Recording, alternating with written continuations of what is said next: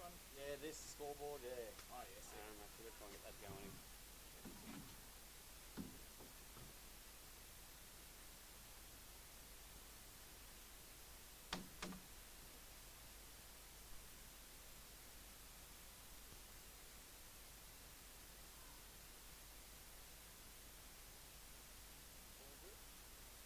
I think so. I don't know.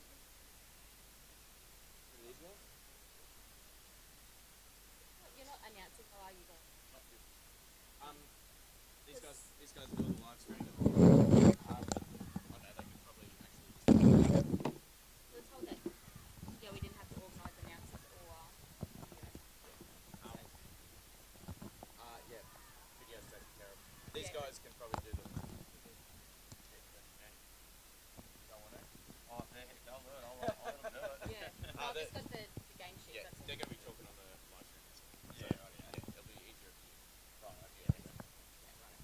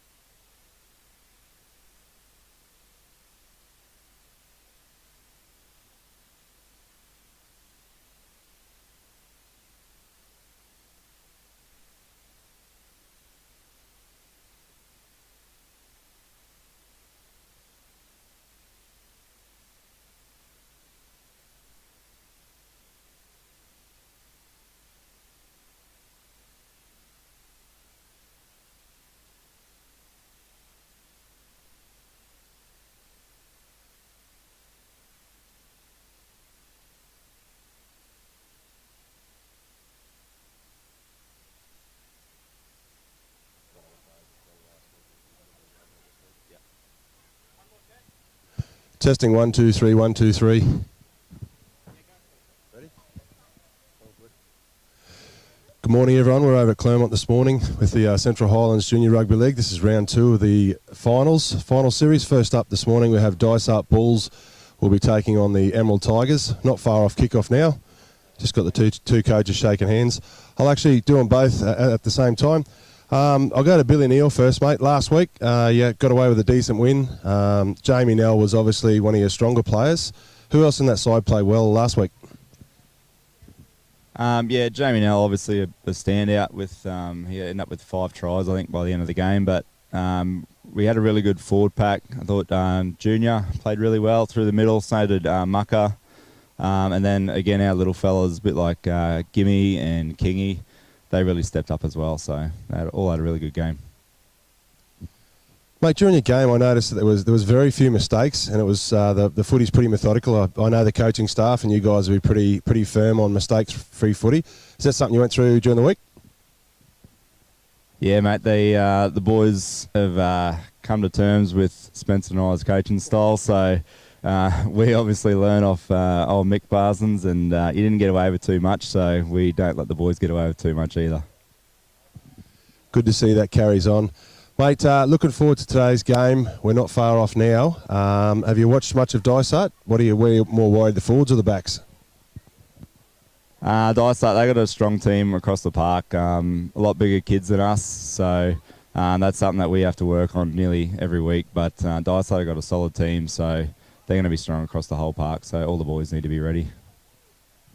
Beautiful. Thanks very much, Billy. I'll let you get on with your time, and good luck today. Thanks, cheers, mate. All right, I'm just talking to the Dysart coach, Sean. He's not far off getting ready, so we won't keep him long. Mate, got through your game last week. I did notice you're 13. Is it Logan Downing? Yes. Mate, quality player. Tell us a bit about him. Yeah, so Logan's obviously one of our leaders on our side. He's just basically one of our workhorses that leads by example with the guys on the field. A good role model for the team as well. When he's working hard, the rest of the team seem to step up a little bit and work with him. This week we've actually lost our hooker, so we've replaced Logan as captain but still holding on to his position as lock for the week. So we've had to make a few changes this week with a simple injury, but that's not going to affect our game plan anyway moving forward for the day. For the rest of the guys, we've Nate in our halves. He's a little gun. He's fast with the ball. He finds the holes. If we can get the ball wide, we've got a good chance of getting it, mate. So we just got to get back. Obviously from last week, with our head highs and our discipline, if we maintain our discipline today, I don't see us having any issues. That's our biggest thing. Our boys are fiery. They've got a little bit in the tank. They've just got to maintain their aggression and use it where it's needed, rather than giving away all those head highs and stuff like that. Beautiful. Yeah, discipline last week, mate. From all the grades, it was sort of really affected the teams and essentially put those teams into the losing draw. What's the chat been this week? Is it first 10 minutes? Is it the 60 minutes? What's the chat about how you guys are going to go today? Well, as we've already discussed this morning, the first 15 minutes when we go out there, it's just earn the right to play football. Yep. Get your hands warm, get a feel for the game, get a feel for the opposition, and then open your wings and play as they do after that. So the first 15 minutes, just get out there, get the feel, kick to the corners, put some pressure on, and hopefully we can keep the ball up there into the field. Beautiful. Yeah. All right, give me 2 players in defence that Tigers should be worried about today. It is their fullback. He's a little gun, so we've got to keep an eye on him and also their lock. I'm not too sure their names, but them 2 boys are serious, and every time they come out to play, we've got to keep an eye on them. The first game we versed these boys, we shut down that fullback and got the win, and then the second time he just ran around us and scored 5 tries. So we come in at half time, I think, in front, and then he just ran away with it in the second half and just destroyed us. So something we got to look out for, obviously. But anyway, I wish them 2 boys still all the best today, and all the Tigers team, mate. Good luck for everyone that's playing today. So thank you. Very well spoken there. I will let you go, mate. Best of luck today. Thanks for your time. Back upstairs.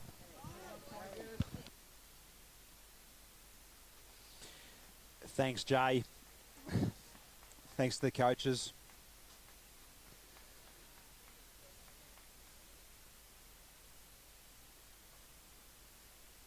Connor McLennan will be our referee today with Jet Sullivan and Cooper Peebles. Connor McLennan coming off a 4-try effort, Emerald Tigers, over the Bluff Rabbitohs last night. So thanks to Connor for backing up. Where's this team list?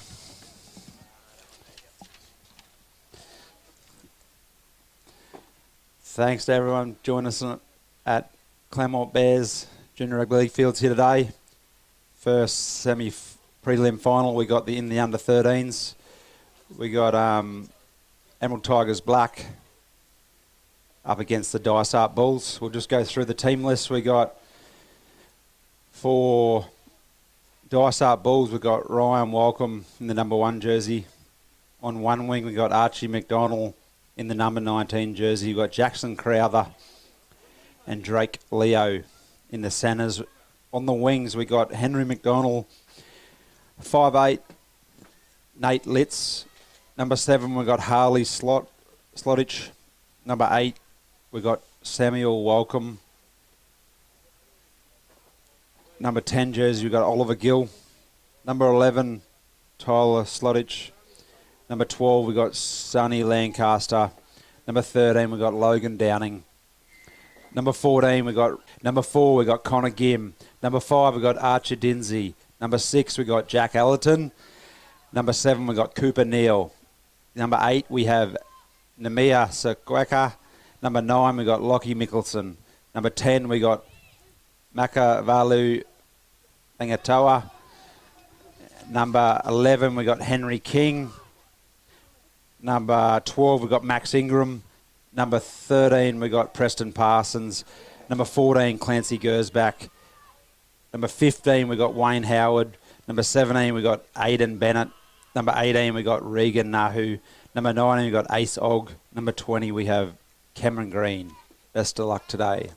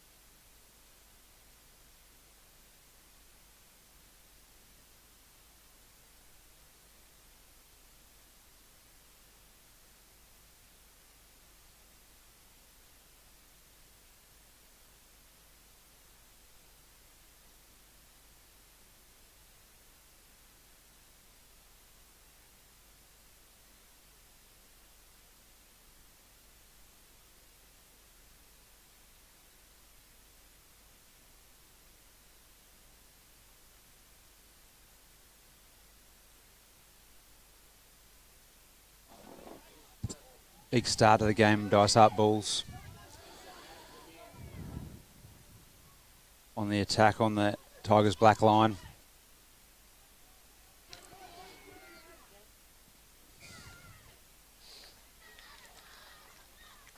Good defence from Tigers Black to force the knock on from Dysart Bulls. Scrum feed Tigers Black coming out of their own half.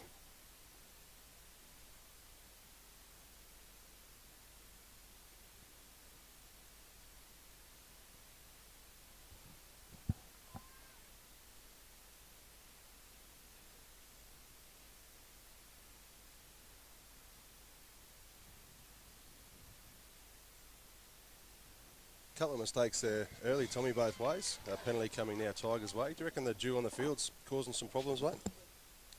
Yeah, it's obviously an early start today. A little dewy here. Obviously it'll dry out pretty quick. So whoever can control the ball early go a long way to winning the game there today. I know it's only early, but Dysart's come pretty fired up here. Yeah, obviously second place Dysart for a reason there, Jay. They're here to play. Tigers really struggling to get out of their own end. Line speed from Dysart is really good.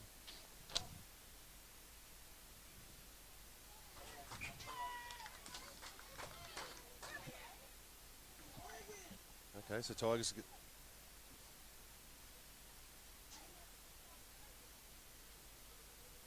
Dysart scrum feed. Set play off the scrum, attacking the Tigers black line. Start the game here.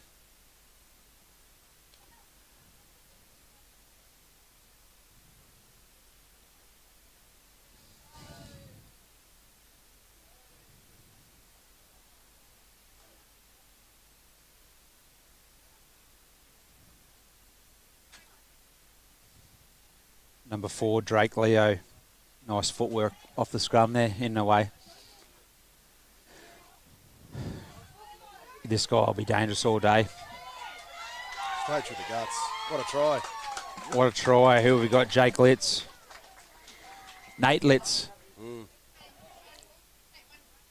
That's a really good try. Straight through the middle, mate.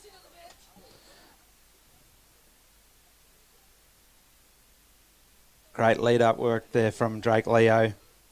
And then Nate Litz with a really good try to start this game. Dysart Bulls 4, Tigers Black 0. If you ever want to.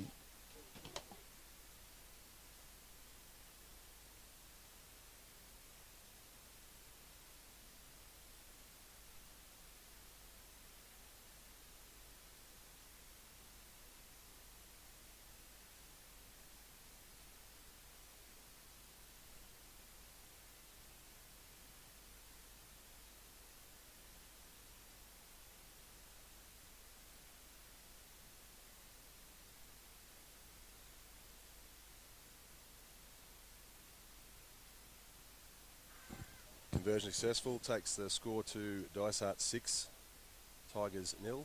Pretty early in the game, bit of dew around. Tigers really struggling to get out of their own end, and Dysart's been really good with line speed, moving up together, and a couple of mistakes either way, but Dysart's in for the first one, so let's see if Tigers can match the defence that Dysart's had so far and try and pin them down their end and make them kick long.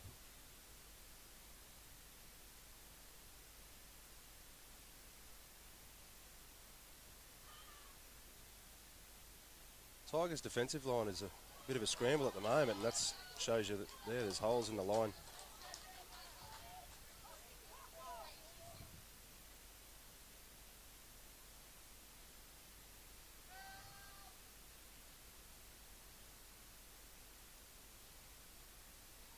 Dysart playing nice and direct, straight through the middle again. Dysart are deep out to the right. Tigers only got 3 defenders on their left-hand edge. They decide to go short to the left. Backline for Dysart still on the right. Here we go, hands, there's a hole in the middle there. There was a hole gone. Just couldn't quite handle it. So Tigers got to ruck it back out from their own 20 again. Good tackle first up by Dysart. Keeps them pinned in the 20.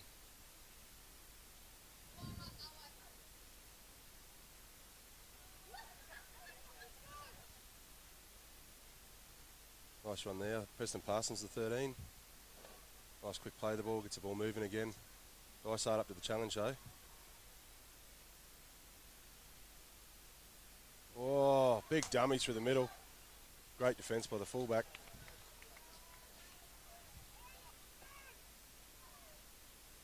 A couple of Dysart players struggling to get it back on side there.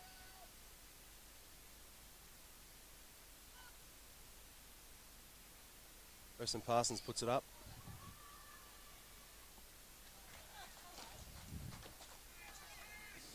Great take there at the back by Ryan Welcome. Great set from Tigers Black there. Good lead-up work from number 7 from the Tigers Black, and that was Cooper Neal and Preston Parsons there. Dysart with another big set, running hard. Here he comes again, the big boy.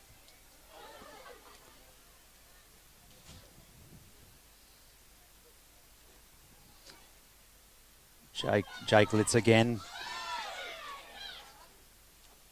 They're having real trouble with him. Yeah. Handles through the middle.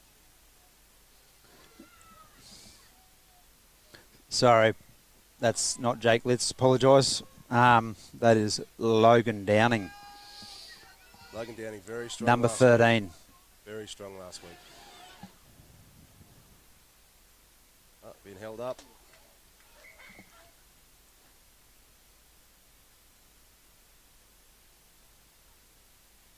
Yeah, obviously, Tigers Black will need to get Logan Downing under control if they're to turn that momentum around, Jay.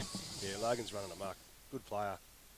I think for Tigers, the thing they've got to start doing is tackling the shoulders. At the moment, they're a bit handsy. But we got a little bit of speed out here. Dummy half. Guys, a little bit over the horizontal, but ref's okay with it. That was the number 4, Connor Gim, with a little bit of speed out of dummy half. Tigers losing a bit of momentum here, getting driven backwards.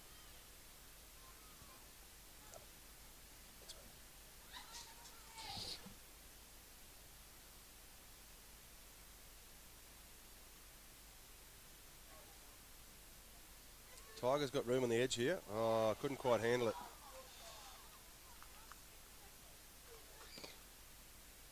Bit of an awkward pass to Parker. Unfortunately put it down, puts him back under pressure now.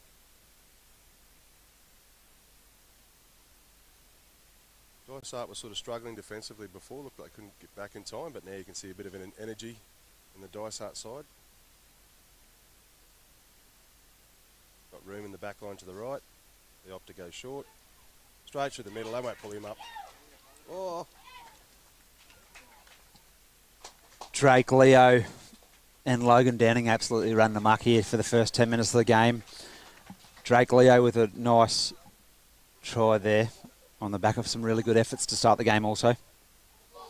Tigers probably a few handling errors costing them early. Yeah, it has, but I also think that Dysart's, they're running with intent. They want to be, looks like they want to be here. They're running nice and strong, nice and direct. Where I think Tigers are just trying to find their rhythm at the moment.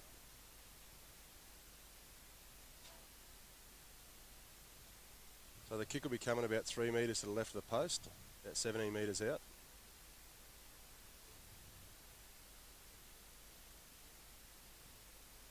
So this will take him to 12-0 if he can convert this one. Nice strong lead early.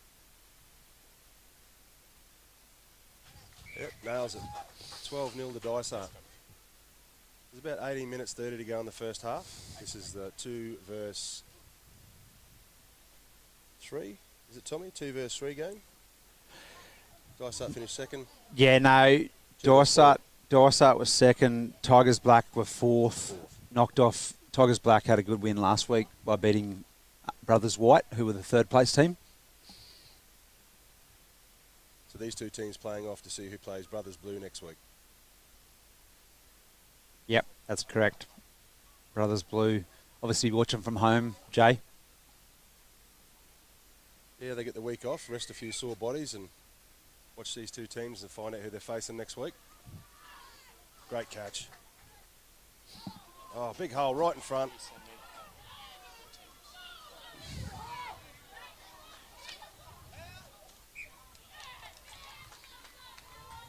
Small mistake there, unfortunately, by the number 10, Oliver Gill. Great strong run, found a hole straight away and unfortunately was unable to hold it through the tackle. The Tigers get it right on halfway here. They really haven't been up this end much at all. Keeping an eye on the Tigers, number 1. I'm sure he'll get involved shortly. Great line speed and pressure, just couldn't quite make the tackle.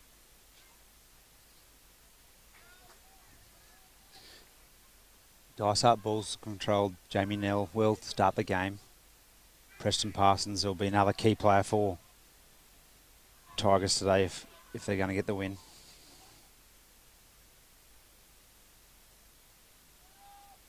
This fellow was strong last week, Macca.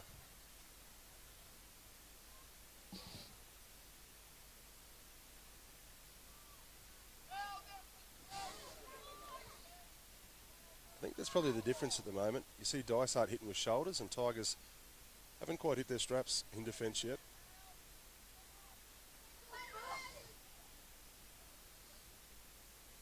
Preston Parsons puts it up. Over the sideline, so we'll go to a scrum. 1 minute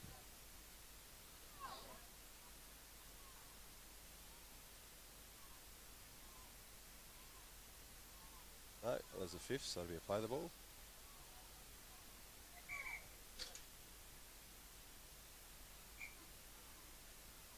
Tigers will need to lift here in defence. Try and keep Dysart down here. I think the problem at the moment, they're leaving a few holes just beside the ruck, and Dysart's making good on it.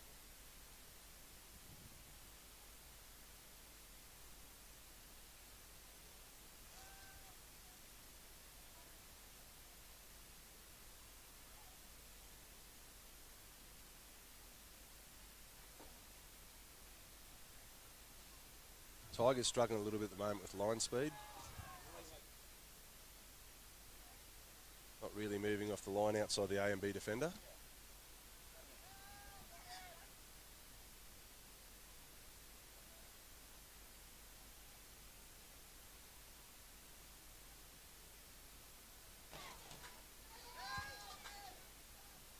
Real chance here for Dysart. Right in front of the sticks, 10 metres out.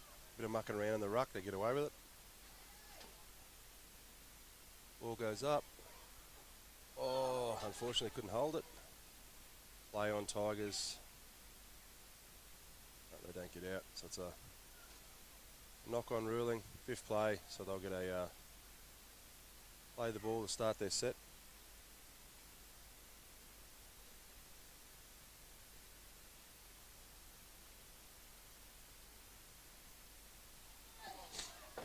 Great defence there. Tigers getting pinned. They can't get out of their own end.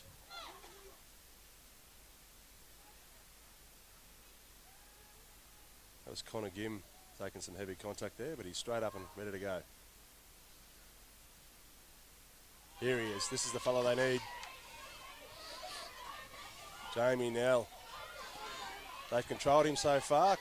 Referee Connor McLennan struggling to keep up there. On the back of his 5-try effort last week there, Jay. Mate, to be honest, I thought Dysart were doing a really good job with him. Every time he ran, they had bodies around him, really controlling him, but he's a hard man to control over a period of time. Yeah, absolutely. Obviously, one single opportunity, he's taken it. So that'll give Tigers a little bit of confidence here. 13 minutes to go in the first half. 12-4 to Dysart. Kick to come. Preston Parsons kicked well last week, so right in front. He'd be hoping it'll be a 6-point lead after this kick.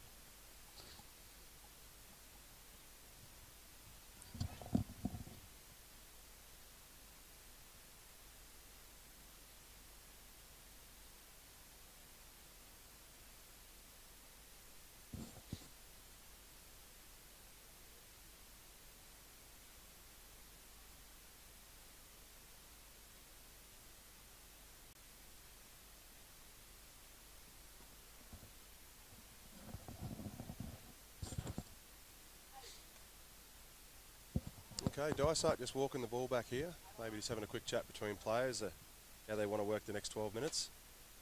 Maybe just taking a little breather. Tigers look ready to go. Dysart being the better team so far, playing really well, and line speed's been great.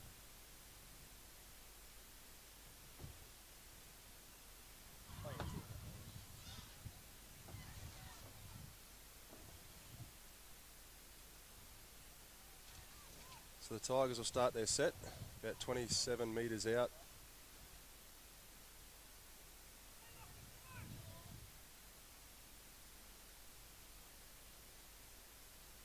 You're starting to see a few of the Dysart players shooting out of the line. They're obviously trying to put a bit of pressure on the Tigers, but if they're smart enough and Tigers can find a hole in defence, they've got a few fast little players that'll make them pay if they don't keep that line nice and flat.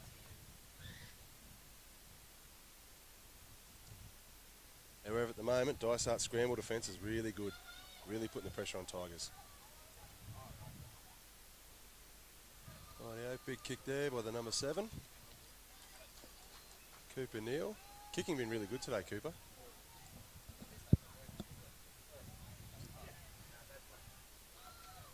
Dysart forward struggling to get back behind the ball here.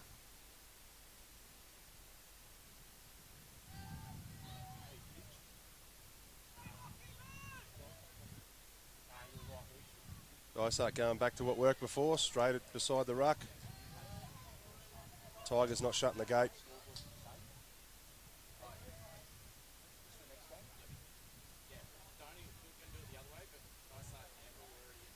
Strong defence. Tigers' defensive line at 6s and 7s at the moment. Jamie Nell, here he is. Can he find a hole? No, Dysart handling well. Put numbers around him.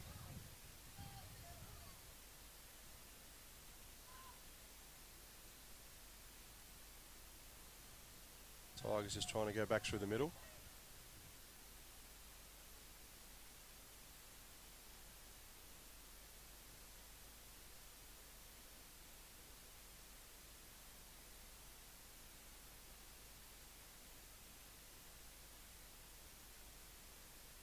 So officials today are Jet Sullivan, Cooper Peebles on the sidelines, Connor McLennan will take the middle after scoring a few tries over at Bluff last night.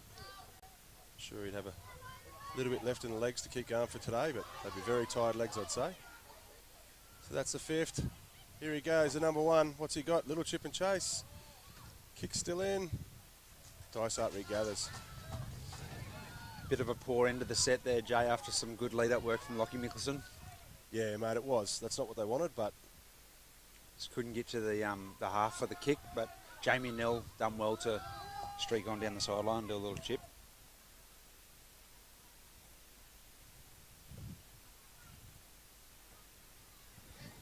I know Jamie Nell's been really good last week, and obviously good again here today with an 80-metre try, but Tigers can't keep relying on him. They need the players in the middle to keep working, because at the moment Dysart's putting players in front and working really hard to stop him.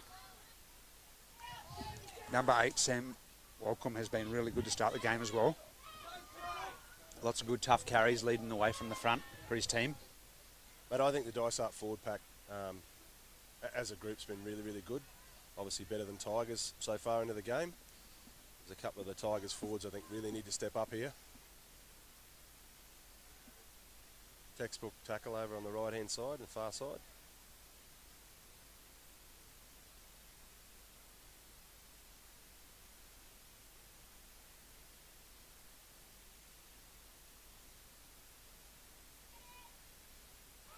Straight through the middle. Jamie Nell again streaks away. Scores them through the middle, scores them out wide. That brings the score to 12-10. Dysart Bulls with a kick to come.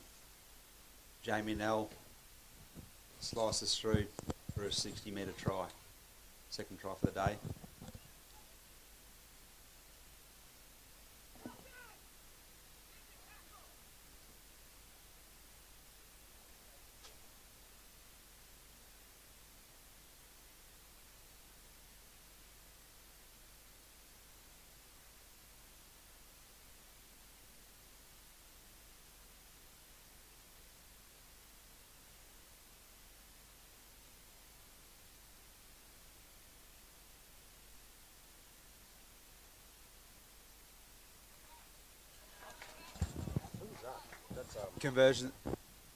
Conversion successful.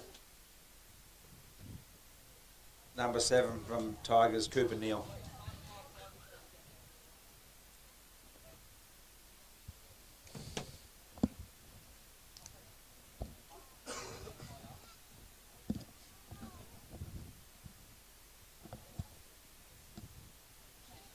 Tigers have fought back here, Jay. Obviously been down 12-0 to start the game on the couple, some really good work from the Dysart Bulls to start the game. Tigers are now bounced back and... Mate, I'm probably not sold on Tigers just at the moment. Without those 2 outstanding efforts from Jamie Nell, they'd still be nil at the moment. They've got a little bit of work to do, the Tigers. Having said that, Dysart's just starting to drop off a little in defence. Obviously a bit of fatigue setting in, but only 6 minutes remaining in this first half, so both sides would like to go into the break up. Yeah, absolutely. Like Jay said, a couple of individual efforts from Jamie Nell has probably kept the Tigers in the game, but that's the way rugby league works. Doesn't matter who gets them, they're all up on the scoreboard. This is really where the Tigers forwards need to go to work.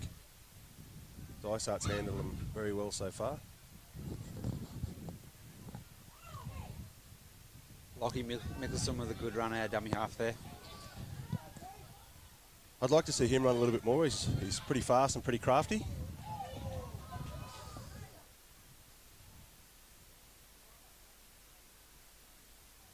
Aidan Bennett with a good little kick there. Oh, Dysart with a mistake here in the ruck. He's also gone the extra mile and forced the error. Tigers scrum, attacking the Dysart Bulls try line. This will be a big moment in the first half. As we said before, Jack Tigers have El- been trailing the whole game. Jack Elton off the scrum. He'll be looking to go to Jamie Nell. Oh. Unfortunately, tried to play football before he got the ball. Dysart Bulls let off the hook there, Jay. Yeah, definitely, mate. I think that was a big chance for Tigers to go in front.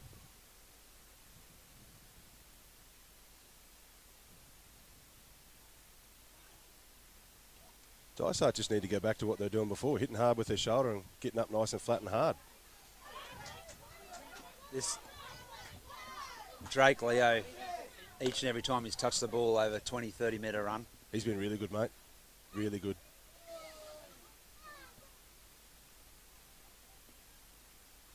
Sonny Lancaster with a real good run there also to back it up. They've got a quality forward pack, Dysart. Absolutely. Who have we got here?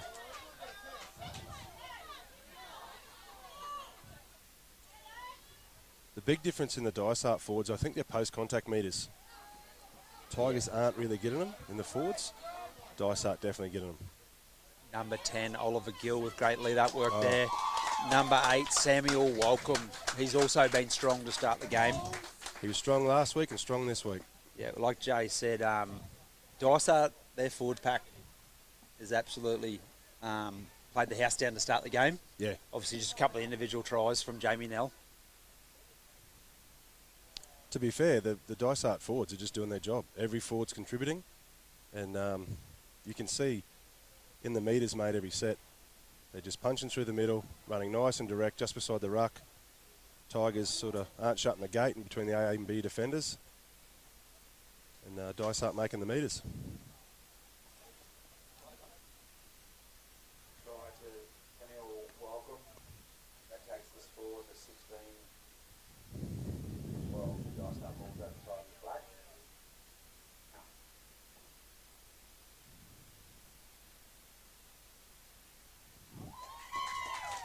Conversion successful. 18-12 to Dysart balls over Tigers black.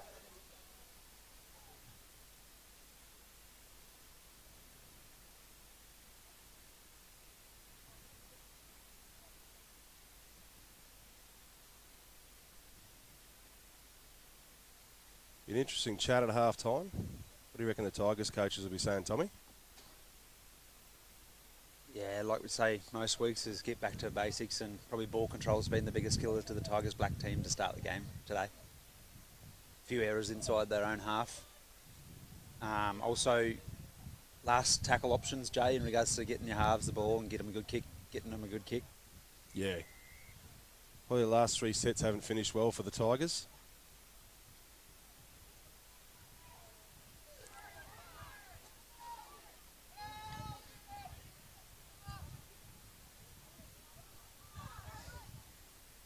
Cooper Peebles a touchy there standing in, giving a bit of advice.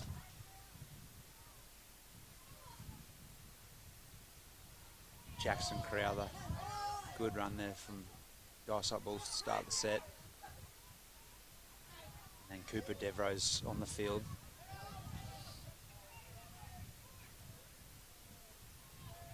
Got a bit of wind kicking up, but it's only a cross field from the tennis court sides. Namal with the error, unfortunately. Gives Tigers a chance to even it up coming into half-time. So a minute 20. They really want to get to a kick at the end or a play at the end. Like we're speaking about, the last play options from the Tigers haven't been great the last sort of 6-8 minutes. Straight away they go to the Magic Man who can't control. It's gone back. Play on. Number That's 3, Parker Dinsey. Penalty there for lifting. As we know, we're not allowed to lift players, even though if it is a small amount. Lockie Mickelson opts against finding the touch finder. Hits Preston Parsons up the middle. 38 seconds to coming into half time. Mickelson. They're going to have to do Matthew it about King 30 with a out. run. Nicholson Nell, fire on the pill. good tackle. Dysart Bulls. Couple of plays to go. Dinsey to Neil. Allerton. Sakwaka. One last play.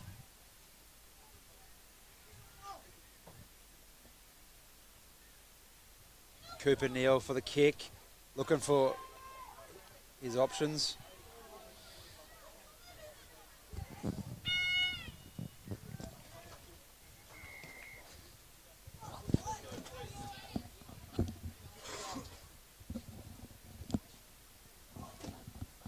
Takes us to half time there, Jay. 18-12. Dysart over Tigers Black.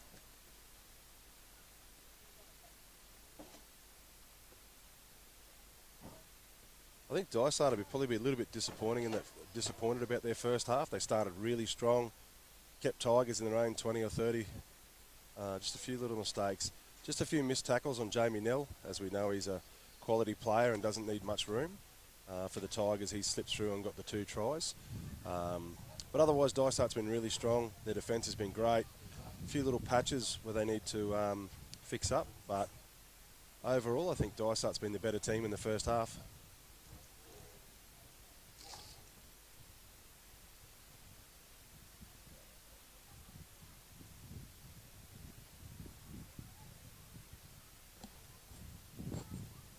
Obviously, the message at half time for Dysart Bulls will be continue what you're doing in the forwards, and obviously probably just better kick chase, better one-on-one defence on a couple of dangerous players in the Tigers Black team. The beauty of the Tigers Black team being only down 18-12, they got a fair few things to fix, Jay, and they can be a fair chance of winning this game. Yeah, mate, look, there's a lot of things Tigers can fix in this second half. I'm sure the coaches would agree that they've been below par in a few areas of their game. We know how Tigers can play, they're just not nailing it at the moment, and by Dysart's forwards working nice and hard, they're getting the rewards. So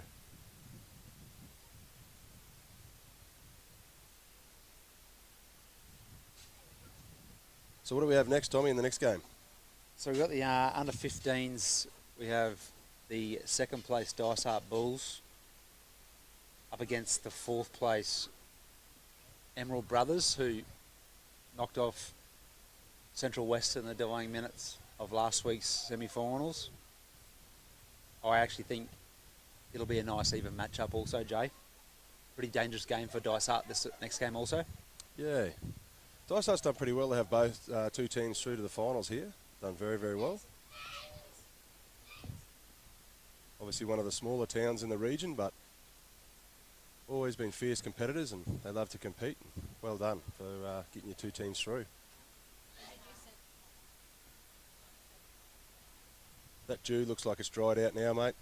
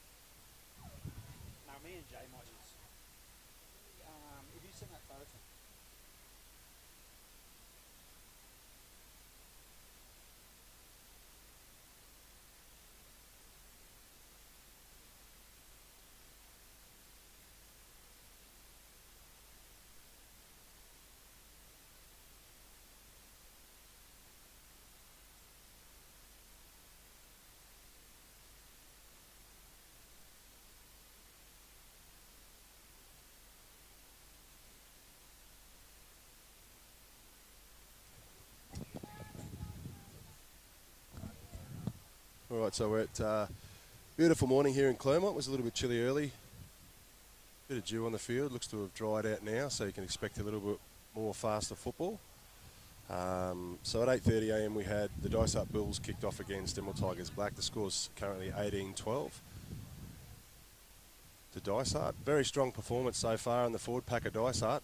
Played really, really well. The Tigers probably just off their game a little bit and need to fix a fair few things in the second half. Although their magic man at the back, Jamie Nell, scored 2 brilliant tries. It's kept them in the game. Dysart's been the stronger of the two. In the next game, we've got Dysart Bulls against Emerald Brothers. That'll kick off at 10 a.m. And in the last game for our internationals today, 11:30 a.m, Emerald Tigers will take on Central West. And over on the backfield today, we've got a cluster carnival format. Plenty of kids running around having fun in the sun this morning. Just like to thank our sponsors for Central Highlands Junior Rugby League. We've got Headspace Emerald, Kestrel Charity Golf Day, Pertec Emerald, and AB Power. Thank you very, very much to our sponsors. Like I say every week, sponsors are the lifeblood of community sport, especially juniors. Without the generosity of certain businesses, we'd really struggle to have junior sports. And as we all know, if you have a town without junior sports, there will be other things that take their place, usually bad habits. So it's great to have junior sport alive and well, not just rugby league. Across the board here in the Central Highlands, we have a lot of junior thriving sports. But again, without sponsors, we'd struggle to host. Now we'll just go through those sponsors one more time because they are important to us. So Headspace Emerald, Kestrel Charity Golf Day, Pertec Emerald, AB Power. Thank you very, very much for 2026.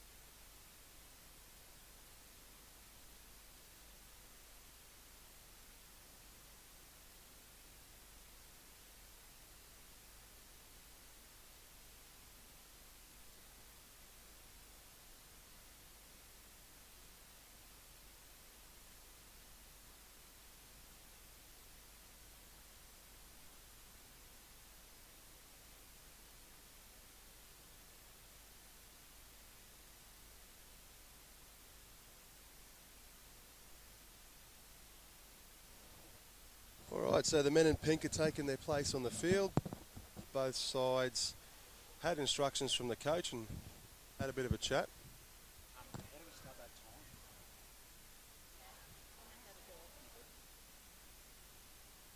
Alright, Dysart the first to take the field. They're coming across now. They look enthusiastic and ready to go.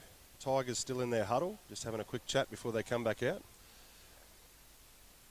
Like I said before, the dews sort of just gone off the field now. That sun's starting to bead down. So that ball will dry up. Both sides are guilty of making mistakes. Probably Tigers made a couple more early.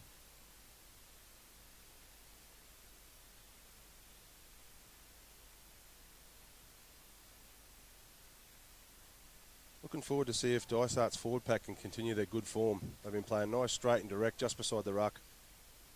And really Tigers struggling to shut them down. On the Tigers side, I think their forwards really need to take control here. They've probably been a little bit passive to give their back some room to move. They have tried shifting wide a little bit earlier than they probably would want. Just their forwards aren't quite making the post-contact metres that Dysart are. Here we go. Kick off by Preston Parsons. Kicks out to the right-hand side. Off the back fence. Great run. They'll be starting 35 metres out from their own line. Great place to start your first. Another second run here. Great run. Maybe an offload. Decides to hold it.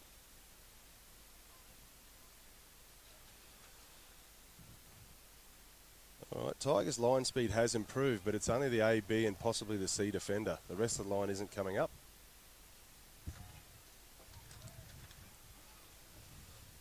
Yep, Dysart continue what they did in the first half. Nice and direct, running with intent.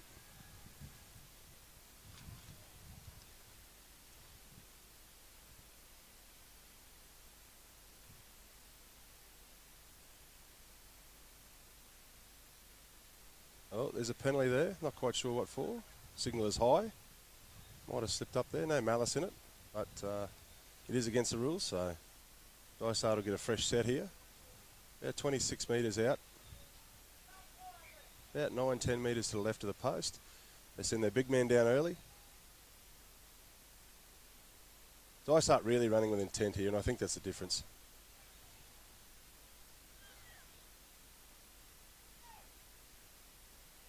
Oh.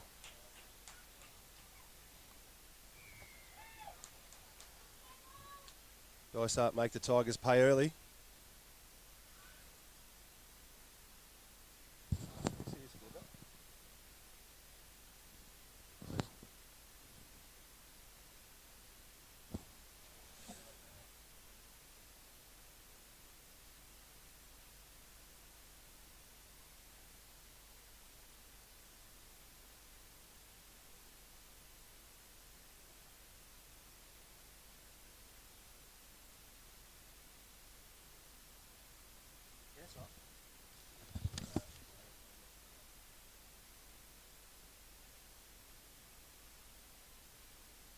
Try there to the big number 10, Oliver Gill. Takes Dysart out to 22, Tigers 12, kick to come.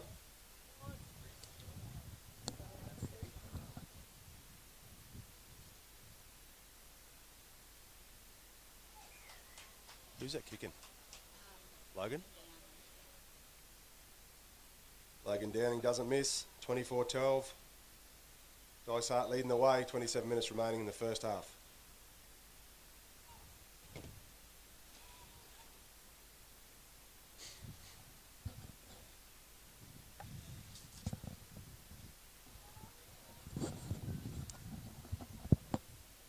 I know it's only early in this second half, but I think the next two sets here for the Tigers will be really important to the game. They opt to go a little shorter. Both scrambling. Dysart end up with it. These next two sets for Tigers is really, really important. At the moment, there's a 12-point lead. I know there's 26 minutes to go in this game, but Dysart growing confidence, and that's going to help the Tigers. Great hit there by Preston Parsons. Straight up under the ball, textbook. And again, there's another one. Puts him down. This is what Tigers need. Beautiful. This is a set that could turn it around. Dysart forwards have been running amok all morning and no one's stopped them until now. We have a penalty. So Tigers muscled up defensively there, but silly error. Let a penalty go. Now Dysart will get a fresh set of 6. No, they're going to tap and go just inside their 40. That's Drake Leo, I think. Another solid run. It's hard to pick up the jersey numbers of Dysart.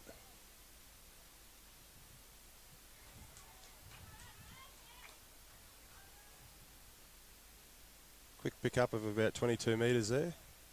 It's play 2 on play 3 now. Might have been a little bobble there on contact.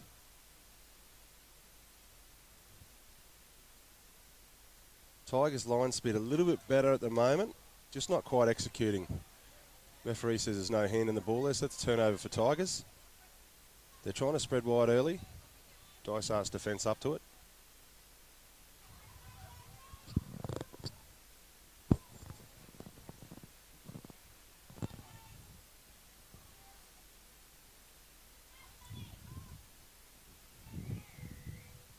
Now we've got a penalty here. Okay, looks like he wasn't square. The difference between Dysart and Tigers is Dysart's had their big men 1-2 punch. At the moment, we really haven't seen the props doing the 1-2 punch. This could change it. There's one good run, finding his front. No, he's held up. Stays tall.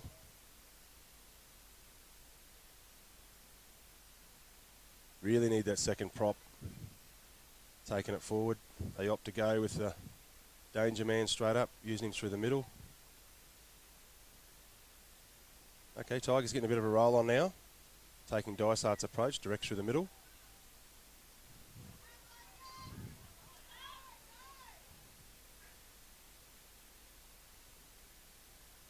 Dysart sort of still shooting on the C defender.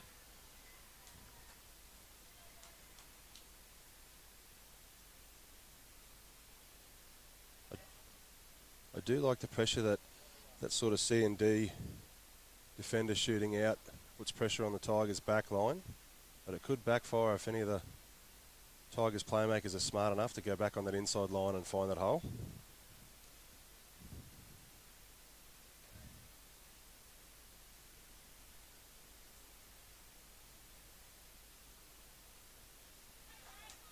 Here he is again, Drake. I think he's probably one of the top Dysart players at the moment. His runs have been nice and strong and direct.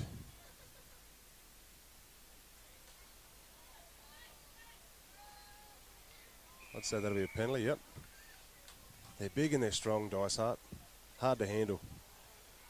So their forward pack is Samuel Walcombe, Tenick Wallace, Oliver Gill, Tyler Sloach, Sonny Lancaster, Logan Downing. Been really strong. Namara as well, really strong last week.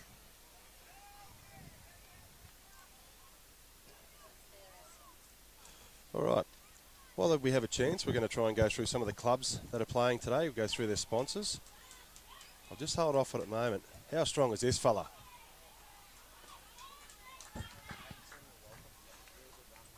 That's Samuel Walcombe, number 8. He's been killing it today. Really strong leading from the front. Dysart forward pack terrorising the Tigers.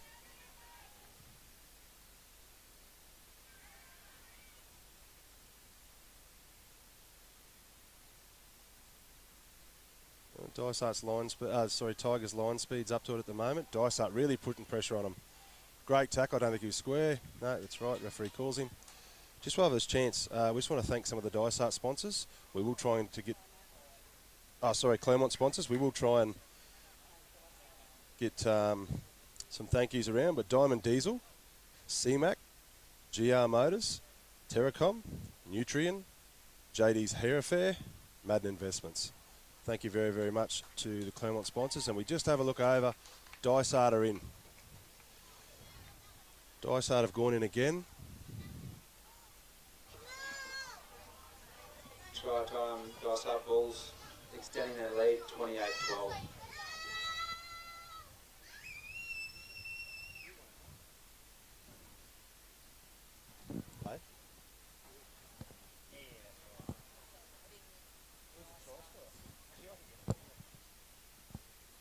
No, that's right. I just looked at your shirt.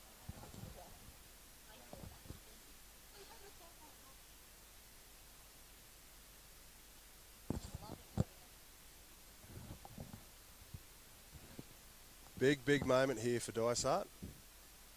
Lead is 28-12, 21 minutes to go. Still plenty of time. In any semi-final, 20 minutes is a very, very long time. But at the moment, the Dysart forward pack is just going forward.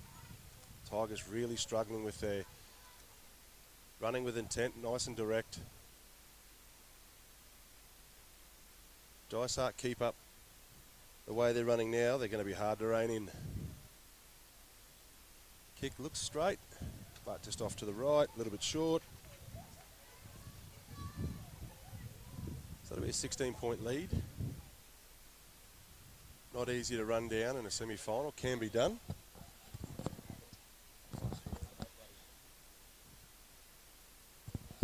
So the last try scorer is Oliver Gill again. So the big number 10, been carving up. Been hard to stop today, Oliver Gill. Tigers are definitely going to have to do something about him if they're to stay in this game.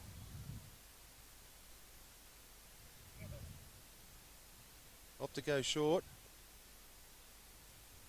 Dysart regain. Bit of a risk or reward play. Now Dysart will start just inside their own 40. Going down the shorter side, left-hand side. Ill discipline again from the Tigers. They're digging themselves a hole here. They don't pick up many metres from the kick, but it does give them a 15-metre advantage. They get a fresh set of 6, 90 minutes remaining in the first half, 28-12 lead to Dysart. Yeah, Tigers line not going up together.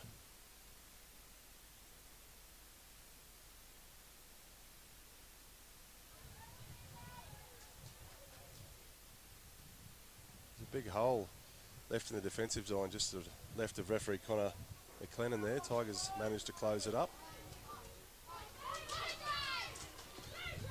Tigers defence just a bit flimsy, unfortunately, at the moment.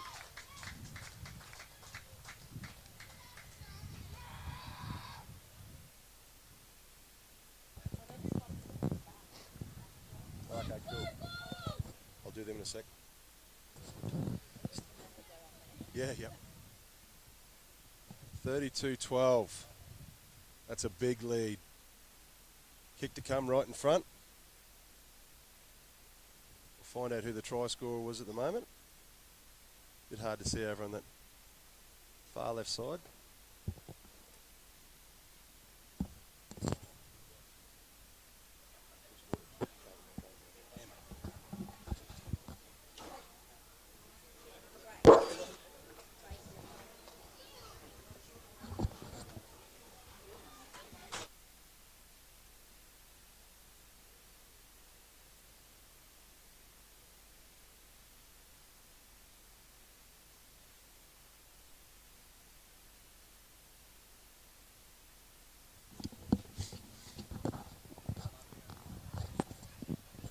Hey, Aaron, is that how he turns up so we can hear you better?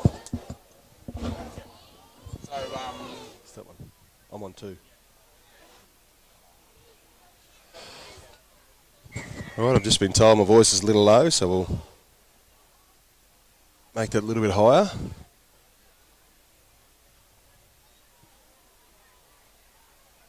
Okay, so Tigers get a chance here. They really need to start scoring points. 32-12, 17 minutes remaining.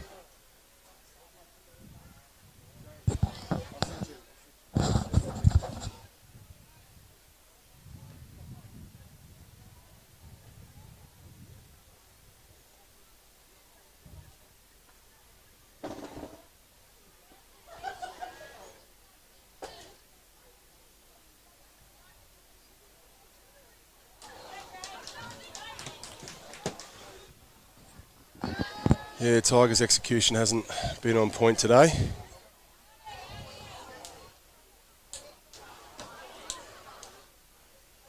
Yeah, just beside the ruck, Tigers have been struggling all day with their defence.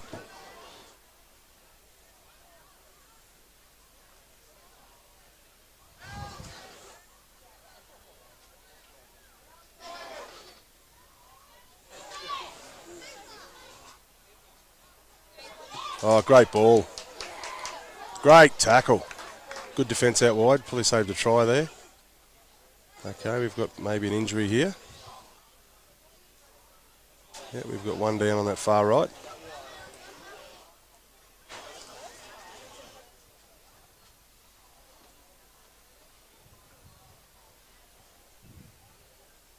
So sorry to viewers at home if my voice was a little bit low.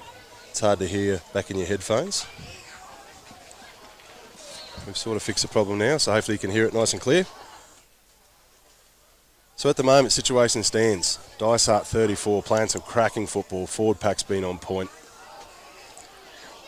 Tigers, I'm sure the coaching staff can agree, have played well below their best across many facets of the game. The problem at the moment, Tigers have a great team. They can score quick points, but the clock's against them.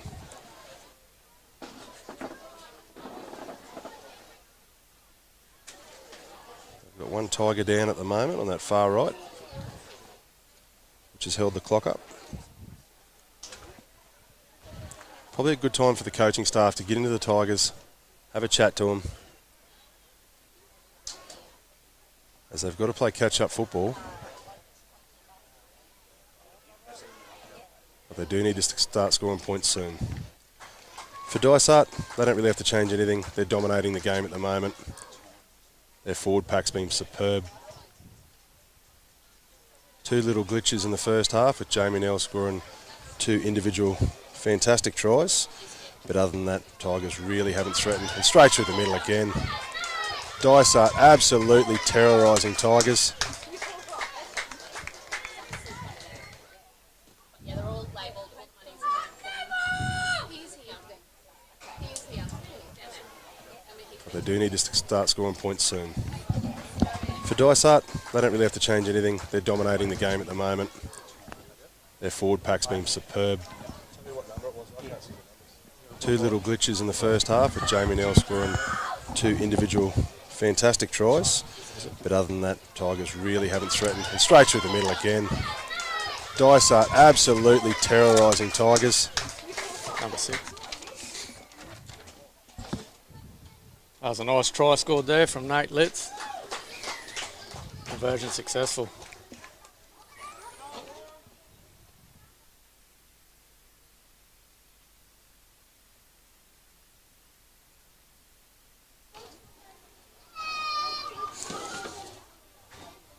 So you would have heard Timmy Connolly join the commentary just before. Timmy, how are you, mate?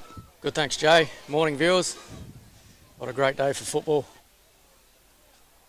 Juice just starting to, looks like it's coming off the field with a little bit of warmth in the ground. Mate, 28 points. How do Tigers do it?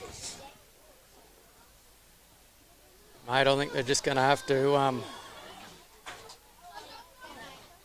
go back to their structure, defend up, get back in the grind of things and dig deep, I think, Jay. Yeah, it's going to be a tough one. I think if Tigers can manage a try here, can build their confidence up, and they really need something. Just under 14 minutes to go, 40-12. Dysart been really good. Jamie Nell, one off the ruck. Oh, nice dummy from Jack Ellerton. Dummy half scoot. Dysart are there in numbers, Jay. They are, mate, they are. Oh, is that a mousetrap? Yeah, looked like it.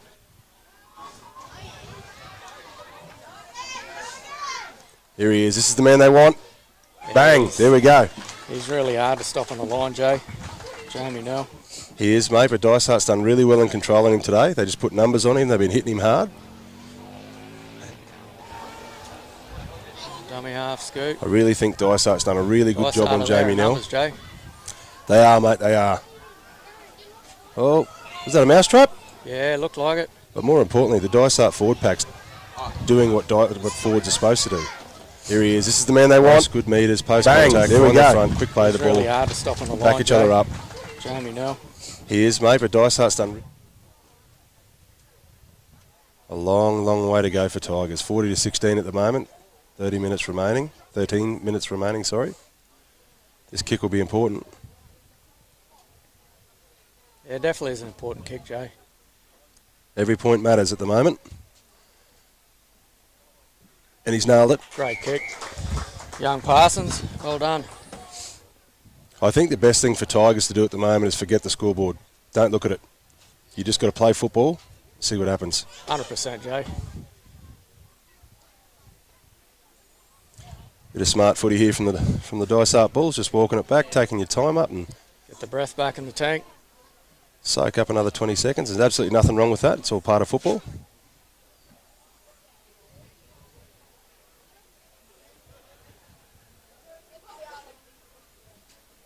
And I thought Drake Leo's been outstanding today, backed up by Oliver Gill. Both those lads just running with intent, nice and strong, happy to put the body on the line.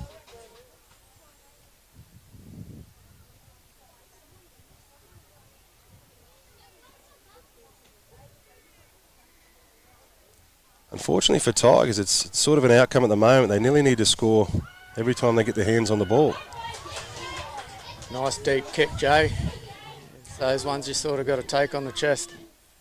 Yep, so now they're rucking it out from behind their own 10.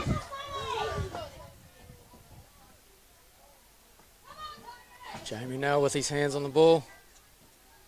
If I was Dysart, I'd just follow him. Get bodies in front of him. This fella too.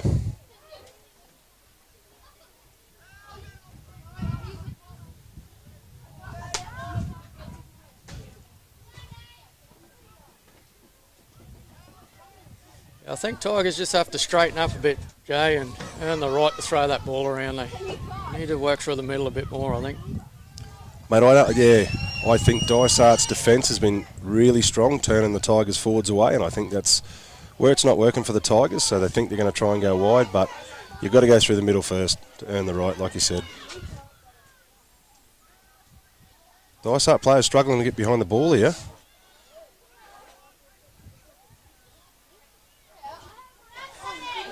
But they've got plenty of other players that put their hand up and love a run, so...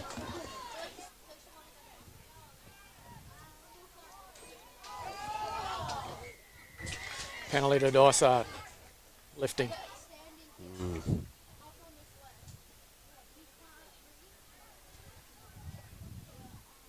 Dysart will be looking for a try here. Finish the game, put it out of reach for the Tigers. There's just not enough time.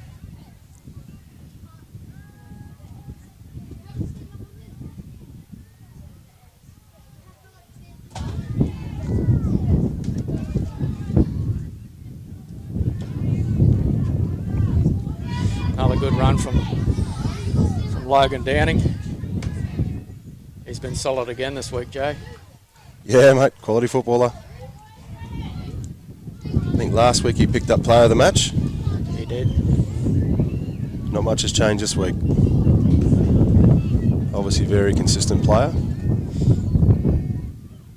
Oh, the dummy half scoot. They done well. Ball's out. We have a knock on.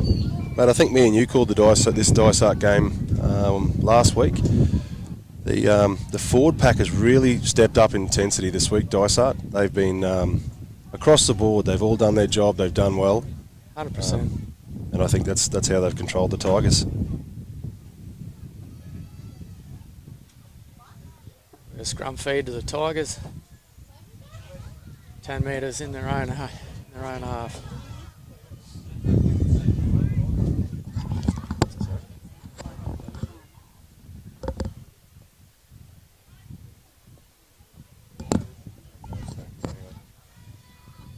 Jamie now's got the ball again. No. I wasn't watching it, sorry. Just trying to see the numbers on the back of Dysart's jerseys. I can see. My vision's going too, so. Ray Young from Parsons.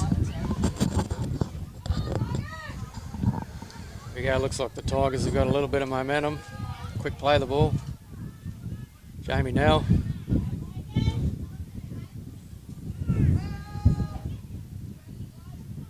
Better set from Tigers. Unfortunately, they're doing it from their own end. There's still enough time, Jay. 8 minutes left. Get to that kick. Defend well. Here we go. Up and under. Great take. Great hands. Dysart's tackle down there on the 30-metre line. I know I've talked a lot about Dysart's forwards, but they've been strong across the park. All their backs have done their job. They made a few mistakes early in the first half, after Tigers made quite a few, but Dysart, whole team's been pretty solid throughout. Coach will be pretty happy with that effort. Still 7 minutes to go in the game. So, Jay. Tigers right-hand side's got a little bit of line speed. Okay, a little bit of excitement in the middle. Clock just about to approach 7 minutes. 40-18 to Dysart. Tigers forward packs pack the scrum quick. Want play to continue. Ball stuck in the scrum. There we go, they've got numbers out here. That Dysart defence has been spot on all day. Up in their face. Yeah, you're right, Jay. It doesn't matter whether it's the backs or the forwards. They've just turned up in numbers, Dysart. Spoke to the Dysart coach before the game and they said they had a little bit of fire in their belly. He wasn't lying. And I think that's what you need to bring to a game like this, Jay. Do or die. It's a grand final game on the line. It's the old cliche, but for one team there is no tomorrow, so... Ball back inside. Jack's got a bit of room to move. I think Parsons Tigers has throwing held caution up. to the wind. Neil to Nell. Little inside out. Oh, the kick's gone in. Is that 6 to go? Knock on.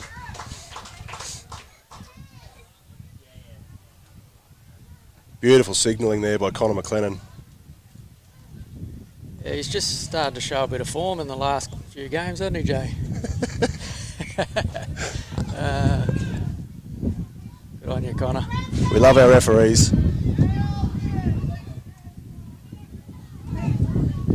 Tigers really have to get up here.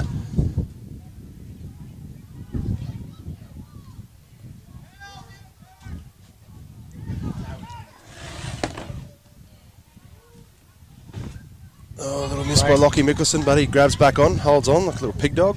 Great little run by the number 6, Nate Litz.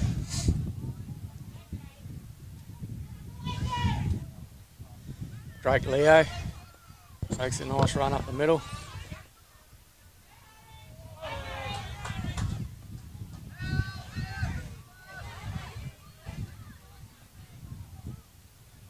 Oh, a little fumble there maybe. Oh, 1-on-1. Let's play on.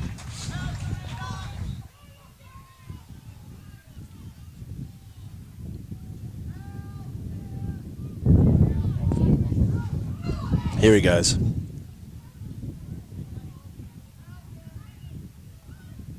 Lockie Mickelson's pretty nifty around, but Sharp in and unfortunately, around the ruck. yeah, he just hasn't had much opportunity. They haven't really been up Dysart's end very often.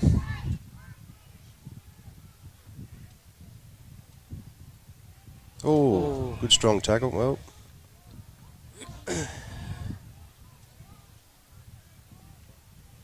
And these under 13s and 15s international games, there is a safe code play. no jersey slinging. Jersey slinging. The old art of the 80s, mate. Yeah, Dead and buried. definitely. Along with the shoulder charges. Yeah, I think in the 80s, mate, if you hadn't been jersey slung, you weren't a winger. Oh. Another penalty, a couple of quick penalties. Tigers applying a bit of pressure. 3.5 minutes left in this second half. Unfortunately, mate, for the Tigers, they're playing for a bit of pride here. Dysart just been too strong.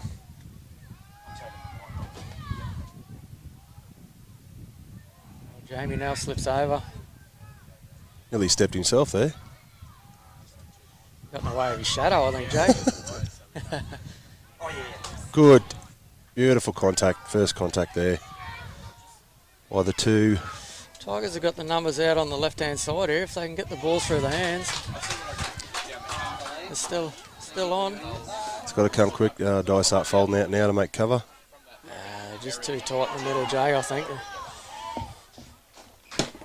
Held up on the 5th. Change over Dysart. Tigers might get one more set if Dysart can get through their full 6.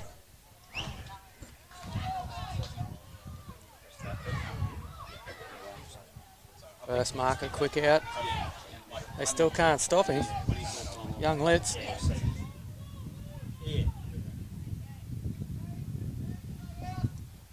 But I think the Tigers boys will be a little bit disappointed today. They didn't get to show their full potential, but in all honesty, I don't think Dysart allowed them. And again, here we Straight go. through the middle. Dysart showing why they're on top on the scoreboard. And that's the one thing that sort of let the Tigers down today, Jay, is that that defence in the middle, hasn't it? Yeah, it was really strong last week. It's also hard to contain a rampaging forward pack. Have a little injury down the middle. Got a player on one knee, which will stop the clock. Number 6. So a minute 44. Who is it, sorry, mate? Number 6, Jack Ellerton. Okay. Looks like he might have got a little tap on the upper body there. That seems to be okay. Going off. He's tried hard today, mate. Hasn't had a whole lot to work with, but he's tried really hard.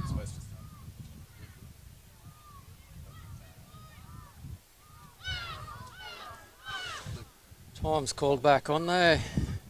Might let this time on the screen roll out a bit more to make it match up. Yeah, The well, semi-finals, there's time for injuries. as long as I'm not at fault like last week, mate. I kept forgetting last week. We've got one of the Dysart players holding their maybe bicep here. Player and down. Really struggling to get back. I'd say he's got a stinger.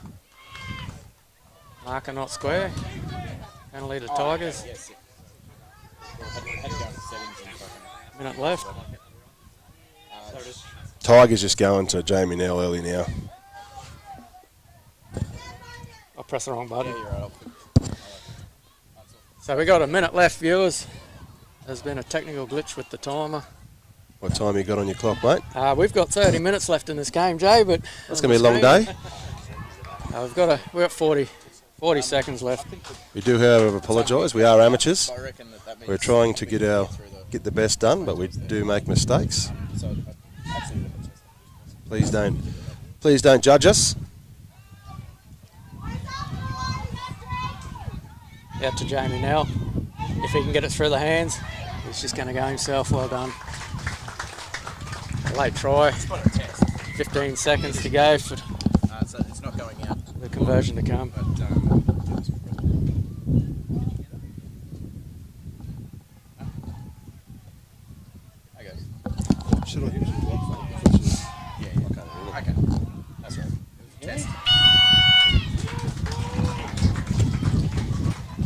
And that's the final hooter.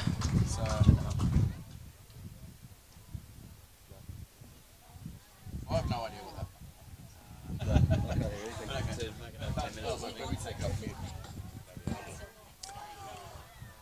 Rightio. So that will see Dysart go through. Unfortunately for Tigers Black, that is the end of their season. Jamie Nell kicking from far left. Nailed it, bit short, was on line, fading to the left. Congratulations, Dysart. They will scoot through and face Brothers Blue. Brothers White getting knocked out last week, and now, unfortunately for the Tigers, they're done for their season.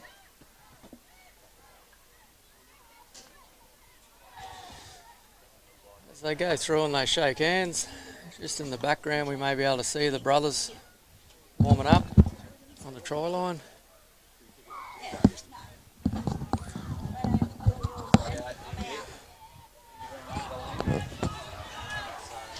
As you can see now, I don't know if the camera's on them, but Dysart pretty excited about making the GF, and rightly so. They turned up with the right attitude today. From the very first minute they showed intent and proved they wanted to be here.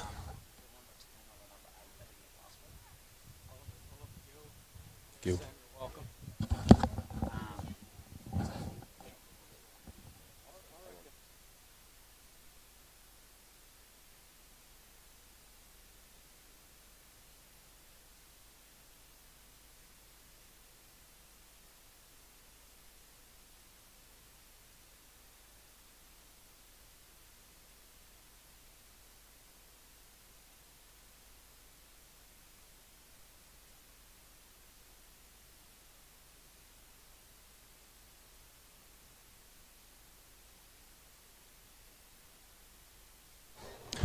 Rightio, so we're looking over. There's plenty of excitement with the Dysart team. Some of the Tigers coaching staff congratulating the Dysart team. Played very well today. Unfortunately, when you look over the other side, there's a group of Tigers that are obviously dejected. That's the end of their season, but that's how football works.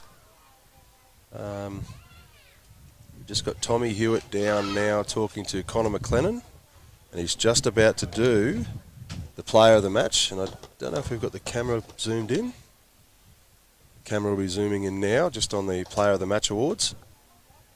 Just as we're waiting, we'll go through that team list for the next game. Out to my right, you can see the Dysart side warming up, and I'll go through them first.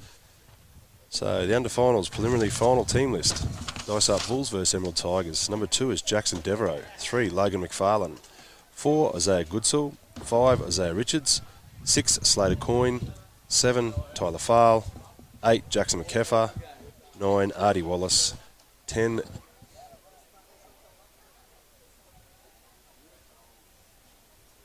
just...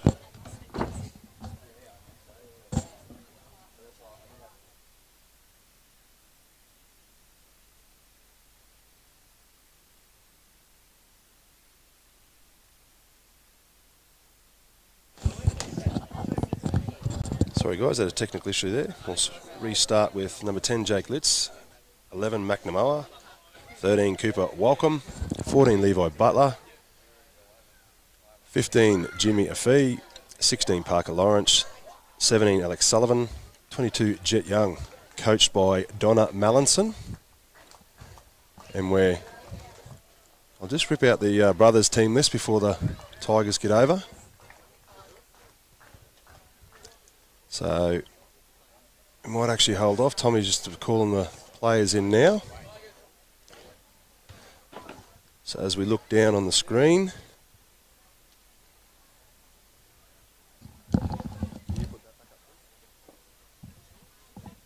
just hang on a sec. Is he on?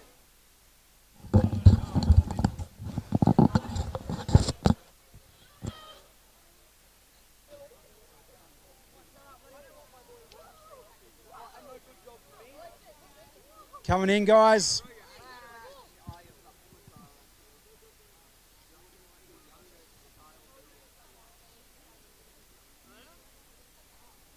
Tigers, Dysart, round of applause to both teams, guys.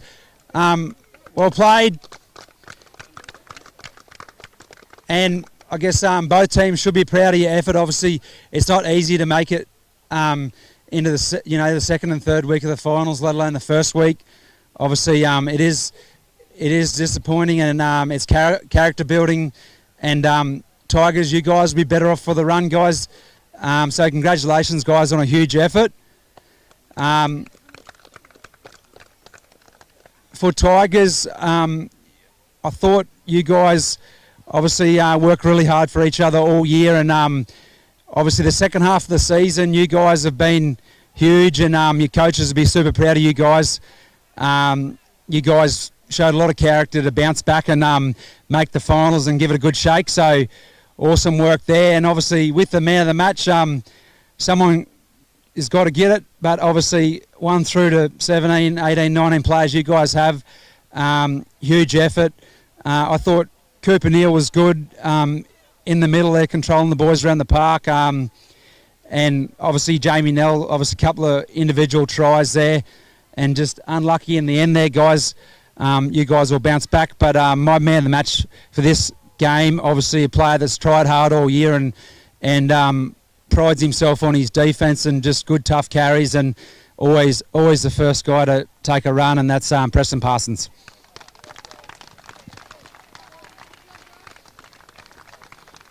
Congratulations, mate. Have a hat.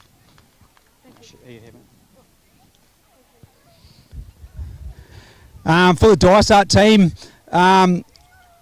we've really loved watching you guys play all year.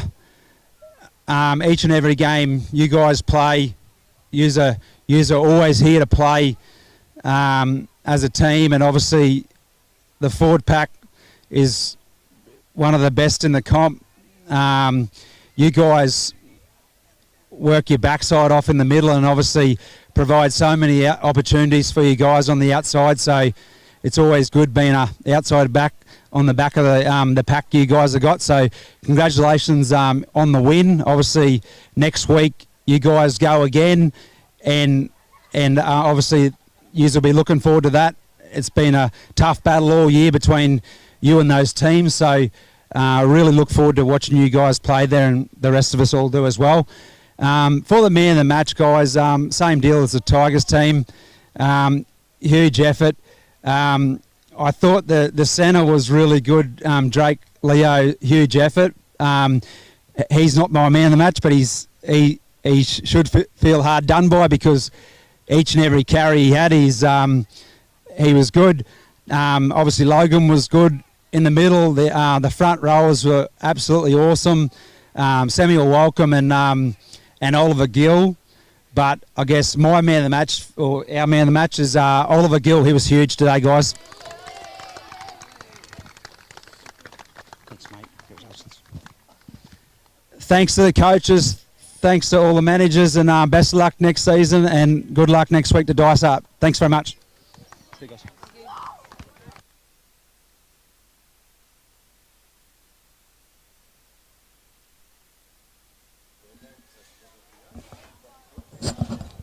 There we go, viewers. That's the man of the match for the Tigers Black and the Dice Art under 13s.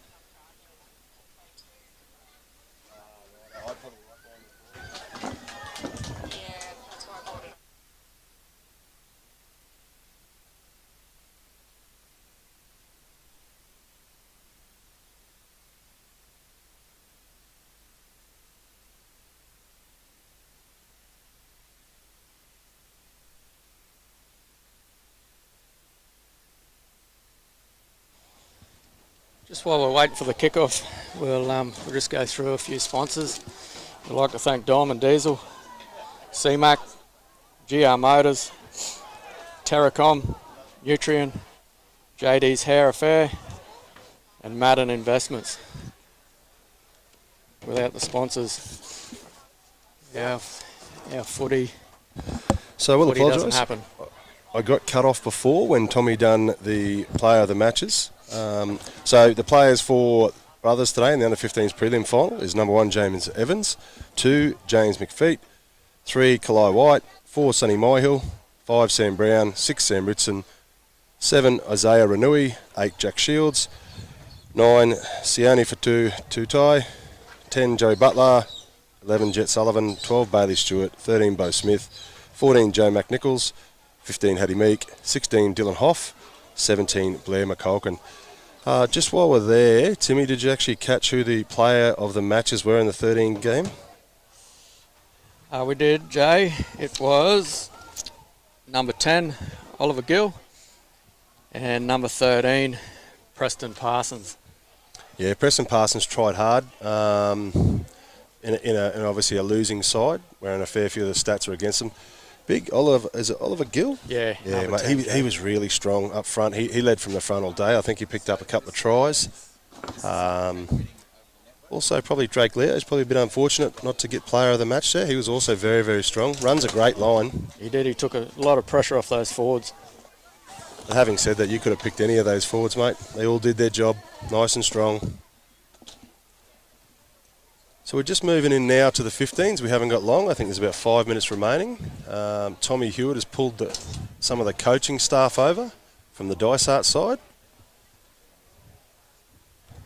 All right, so we'll just swap over to Tommy Hewitt now. I'll cut ours out. Hey guys, we're back on here today. Obviously got the second place Dice Art Bulls up against the fourth place Emerald Brothers, who got the win last week against Central West. So they'll come up against a pretty tough side in the Dice Art Bulls, looking to bounce back from last week. What's some key things you guys have got to focus on this week as a team to sort of get through to the next week and have another crack at the Tigers in the grand final? Yeah, obviously we've got to focus on completing sets, getting to kicks, kicking to corners, rushing defence on these boys. But yeah, just simple footy is what will win a game, eh? Yeah, obviously you guys got strike right across the park. Who's some key players, obviously, that we've got to look out for today for your own team that's going to be key to winning the game today? We got Alex Sullivan up the middle and Mac Namoa up the middle, and then we got Roy Saltmere, he'll be fullback, sweeping around in that. Yeah, a few key players. Yeah, they'll be hard to stop. Obviously, with the opposition, obviously a few key players also in their side. Who's some players in that team you've got to limit some opportunities to get the win today also? I'm not real good with names, but I know Alex Sullivan, I'm pretty sure, plays in that. Jet Sullivan? Yep. Yep. Watch out for him. Pretty handy player. Yeah, no, thanks to you guys. Looking forward to, obviously, today's game. Anything else to add? Go Bulls. Best of luck, guys, and thank you very much. All right, you've got Timmy Connolly and Jay Edwards back here now. Tommy Hewitt will be searching for the coach of the brothers side. Timmy, who's that? The coach of the brothers side is Mark Shields. Mark Shields. So Tommy will be heading over, see if he could pinch 5 minutes of his time.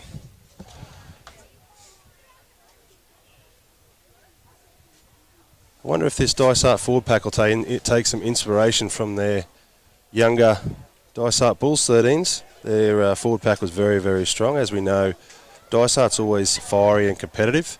Always a good forward pack to come up against. They don't back down. So brothers will have a job today. Do you know much about the brothers forward pack? The brothers forward pack, Jay, they haven't got the size as the Dysart, but I think if they can tighten up in the middle and put the numbers in defence, I think they'll be right, Jay. Yeah. Righto, mate. If you're a betting man, if you were jumping on Sportsbet this afternoon and you had to pick a first try scorer for brothers, which way would you lean, mate? First try scorer. Oh, I think we have to. I reckon Sonny Moyhill at number 5, mate. If they can get it to the edge, I think it'd be pretty tough to hold on to one-on-one. Yeah, right. Mate, I would probably go, just looking at the Dysart side, I reckon Logan McFarlane. I reckon out wide, Logan McFarlane might grab himself a meat pie there. Tommy. In saying that, Jay, I think if we it's going to be a tight game today against the brothers and Dysart. I think if they work it hard up the middle and earn that right to throw it wide, I think we might have a few tries out wide. Yeah, definitely. As we said before, that dew's gone now. That everything's sort of drying up. The ball's a little bit. Oh, I'll stop talking. We've just kicking over to Tommy and Mark Shields. Got Emerald Brothers coach here, Mark Shields. Joined us before the game in the under-15s. We've got, obviously, Dysart Bulls up against Emerald Brothers, who had a good win last week on the buzzer. What's some things you can take from last week into this week's game there, Mark? We played really well under pressure the last 2 weeks. We've had sudden death footy to get through. So I think we've shown that we can handle that pressure. So we've really got to make sure we channel that again today. We know there's no second chances here, so go out and do what we've been training to do. You've obviously had a couple of matches against Dysart this year. What's the win-loss on the games against Dysart this year? We've won 1, Dysart have won 2, but all 3 games are really close, tough games. So really good forward battles. So I'm looking forward to that again today. Yeah, who's some players obviously in the Dysart side? You've got to limit their opportunities to be a chance to win today. Tyler Farl, really good in the halves, really creative. Their forward pack is very good. Alex Sullivan defensively is excellent. So we've got to make sure that we put them under pressure as much as we can. Yeah, and some players from your side that obviously got to continue to play well this week to be a good chance of winning. Yep, it's our forwards again. We're a bit short today. We've got a few out with sickness and a few that are away. So our middle rotation, so Isaiah Sione really need to lead us. And Sam Brown is back from injury today, so hopefully he can steer us around the park. Very good. Thanks very much, and best luck today. Excellent. Thanks, Tommy. Yep. Alrighty, Mark Shields and Tommy Hewitt there. This will be a cracker, I think, mate. I think this one will be very close. Yeah, definitely, Jay. It's, they've been neck and neck all season, I think. If anything to show from last week, the quality of game, I think it's going to be a tough one. Josh Morris. Now. I'm going to call Josh Morris. Yeah.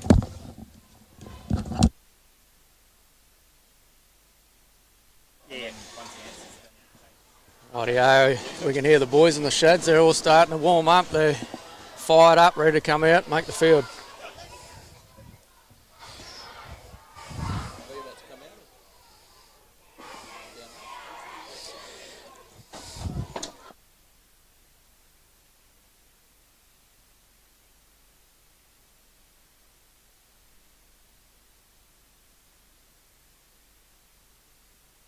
live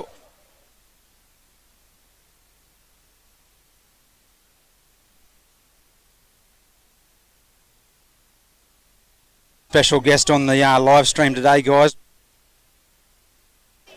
We've got Clermont, and you're obviously in Sydney. And the great thing about technology these days, we can touch base with players past and present, and just have a bit of a chat and get their story out to all the young and up-and-coming players coming through the ranks, mate. Obviously, I was fortunate enough to play a bit of footy with you down at the Dragons in 05, 06 and 07. Would you be got anything to add in regards to your journey and obviously a little bit about yourself as a kid growing up and who you played for and whatnot? Yeah, well, firstly, thanks for having me on there. And obviously a small area where you're at now, but in central Queensland, there's a great breeding ground. Likes of yourself came through, Betty Hunt and Tamika Upton. So it's always nice to see that there's a pathway available for those kids coming through, and look at someone like you that can achieve that success. And I've been lucky enough to go out to your property out there and watch you get married, mate, and I can tell you it's very, very remote. So my journey's a little bit different to yours, mate. I grew up about an hour and a half south of Sydney in a little town called Kiama, a little beachside suburb, and grew up a Dragons fan. So I didn't really play in my first rep side, the Steelers, until I was 18 years old. I got knocked back a few times. I played in some local rep sides, but under 18s was the first serious rep side I made, and from that moment on I made a pact to myself and Brett that we would give it our best shot and see where it took us. And lucky enough to have a career that spanned almost 15 years in first grade, but first pre-season was 2004 and my last was in 21. So I was a professional athlete for a fair bit of time there. Grew up idolising the Dragons, got to spend 2 years there playing first grade, so dreams come true. And then the opportunity to play in the centres came knocking at the Bulldogs, and at that stage at the Dragons there was Mark Gasnier and Matt Cooper, who were both New South Wales and Australian centres at that stage. So I took the chance to go to the Bulldogs and spent 10 years there. I'm a life member at the club there, so that's who I support these days. Unfortunately, towards the back end there, they weren't able to keep me for my services, and I had to move on elsewhere. Luckily enough, I was living in Cronulla, and Cronulla picked me up for a season, and then the following 2 years after that, I reunited with my twin brother Brett to play at the Roosters and finished my career at the Roosters. So, long career, plenty of football, over 300 games, throwing a couple of origins and some test football there, a couple of tours, and it's been a pretty good career, mate, and one that I look back on now that I'm very proud of. No, thanks very much there, Josh. Obviously, I'm forever grateful for crossing paths in that end of that 2004.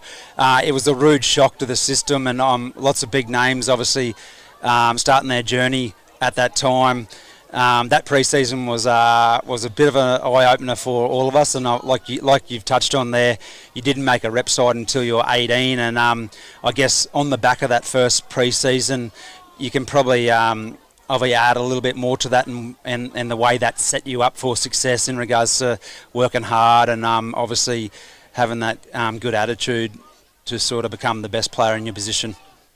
Yeah, definitely, and I think having a twin brother, I don't think I would have been half the player I would have been if I didn't have Brett there alongside me, pushing me, and you saw it firsthand, the rivalry between me and Brett. It was never spiteful or anything like that. It was always driven by good competition. We just wanted to be the best at whatever it was, whether it be fitness or in the gym or in the wrestle room. We always wanted to try and be number one, number two, and if you have that mindset at wanting to be the best in whatever you're trying to do, more often than not, you'll get that success. So that was something that we carried on when we first got into those rep sides, and something that we did later on when we moved away from each other and I went to the Bulldogs. The only time we were able to get to play alongside one another was in those rep sides. So we knew that we had to be the best in our position at our club, and hopefully that would transpire into more success, and we were able to do that on a number of occasions. Yeah, no, absolutely. I can vouch for the competitiveness, but being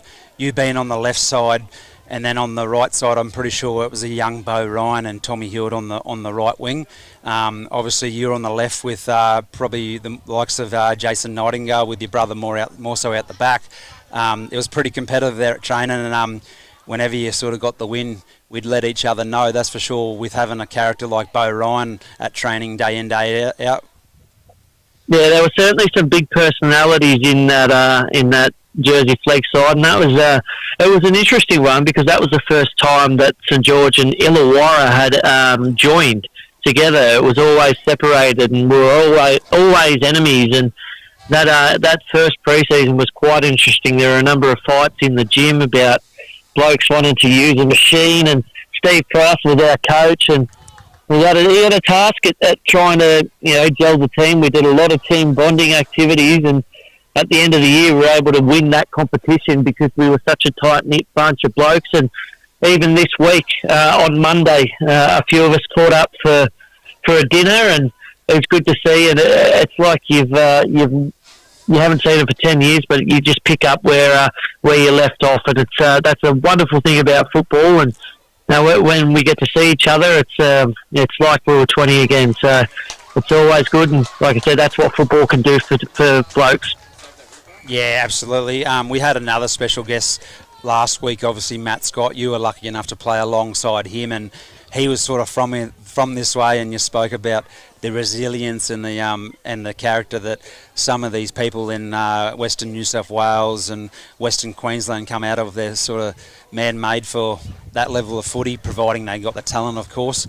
What do you get up to these days there, Josh? In after football? And now, when we get to see each other to work in the media and 20 again, so it's always good. Like I said, that's what football games on 2GB.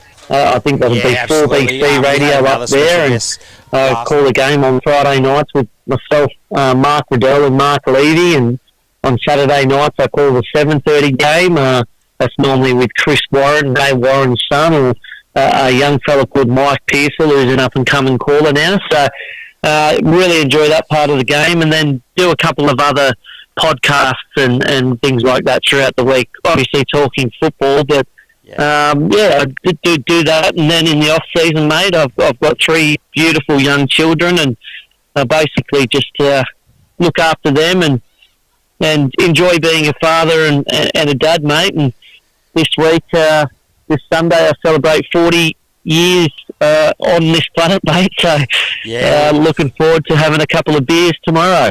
Yeah, well, that'll be a great occasion, obviously, alongside your brother. I always, when I was playing with you guys, obviously the connection you and your brother had, obviously not many people know that obviously when you're a twin, you generally know, after hanging around that person for long enough, you generally know where to be, and obviously you guys scored a phenomenal amount of tries off each other. I'm not sure how many Josh Brett ended up with in the end. How many did you end up with in your career? I think it's about 150-something. I think Brett was up around the 180 mark, and had I have dummied a couple more balls instead of passing him to him, I probably would have been close to him. But no, he was. The thing about Brett is he debuted before me, and he had about a 20-game head start. I ended up beating him by probably 50 games. He had a wretched run of injuries for a while there that kept him out for long periods, and had he have been fit for most of that, he would have gone close to reaching 400 games, I reckon. But in terms of a winger, he played across 3 decades of footy, the mid-2000s into the 2010 and then the early 2020s, and the wing position changed a whole lot in that 15, 16 years, and whenever it changed, he was able to adapt and still become one of the best wingers in the game. So, I'm a bit biased, but I reckon he's probably the best finisher I've seen. And like you said, we played a lot of football when we were younger together in the backyard or on the footy field against other teams, and we just knew each other's game inside out. So a lot of the play that we had was instinctive, and we knew exactly what one was going to do when they do it, and we'd be right there in the right spot to get the ball or score the try. And we entertained a lot of people, and we still get spoken about. People come up to us and talk to us all the time about it, and it's something that we're very proud of, that we're not only able to play in the NRL together, but to go on and play for New South Wales and Australia together. It's a pretty cool achievement. Yeah, no, absolutely. Like any young fellow, obviously aspiring to play at the highest level. Just obviously once you play one game, that's one goal ticked, and then you play 100 games. Obviously, that's another goal ticked, and you guys were some of the best to do it. Obviously, one of the best defensive centres in the game that prided yourself on defence also, and obviously that memorable moment on Origin there in 2014 in regards to Game 2, where you got the win, and obviously you and Brett played with a fair bit of heart to get through that game and get the win. Yeah, that was a bit of a catalyst that night for us to go on and win the series. It was about trying to do whatever it takes to get the win over that Queensland side, who, no doubt will go down as one of the best teams ever. They'll have a number of blokes that have become immortals, Hall of Famers, and to go up to Suncorp in Game 1 and beat them there, that was pretty special. And they even drew back on it this year in Game 3. I know that there was a bit of a monument on the wall that had me and Brett on it, and talking about our heroics, and they kind of used that a little bit for their Game 3 as well. So that was pretty cool to find that out. And you just don't want to let anyone down in that instance. And I'm glad that we were a part of that team that got the drought broken, I suppose. Yeah, no, good stuff. Obviously, just to finish on, I'm probably just big on, obviously, when the cards are dealt a little against you, obviously, at the end of the 2007 season, when you had Mark Gasnier, obviously Matt Cooper in the centres for the Dragons, and you're obviously a lifelong Dragons fan, and obviously they won a great premiership in 2010.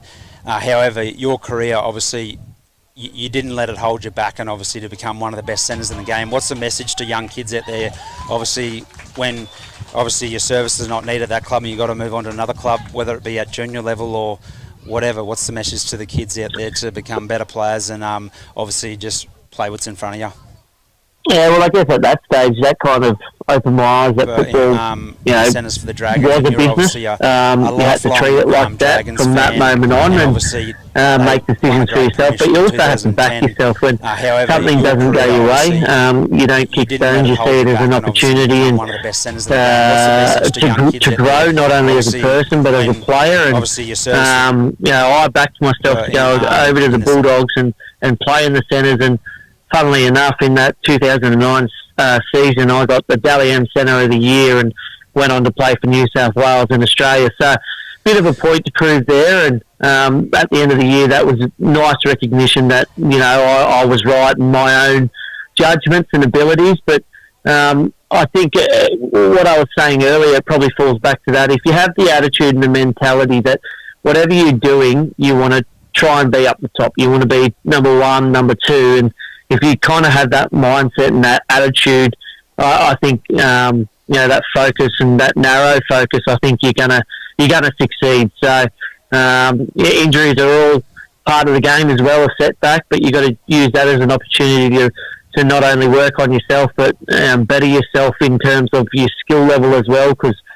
sometimes you might not be able to run, but you can still do things with the ball in hand, and there's always something that you can look at to try and improve your game. So I think if you always got that mindset, as well as trying to be the best in whatever you're doing at that stage, well then I think you'll succeed. No, thanks so much there, Josh. Obviously, a great message there. Obviously, a lot goes into bettering your game, and a lot of it's not on game day. A lot of it's Monday to Friday, doing them extra efforts, extra sessions, and obviously trying to gain the advantage over that player you're up against on the weekend. Yep, that's exactly right. Sometimes the best training is when no one's eyes are on you, and that's when you get in the edge, when no one else is training and you're out there doing the hard yards. So all the little things, they all add up to what can be a great career.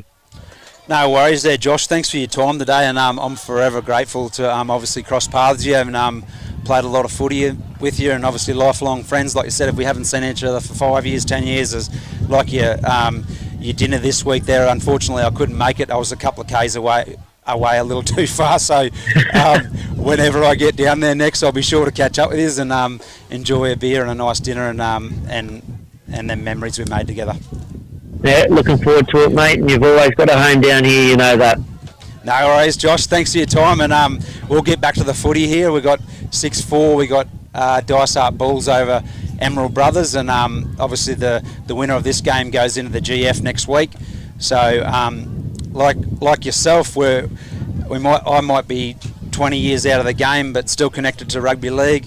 In my commitment as president of the Junior Rugby League, I'm sure Peter Volandis and the people in the NRL appreciate each and every person at a grassroots level, because without grassroots footy, the product at the end of the line is not there. So thanks to everyone involved, including Josh, obviously now has a full-time gig within the 2GB call team, and as we do here today, we love calling the footy, and it's 20 years out of the game, but still connected to rugby league. Moving forward, in my commitment as yeah, it sure is, mate. And without volunteers, we wouldn't have a game. Sure, so Peter Volandis, big thank you and a big shout out to all those volunteers, however big or small their job may be. Without them, we don't have a game. So thank you once again, and it's been a pleasure talking to you, Tommy. Thanks to everyone involved, including Josh. Obviously, now has a full-time gig within the 2GB.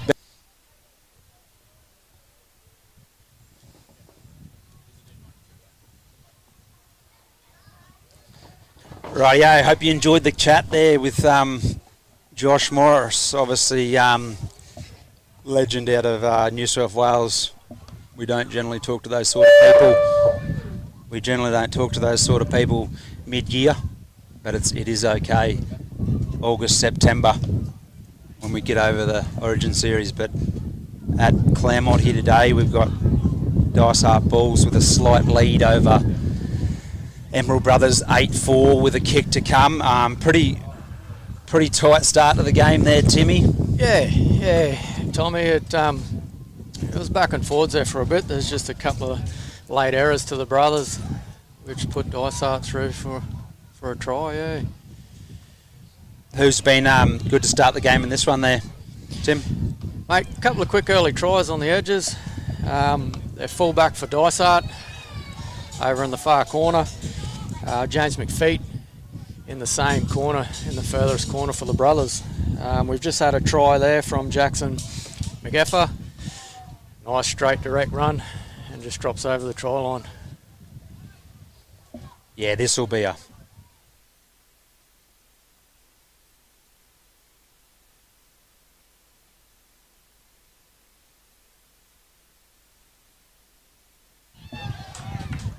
conversion unsuccessful. 8-4 to Dysart Bulls over Emerald Brothers.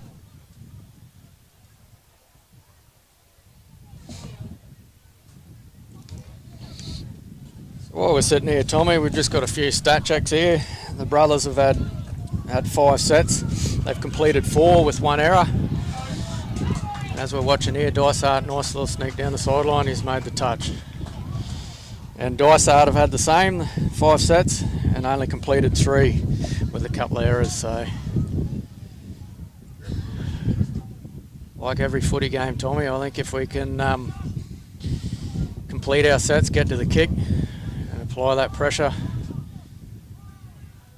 Yeah, absolutely. Obviously, like we've always said, it's a pretty simple game when you do the little things right, and today's no different. Number 4 for Dysart Bulls, Isaiah Goodsell. Yeah, he obviously had a good run that last set there for Dysart.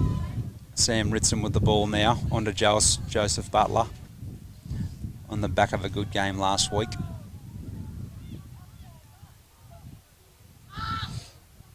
Got Sam Brown, who comes back this week after not being available last week. Obviously reigning under 13 Player of the Year from 2024. Sam Ritson with the kick. Good kick chase here from Jet Sullivan. Great kick, nice weight. Even better pick up from the Dysart Bulls fullback. Need a big set here from the brothers. Keep them down in this end of the field.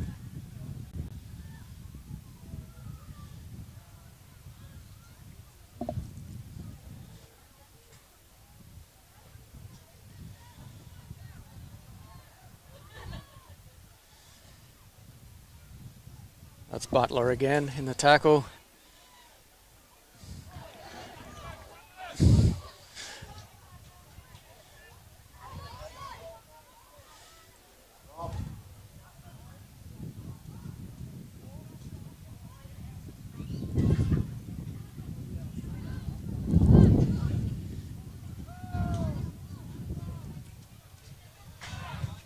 Slow on the play, the ball down.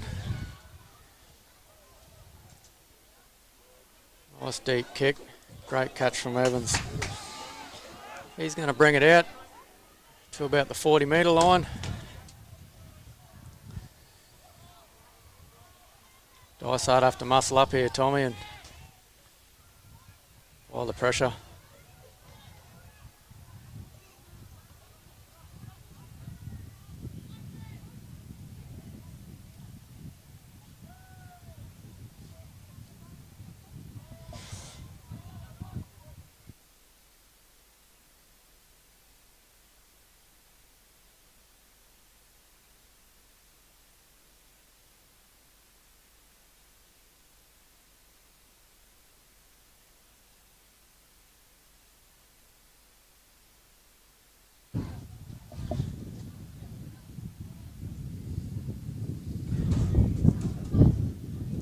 Brothers are doing all the right things here with a couple of good sets. Oh, I think we might. No, we haven't seen a penalty. It was close to being over the horizontal. Number 2 there with the tackle. That was James McFeet, the strong tackle. Brothers are just starting to slacken off in their defence. There's Namoa with one-on-one. Namoa with a good run, finding his front with a quick play the ball. Roy Saltmore. Tyler Farl will be a key man around the ball today. Crafty little player.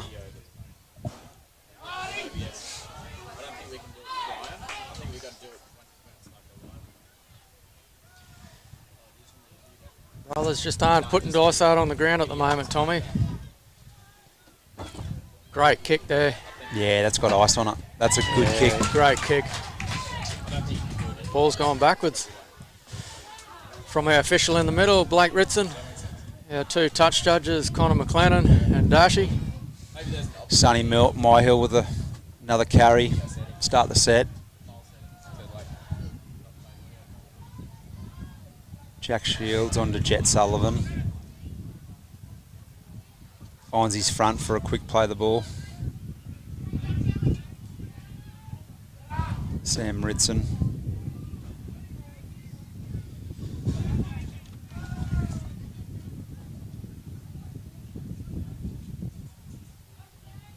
Great footwork late in the line. He's made Joey great. Butler. He's put it through on the toe. Is there support? Yes, he looks like he's got some speed. Oh, we'll have huge to see. effort.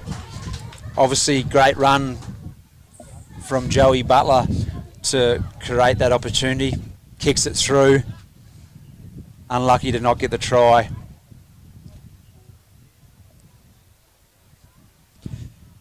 Dysart to bring it out to the 20-metre line for a restart.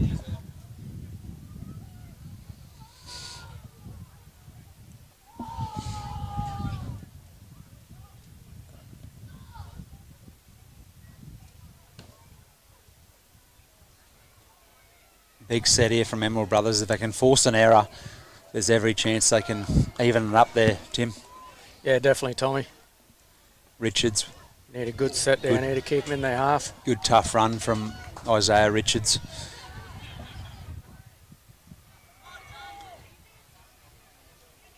Good straight run from their forwards there. Number 19. Jake Litz. He's always good there. Week in, week out, Jake.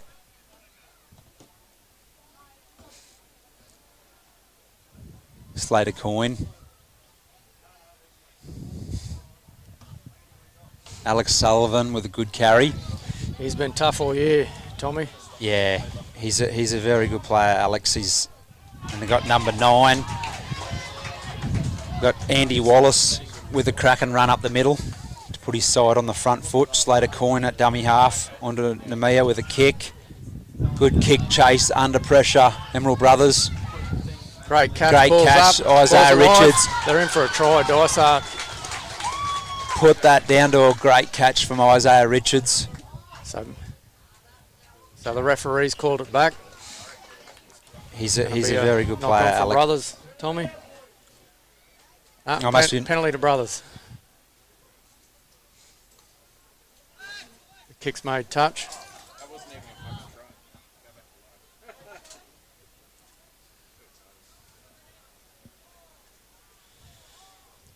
Just over 7.5 minutes remaining. Dysart lead the Emerald Brothers 8 points to 4 in a do or die match. The winner of this game will go through to play Emerald Tigers. Yeah, absolutely. It'll be a tough game against Tigers there next week, who I'm sure are sitting here watching. Minor premiers, I think, too, Tommy. Yep, minor premiers for this year. Sam Ritson with a nice neat pass onto his centre.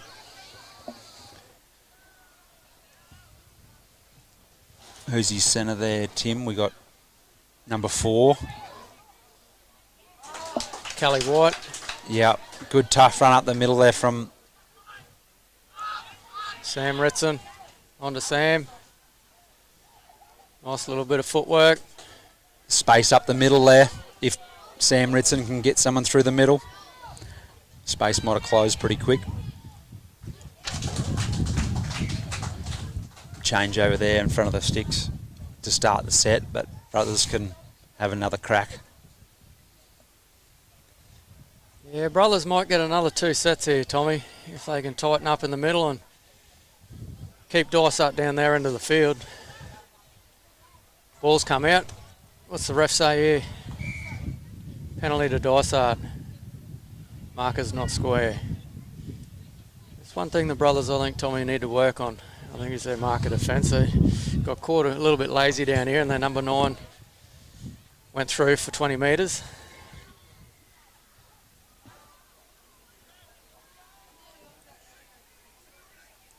Good carry from Jake Litz to start the set.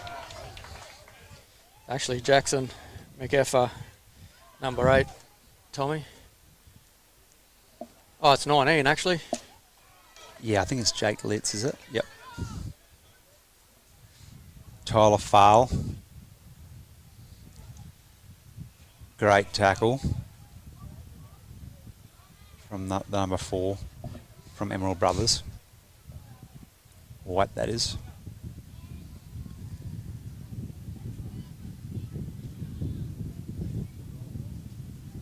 Farl onto Namia with a good pass. Even Good better cut-out pass to ball. Richards.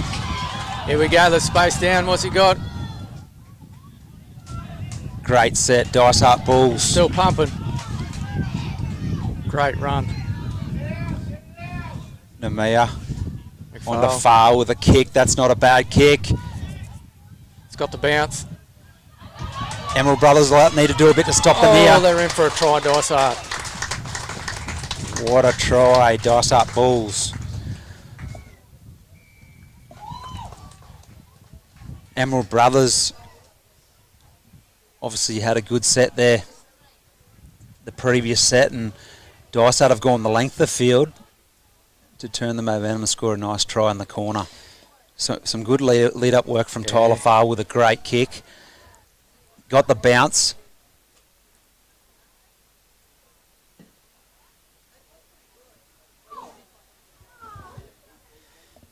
I got a feeling it's Isaiah Goodsell. Yeah, the try. number 4 I got, Tommy. Isaiah Goodsill, was the try scorer. A great lead up run there from Logan McPhail on the right hand edge. No, In the centres. Isaiah Richards is the winger that made the break. It was 2. It was 2, Tommy, yeah.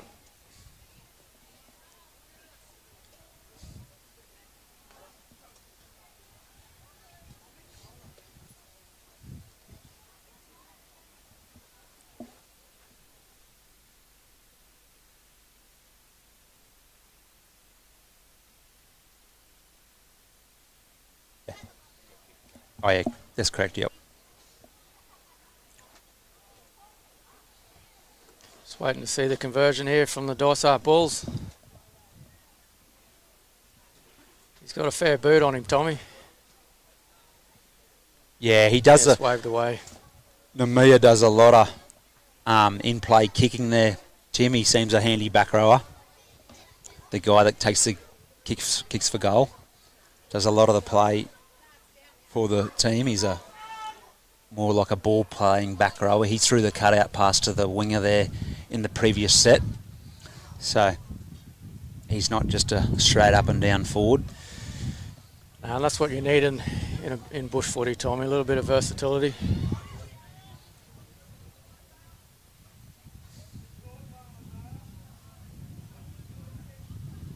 And he seems to play the minutes too, mate. I think he was 60 minutes last week.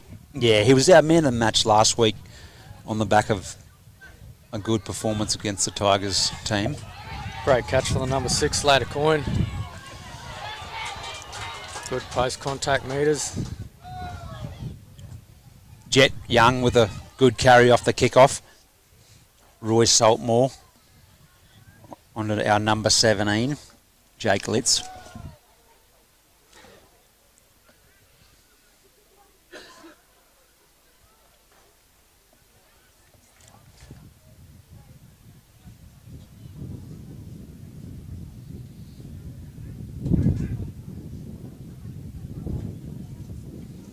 Great legs tackle there from Sam Brown. Oh, he's a bit ginger. Tyler Farl onto Slater Coyne. Locked up by Jet Sullivan and our number 13 for Emerald Brothers. On to Farl for the kick. Kicks in play and it's going to touch. Dysart will get a bit of air in the tank here, Tommy, to defend the next set of 6. Yeah, if they can hold them out to lead into half-time, they'll be pretty happy with the 12-4 lead. With a minute left. Probably one opportunity here for Emerald Brothers to get something on the scoreboard before half-time.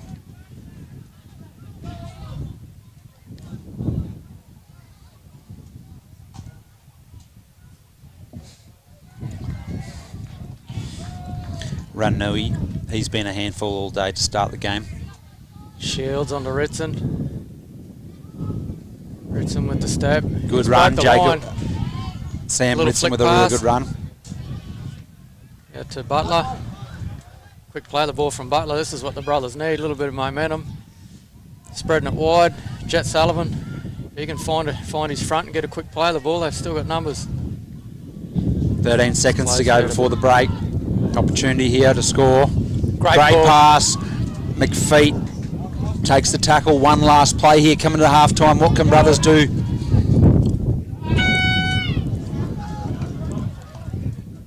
Space out on the right. Pass. Oh, unlucky. Ball's Joseph Butler. Great lead-up work in the set from Sam Ritson and Joseph Butler. Obviously working well together on that right-hand side. They'll be a threat in the second half.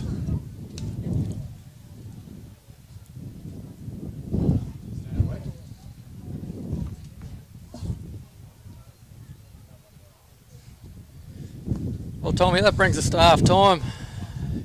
Dysart Bulls 12, lead Emerald Brothers 4. Pretty evenly matched contest there. Obviously, the Brothers side probably down 8-4 at late in the half there, and obviously on the attack on the Dysart line could have been a try there to Emerald Brothers if they obviously got that opportunity. But Dysart marched down full length of the field to score just before half time. Take the score to 12-4. So yeah, definitely, Tommy. Brothers are still not out of it.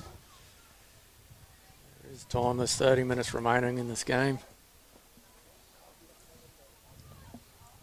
What do you reckon's going through Mark Shields? Oh, I think mind at this point in time. I guess a little different to last week. I'm not sure. In the second half, they might have been down 14-12 at half time in last week's game. So probably similar game plan to last week is back to basics, do the little things right, and just kick long, chase hard, make your tackles, and just keep turning the opposition around. Like, obviously, Dysart, always a lot of big bodies in their team, so if you can turn them around and make them work that little bit extra harder, there'll be opportunities. Oh, 100%, Tommy. And it's been a pretty clean game at the moment with Dysart's got 11 sets and they've completed 7 of them. So if they can, and you know, brothers are working with 10 sets and completed 8. So it's a pretty close game in relation to holding onto the ball. I think if either team, whichever team holds that ball, I think they can come up with the win. Yeah, absolutely. Obviously, it's obviously nice and warm out there now.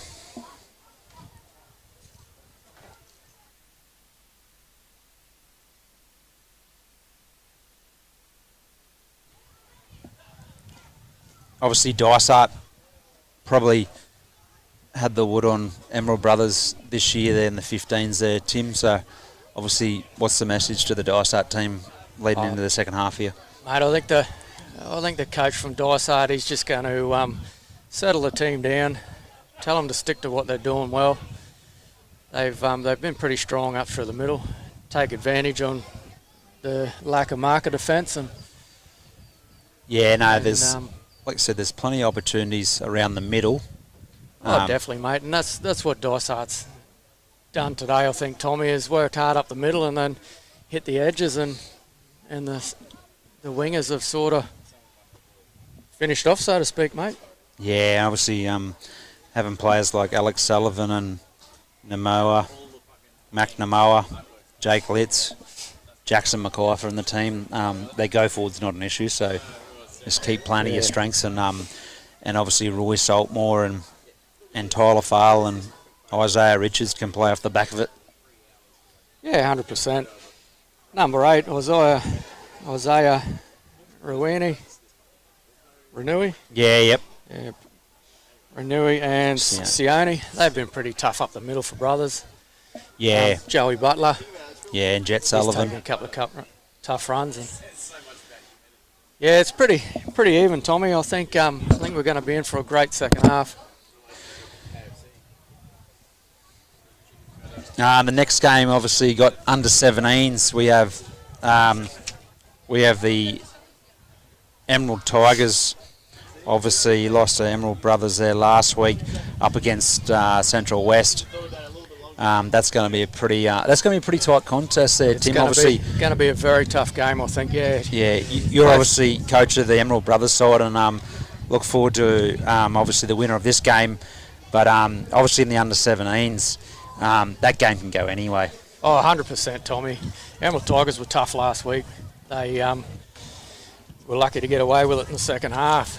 So Yeah. I think, there's 2 great coaches, Jay Edwards, Benny Palmer from out at Central West. They're going to have both teams revving, I think. Yeah, and obviously some key players for either side on the Tigers Central West game. There, obviously, there's plenty of strike across the park. Oh, definitely for Central West, Tommy, Carson Williams and Mason Palmer.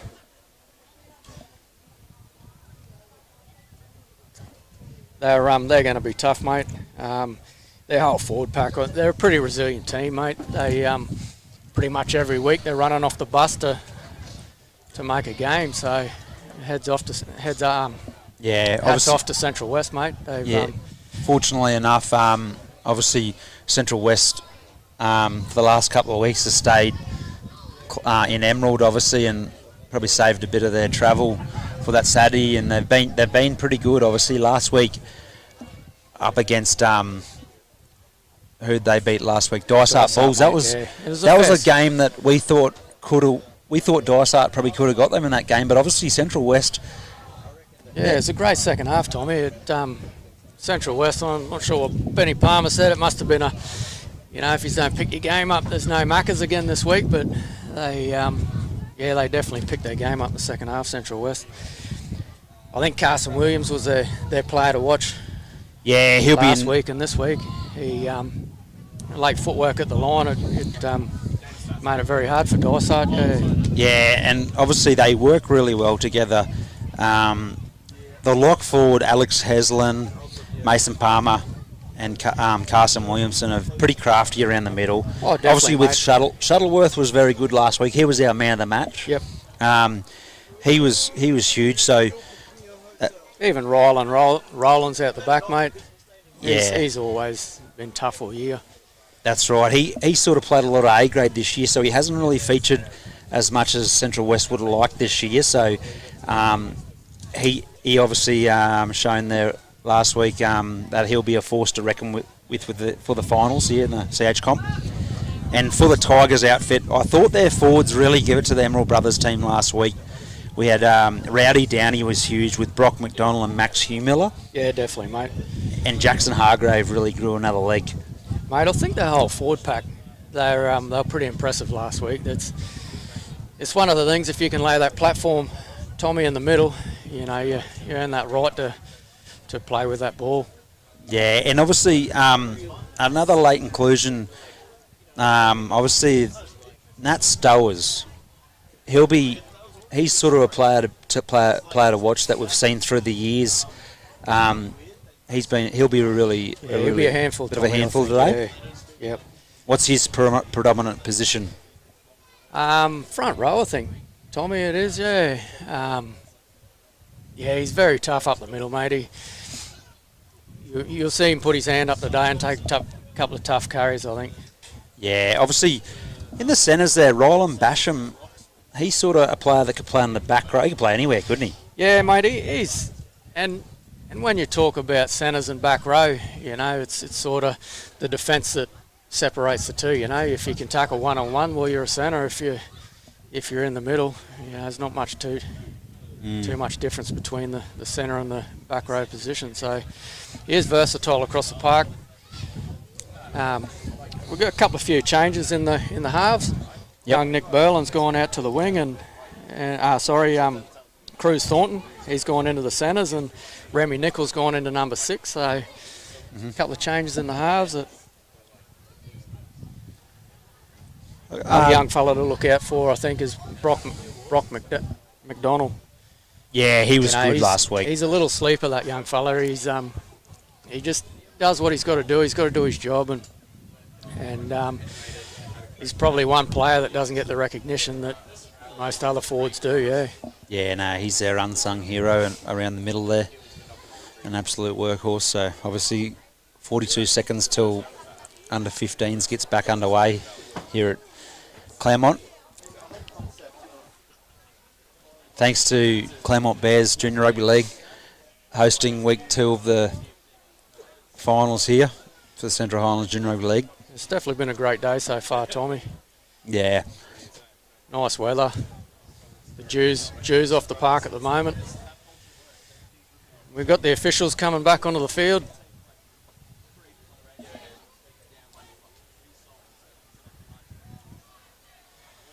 It's good to see the volunteer refs these days, Tommy, adjudicating the middles. Yeah, they're a huge it's good part to of their see the league. confidence coming through the young refs.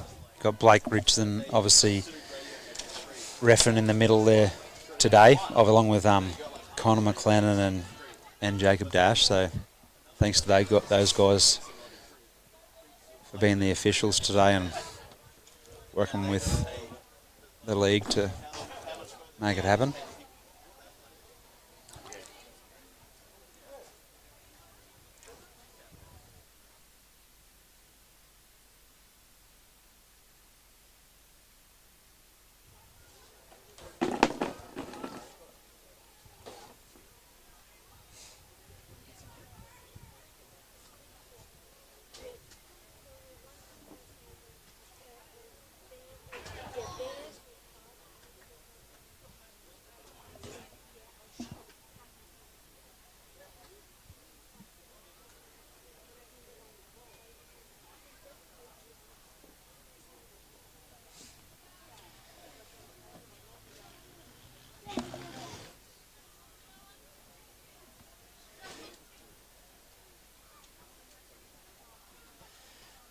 Rightio, viewers, we have Tommy Hewitt and myself.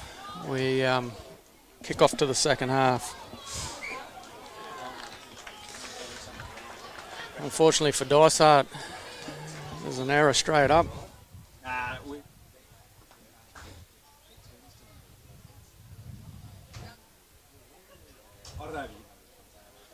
Scrum feed on the 10-metre mark. Let's see what Brothers can do with the ball here. Back line set deep.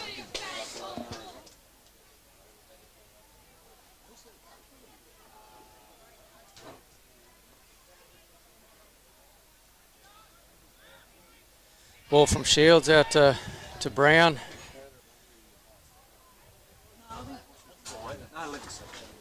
Great defence there from Dysart.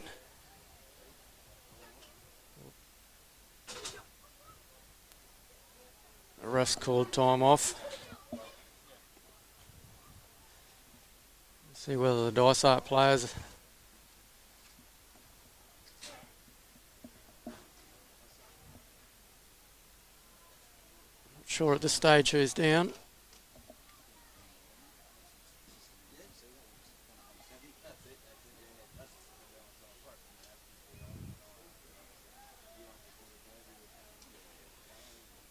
In the semi-finals, viewers, we do have injury time.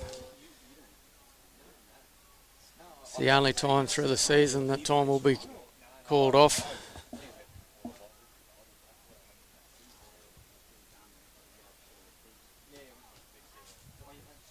Dysart player stretching her out. Looks to be something to do with the ankle or Achilles. He's fine. He's back in the defensive line. We're playing on here. Shields to Brown. Brown onto Isaiah. Shields from dummy half, and he's through. Caught Dysart markers asleep. Nice try there.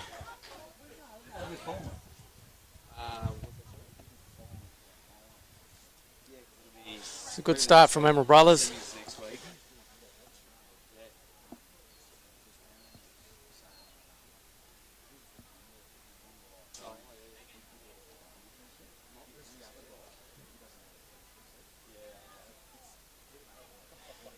Conversion to come from Evans.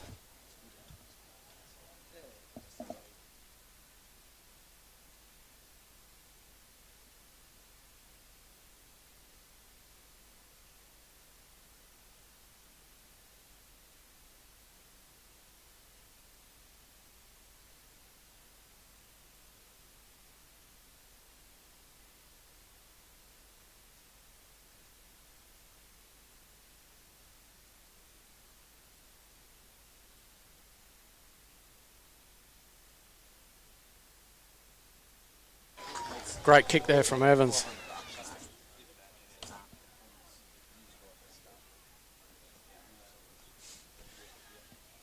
That makes it Emerald Brothers 10, Dysart Bulls 12.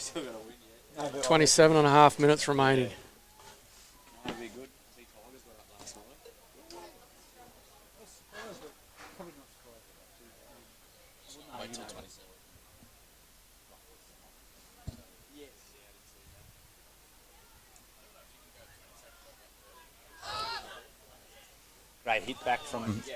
Great hit back from Emerald Brothers there, Tim.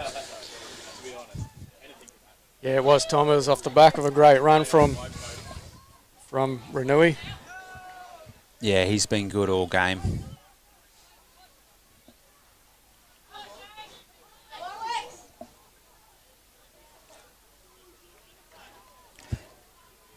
Looks like Brothers are going back to their structure, Tommy.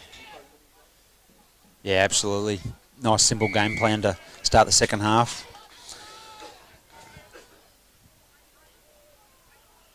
Penalty there at Emerald Brothers. Inside the 10, I think.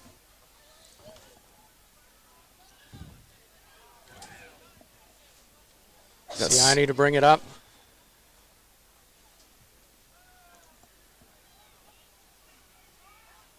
Sam Brown on to Jet Sullivan. Great ball. Number 2. Oh, forward pass there. It was unlucky. Number 2, James McFeet onto Sonny Myhill. Obviously, forward pass there, but unlucky. The right option. Obviously, there was space there. Obviously, just didn't execute the play, but Yeah, 100%, Tommy. go back there again next time. Yeah, you definitely test those edges, mate, and if, definitely go with what's working. Yeah, the beauty of a ball playing back rower. Obviously, Jet Sullivan's key to the Emerald Brothers outfit, as long as and also with the Dysart Bulls side, Mac Namoa's obviously he can throw a ball. 100%, Tommy, and that's one thing Jet Sullivan's worked on this year as a individual player is the willing to pass the ball this year. Yeah, he's been a great huge. individual player, but he's worked hard on that Great forward run, pass. Jake Litz again. And that's what Dysart needed. On the front foot. Get this ball wide. Fale doing well out there in the middle, controlling the game. Yeah, Logan McFarlane with the run there. We've got Jet Young with a nice tough carry up the middle.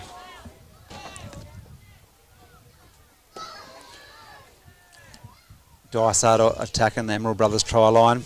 Slater Coyne with a nice ball. Great defence.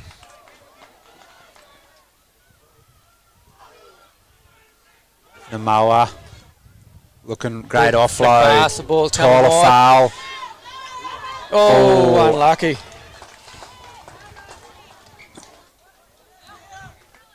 Unlucky to Alex Sullivan. Obviously an opportunity missed there from the Dysart team. All great lead-up work from McNamara and Tyler Fale. Brothers didn't lock up the ball, and a couple of offloads put Dysart in a position to score there. Got Sione. Another great run, brings him out to the 20-metre line. That was Renewey. Jack Shields Shields. to Sullivan. Sullivan breaks through. Ball's come out. We have a knock on. Tough defence there, I think, from Dysart. Yeah. They're in numbers. Obviously, good run from Jet, and even better defence from the Dysart forwards there to force the turnover. Now they've put, obviously, Dysart Bulls will have a chance off the scrum here, 30 metres out with an opportunity. They got troops to the left, got Roy Saltmore, Isaiah Richards. He's been good today, Isaiah.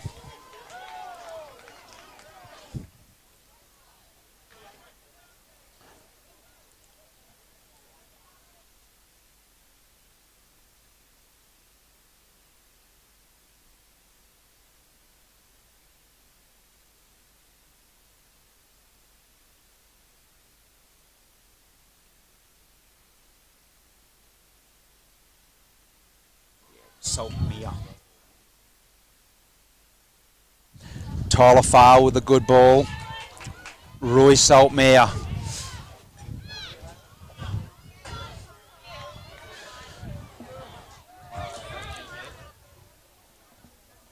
Can Emerald Brothers hold out a strong Dysart Bulls side here? Dysart Bulls looking a bit flat in the moment, Tommy, with their attack. Yeah. Alex Sullivan with the Ball's offload. out, play on. Slater Coyne. Straight through Slater Coyne's hands and into his centre's hands. Fale. Puts Alex underneath. Little grubber through. Unlucky. Great pick up Tyler there from Fale. Shields. He's driven back. He's been great today, hasn't he? Yep, absolutely.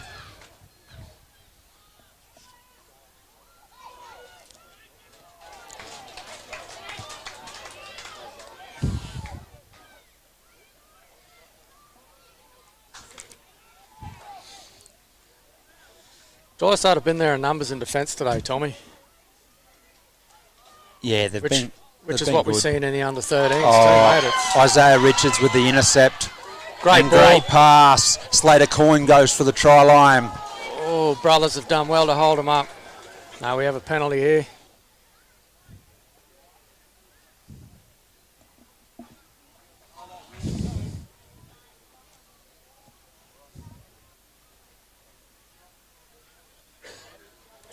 Going to be a big defensive effort here, Tommy, for the brothers to hold out Dysart. Yeah, obviously an intercept there. Puts brothers on the back foot. They hold out They're in numbers. Jackson. They got troops to the left here. Dysart Bulls. Great Tyler line Fowle. speed, puts the pressure. Jackson Devro. Great footwork. They're going left again. Tyler Fowle. Fowle Looking for onto Roy Saltmere. Great He's been footwork. hard to handle all day, that number 1. He goes for the Reece Walsh dive. Salutes the crowd. Ours, yeah, I've just got right here. Central West have just left the bus out.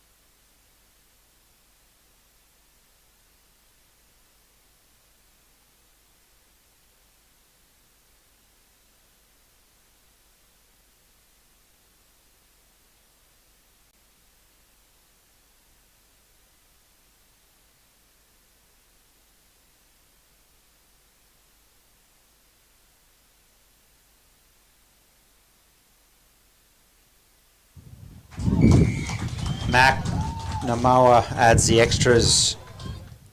18-10 Dysart Bulls over Emerald Brothers with 18 minutes to go. Yeah, I think the message, Tommy, that was sent out from Mark Shields there, the coach, to the Emerald Brothers is to not that far out of the game. Keep your heads, stick to structure, and play off the back of it. Yeah, their first 10 minutes to start the second half was obviously pretty good. They got the first try to be only down 12-10. So obviously they just got to stop that momentum and get back in the game here again. Yeah, definitely, Tommy, especially when you're behind on the scoreboard, mate. You tend to play the other team's game. You know, they just stick to what they're good at and play their game. Good run from Alex Sullivan.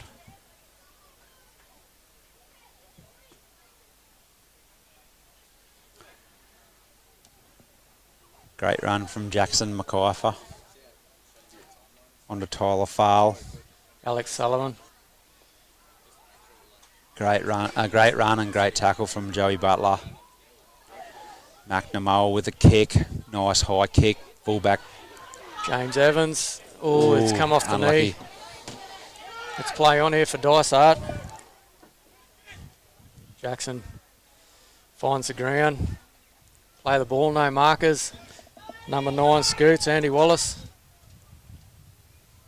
Great one-on-one tackle from Shields. Fowle on the Mac. Namoa, yep. Jeez, he's hard to handle this. Yeah, he's been good. Bash play up the middle. Great Brothers, defence from Brothers. Brothers, great defence from the guys in the middle. Line Opportunity. speed from Jet. Applied the pressure.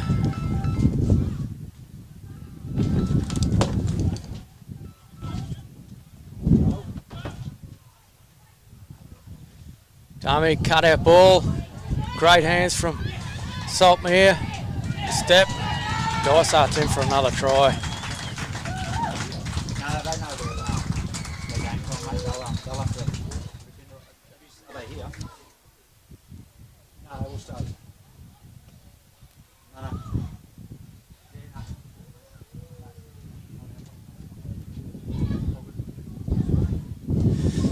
That brings the score to 22-10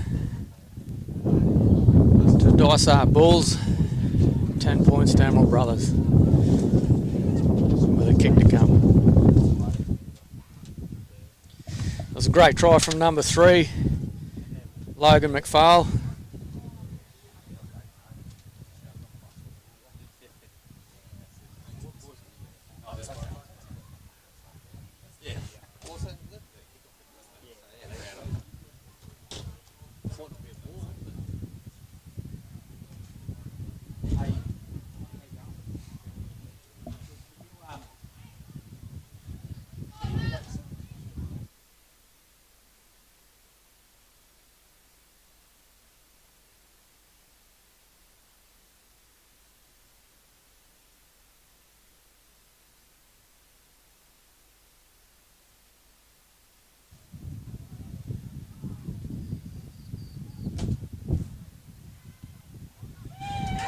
Has he got the distance?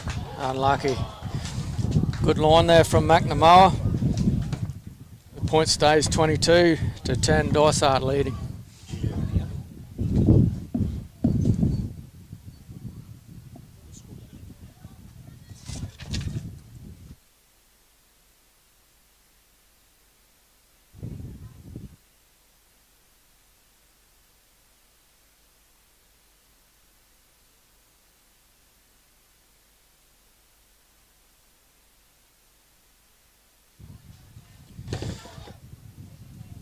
See the kickoff. Jake McEfford takes another hit. Wallace to McPhail to Sullivan. Another great run from Sullivan.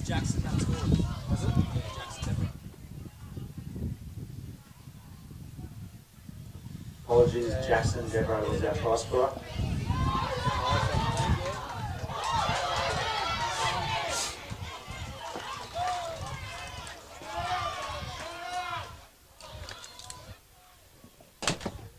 Great run there from Logan McPhail. Jersey's off from Alex. Slater Good coin. hands. One to Roy Saltmare, who's been a handful. Ah. Great offload to Isaiah Richards. Brothers are under the pump here, Tommy. Yeah, they need to stop this flow. Tyler Fale's been good in the last 10 minutes. Obviously made the clean line break there for Logan McFarlane to go down, streaking down the left-hand side there. Which is wrapped up by McNoah. Sonny Myhill with a nice run up the middle. Breaks the line, penalty, Brothers. Sonny Myhill, he has a knack of gaining the momentum for his team with a nice tough carry up the middle. He's definitely great for the Brothers last week, Tommy. Haven't seen too much from McPhail today. Good run sorry, up. Myhill. Good run up the middle there. Obviously earns his team another penalty. 2 penalties back to back. Number 20 is that Hattie Meek with a good run. Yep. Number 20, he's just had a couple of good runs up the middle there. Hattie Meek we had. Obviously back on the field we got Renui and Sione. Well, Sione might be still off, but great run up the middle and good defence from Dysart. Yeah, there's a solid hit from McEfford. Renui with a great run up the middle. Brothers are here to play and here to change the game. Brown with the dummy. Still got numbers out the left-hand side there. Another penalty. That's 3 penalties, Tommy, in the last 2 sets. Yeah, obviously some really hard running from Emerald Brothers and Dysart trying to slow the ball down. Yeah, 100%. As all teams do. Obviously, it's part of the game to try and slow it down as much as you can. Obviously, the referee's just doing his job.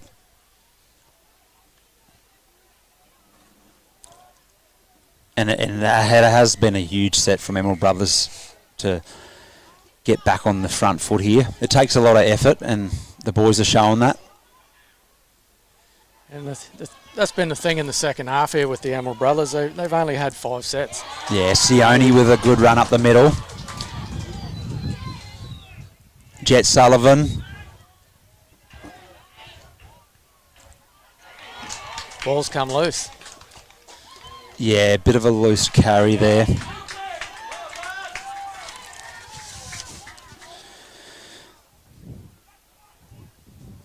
That's probably a very tough set for both teams. Obviously, Dysart had to really knuckle down and tackle hard, and obviously Brothers were running even harder. Yeah, definitely.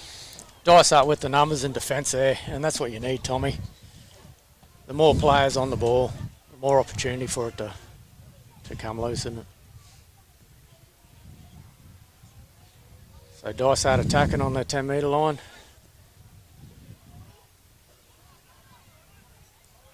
They're good at moving the ball, Dysart. Obviously, Isaiah Richards and Roy Saltmere. They've been Definitely been a key part for the Dysart team today. Yeah, in the backs. Great defence from Brothers.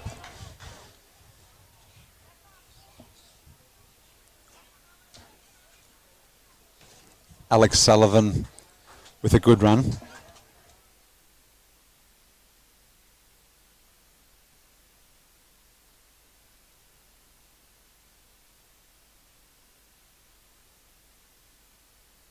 It's fine.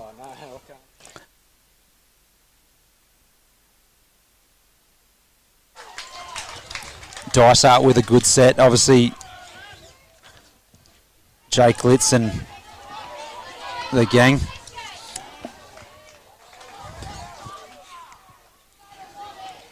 Great catch from young Evans at the back there to get his team the ball back. Sonny Myhill with the run up the middle.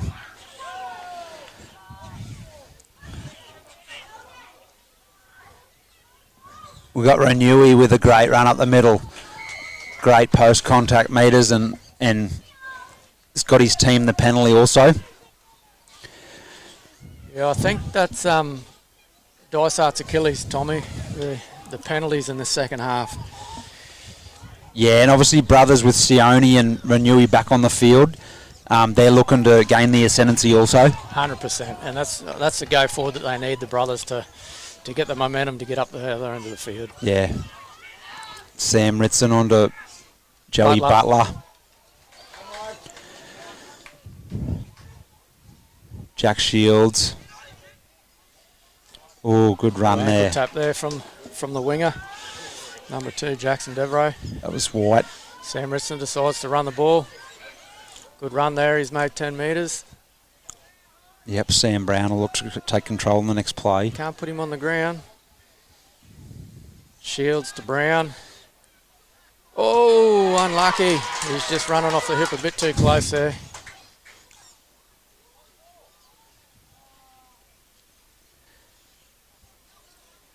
The official in the middle has said that the ball's gone forward. We're going to have a scrum. Yeah, Dysart feed. That's the right call. Obviously, Renewey unlucky to mishandle that and then hit the opposition player and knocked on.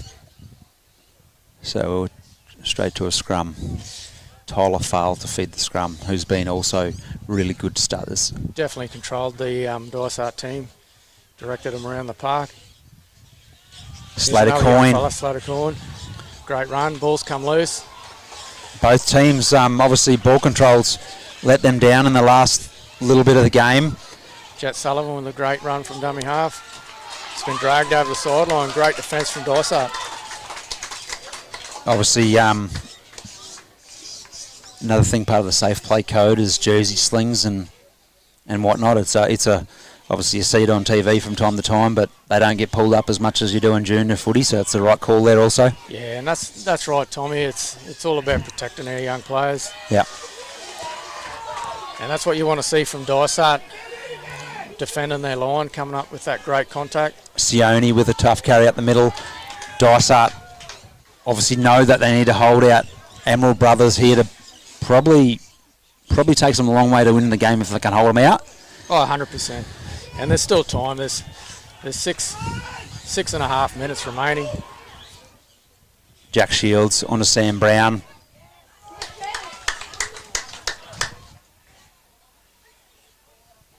Jet Sullivan.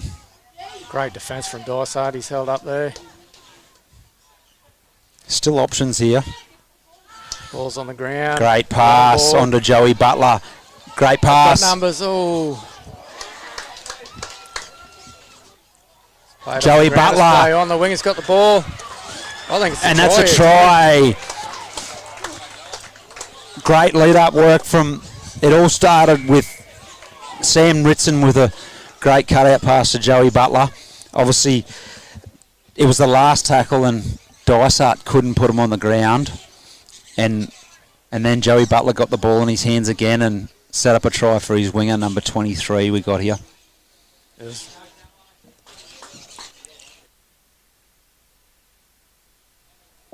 So number 23, our try scorer, we got Blair McCulkin, so great effort there to go for the try and bring the score back to 22-14 Dysart Bulls. They're still in it. Obviously, they probably need to get this conversion to be a chance. However, on the back of a few errors from both teams. Definitely a tough kick from for Kaylee White.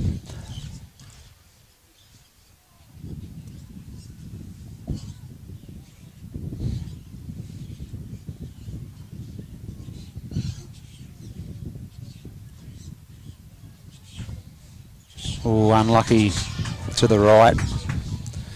22-14. Dysart Bulls over Emerald Brothers.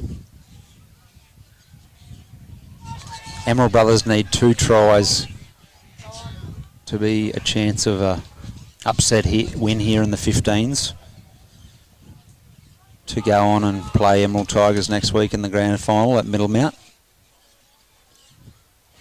I guess this is what it comes down to, Tommy, this last 5 minutes, isn't it? You know, whoever wants to play footy is gonna take the win, I think. Yeah, bloody oath. Both teams have tried hard all day and hasn't been much in it.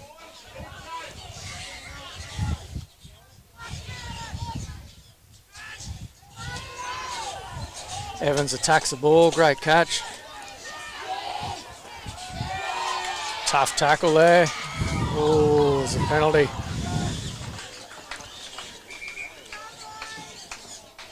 Got number 20 there, Hattie Meek.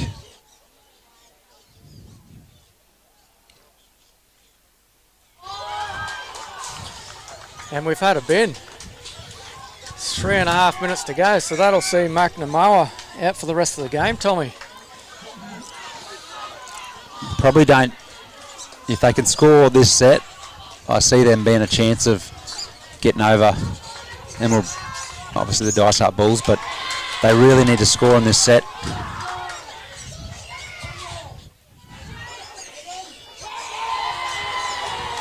And I guess, Tommy, that's a tough call coming from volunteer ref, isn't it?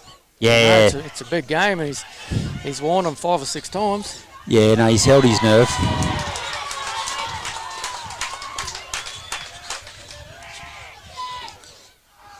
Just remember, Dysart are obviously on the front foot. They don't want to do anything silly leading into a grand final either, their team, so they got to hold their nerve and not get caught up.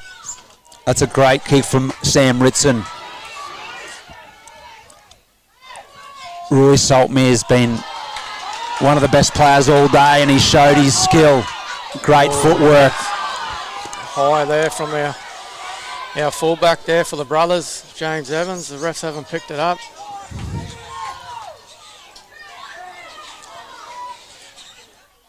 Tigers need to keep them down in their half.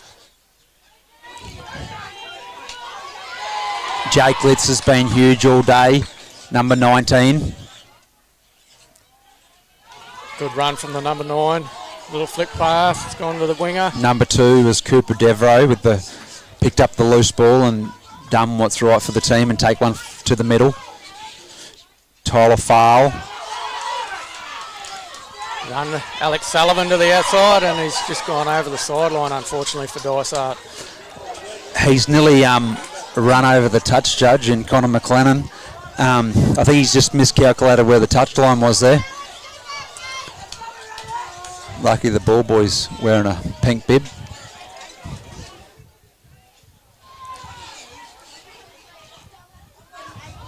It's all right. I think 2 minutes to go. Big run there from the number 8, or Isaiah Renui. It's out to Brown. Hits Jet Sullivan. Great ball, Sam Brown, and even better ball from Jet Sullivan. Jet Sullivan's moved into dummy half to Brown. Brown takes the run. No support, Tommy.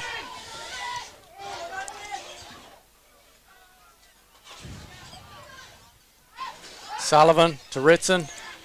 Ritson to Butler. Butler's broken the tackle. He's flicked the ball. No one's there. The ball's hit the sideline. Unfortunately for Brothers, it's a... He's tried hard all day, Joey Butler. Obviously unlucky that one didn't come off, but it was a good effort. Definitely Obviously, a lost opportunity there for Brothers.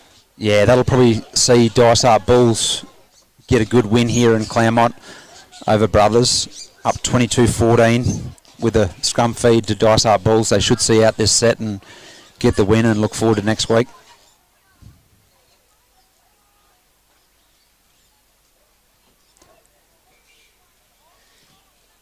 Yeah, I definitely think their number 7, Fale, he'll be controlling the team and complete the set. A nice kick to the sideline to close the game out, I think, Tommy. Yeah, no, they've been huge in the second half. Obviously, they had the work to do. A strong Emerald Brothers outfit come out firing to start the second half, and they got the first try to be up by only 2 points. So, great effort from Dysart Bulls to bounce back and gain their momentum again. Good strip there from Joe Butler. Jack Shields onto Jet Sullivan. Great pass. And that's time. And that'll be the game, Tommy. Congratulations to Dysart Bulls.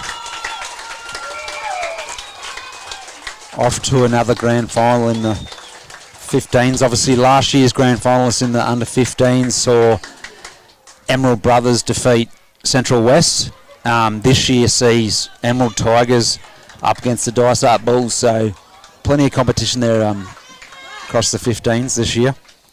Yeah, it's really been a great effort from the Dysart 15s this year. Yeah, and for all the fans out there and just the people watching today, obviously Dysart players generally join forces with Clermont Bears and a couple other clubs across the region, so lots of effort goes into creating a Dysart team year in, year out. No different to Clermont, Middlemount. They all work together to make it happen. And I think the fact, Tommy, Dysart, they've been committed this year. It's, with the Capra's development, the RISE program, there's a big, strong show of numbers through Dysart in the under 15s and 13s. Yeah. So it's that 1%, that you tell your players it's going to make you that better player. It's, if you get a whole team, well, yeah, it just shows. And what's quite fitting, obviously, is in the senior league we've got number 1 Dysart Bulls up against number 2 Clermont Bears, and I guess a lot of these kids here, from both Clermont and Dysart, it's great to see those guys combine and create a side in the junior league. Definitely, mate. And it's good to see that the senior community is keeping in touch with the juniors. Just giving back. I dare say that Dysart, the same as along with every other club, they're getting to that age, the under 15s and 17s, and they're the ones that they look up to. Yeah, absolutely. We'll obviously present our man of the matches and move on to our next game very soon.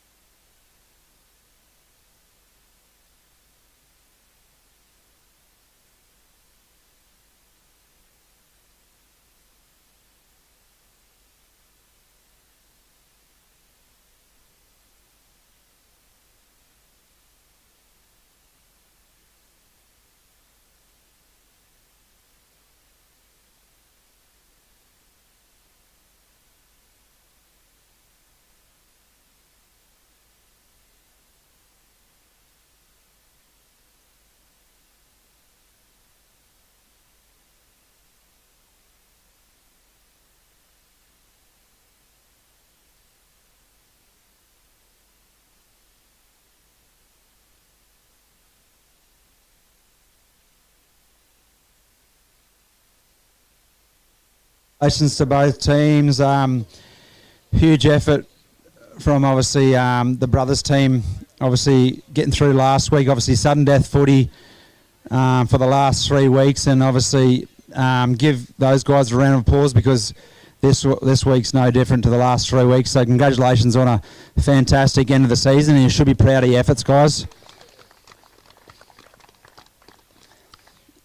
Obviously the Dysart team, you guys played well and showed a lot of character there in the end. Obviously brothers were coming hard in the second half there and got the first try to get it to 12-10, and I guess if you let brothers in for another try, it could have been a different ball game, but you guys showed a lot of character to sort of get the win there, and congratulations on the win. For the brothers team, like I said, you guys have had a fantastic last few weeks and a finish to the season. You guys played your hearts out to finish the game and finish the year. Some players, obviously, to note, Joseph Butler was huge, and obviously Sione and young Ranui was huge. You guys have been huge all year.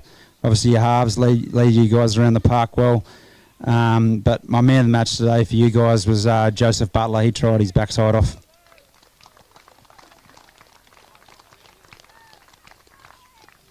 Well played, mate. Not unless you want to say something. Dysart, obviously you guys have been up there for a reason. Obviously second on the ladder and always pushing each and every team each and every week.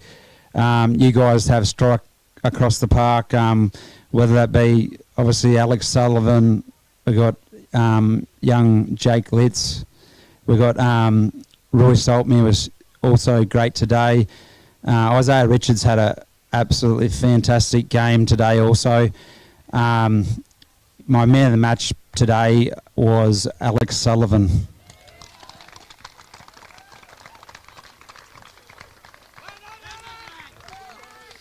Thanks, mate. Thanks to all the coaches and all our match officials today. They did a great job, and best of luck next year and good luck next week to the Dysart Bulls. Thank you.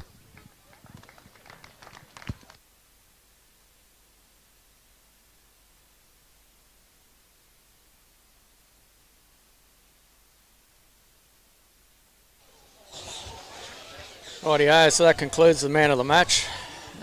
Joey Butler for the Emerald Brothers and Alex Sullivan from the Dysart Bulls. Once again, congratulations to the Dysart Bulls. They're through to the grand final to play the Emerald Tigers.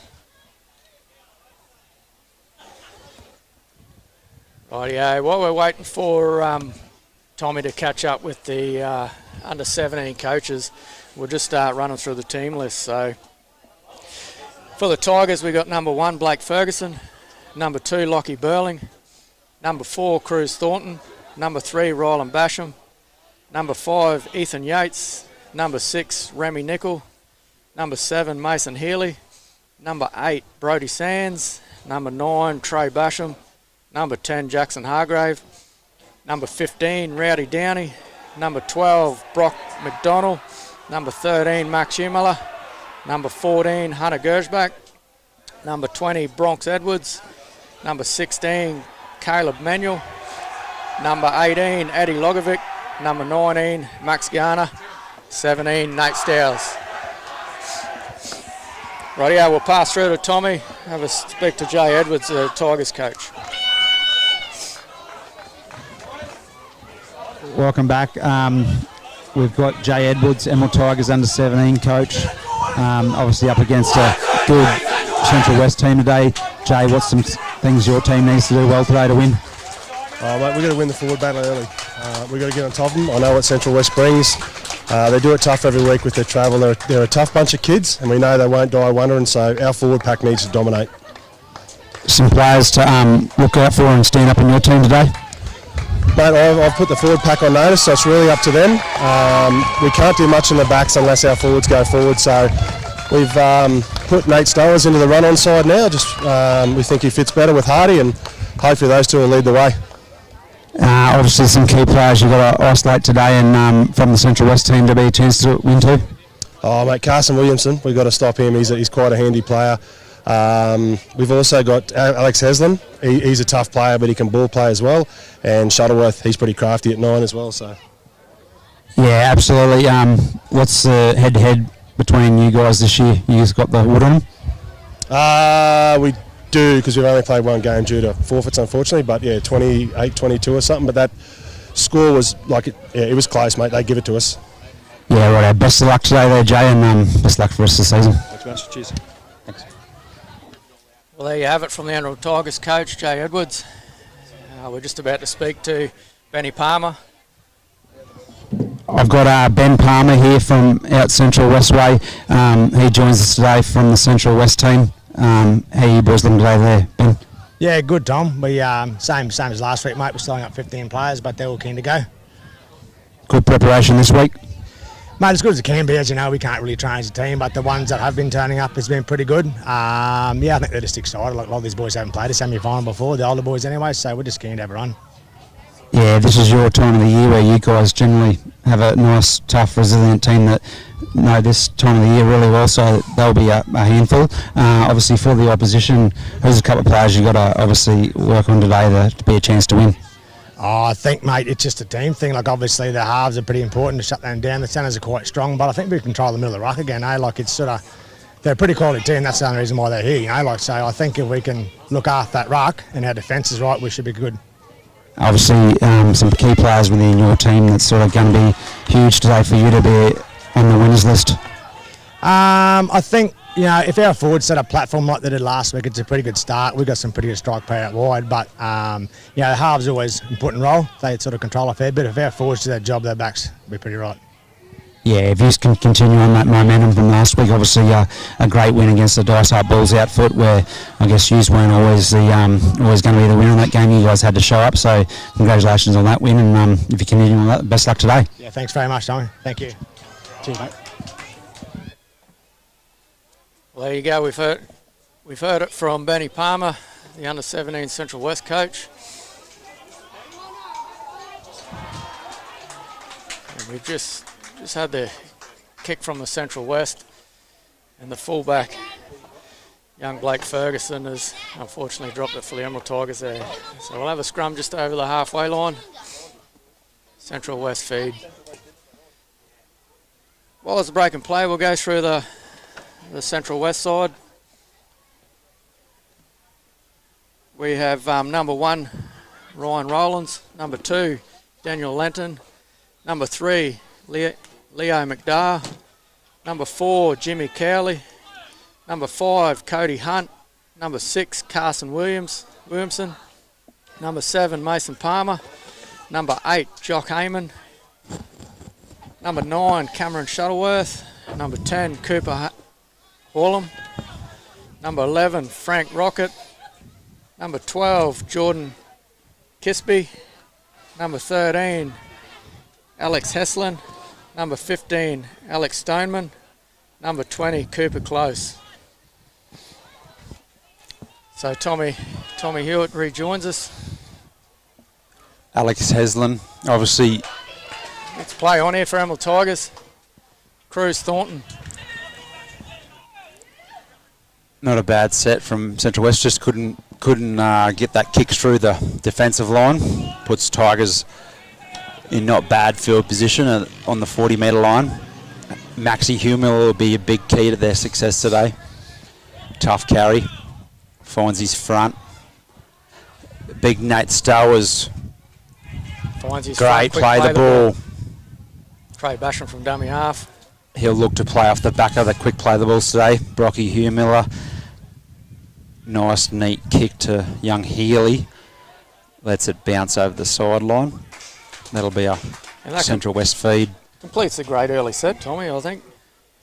Yeah, both teams will look to make minimal errors and just get to a kick and keep turning the opposition around, and then play off the back of that in regards to whatever opportunities arise. Ryan Rowlands with the first run of the set. Carson Williamson.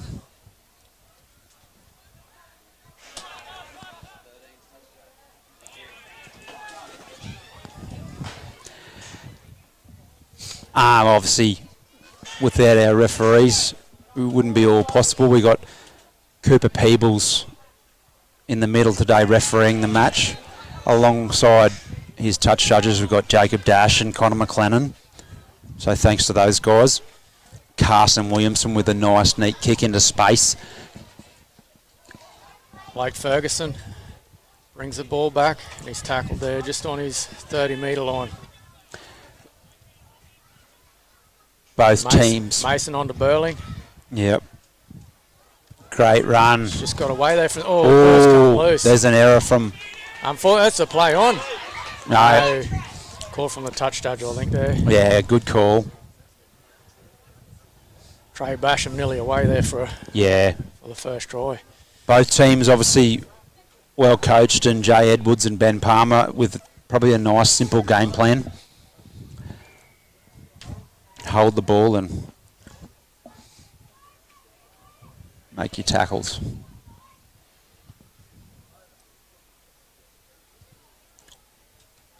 Alex Heslin will look to... Central West feeds the scrum there on the 40-metre line to Mason, to Ryan, rolling. Broke one tackle, he's put to the ground. Mason Palmer. Onto the number 4 is Jimmy Cowley. Go on the short side, again. Mason. Not a bad set so far from Central West. We got number 12, Jordan Kisby.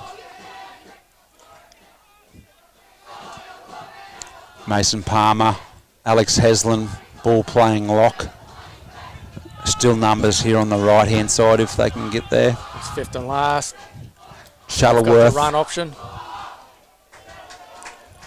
Not held up there. Not a bad set. Obviously, 1 metre out from the try line, a turnover.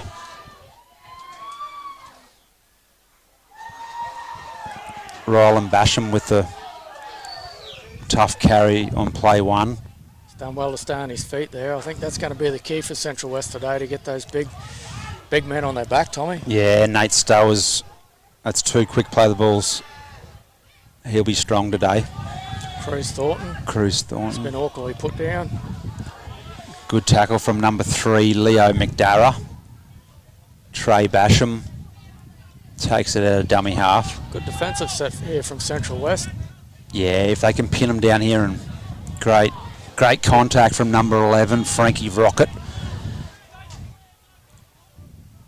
Great tackle technique there, Tim. Number 5 from Central West, probably shouldn't have let that bounce, but that's all right. He's got the ball back. Takes it to ground. Cody Hunt is our number 5 for Central West. Ryan Rowlands will take the first carry here. Oh, strong defence. He don't back down. Young Mason Healy there with a great tackle. Oh, we've got a penalty here. Unfortunately, the Rowdy Downey. number 2, Daniel Lenton, fell into the tackle of Rowdy Downey. Yeah, probably just didn't wrap his arms, I would say. I guess they call it an old-fashioned shoulder charge, yeah. Alex Haslam finds touch on the 40-metre line on the attack of the Tigers line. Leo McDarrah onto Frankie Rocket. Takes the first carry of the set. Williamson.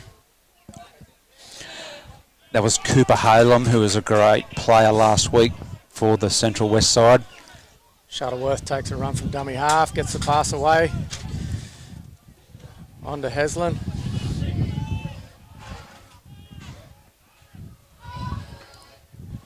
Number 8, Jock Heyman takes a run. I think Carson's calling for the ball here. Williamson. Long ball to Mason. Poor pass. But they might get the ball back. No. I thought there could have been. Coach killer there. Yeah. I think, Tommy. Yeah, that ball hits the deck, I think. Yep. You need to jump on it straight away, I think. Yeah. Great run to start the set from Emerald Tigers here. Number 5 for Tigers. We've got Ryland Basham with a nice run. So that was Ethan Yates, and then Ryland Basham with a great run to start the set for the Tigers outfit. We've got Nate Stowers, 3 good carries for the Tigers outfit. Oh, great hands there from Brock McDonald.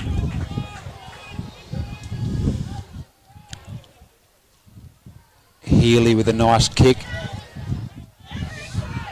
Great hands from the winger, number 5, Cody Hunt.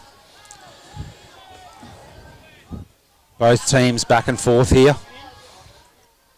Jordan Kisby coming up against his opposite number. Mason Palmer on to number 2, Daniel Lenton. Big set here for Emerald Tigers to gain the ascendancy and get a chance to attack the Central West line.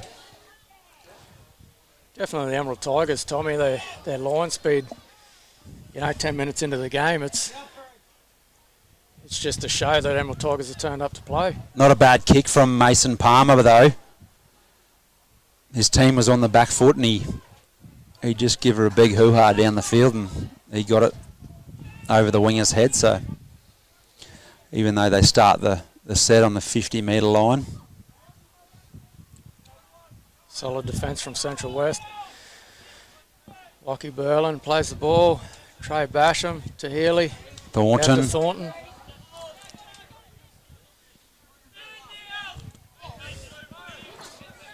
Basham on to Hugh Miller.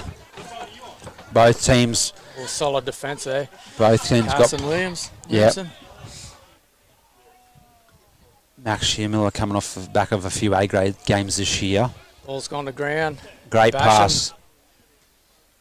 Onto the winger again from Ethan Yates. Oh, there's no marker. There's no Great work, Mason no Palmer. dummy half. Mason Palmer switched on to the play.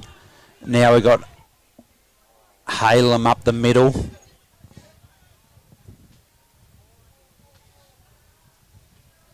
Frank Rocket. 0-all after 12 minutes. Shuttleworth out of dummy half, looking to catch the markers napping. Great defence from Tigers there.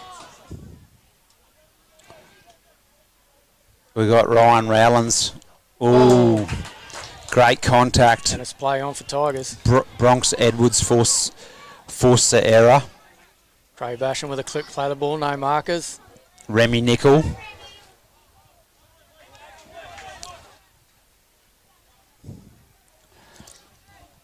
Max Humiller with a great run. Quick play the ball.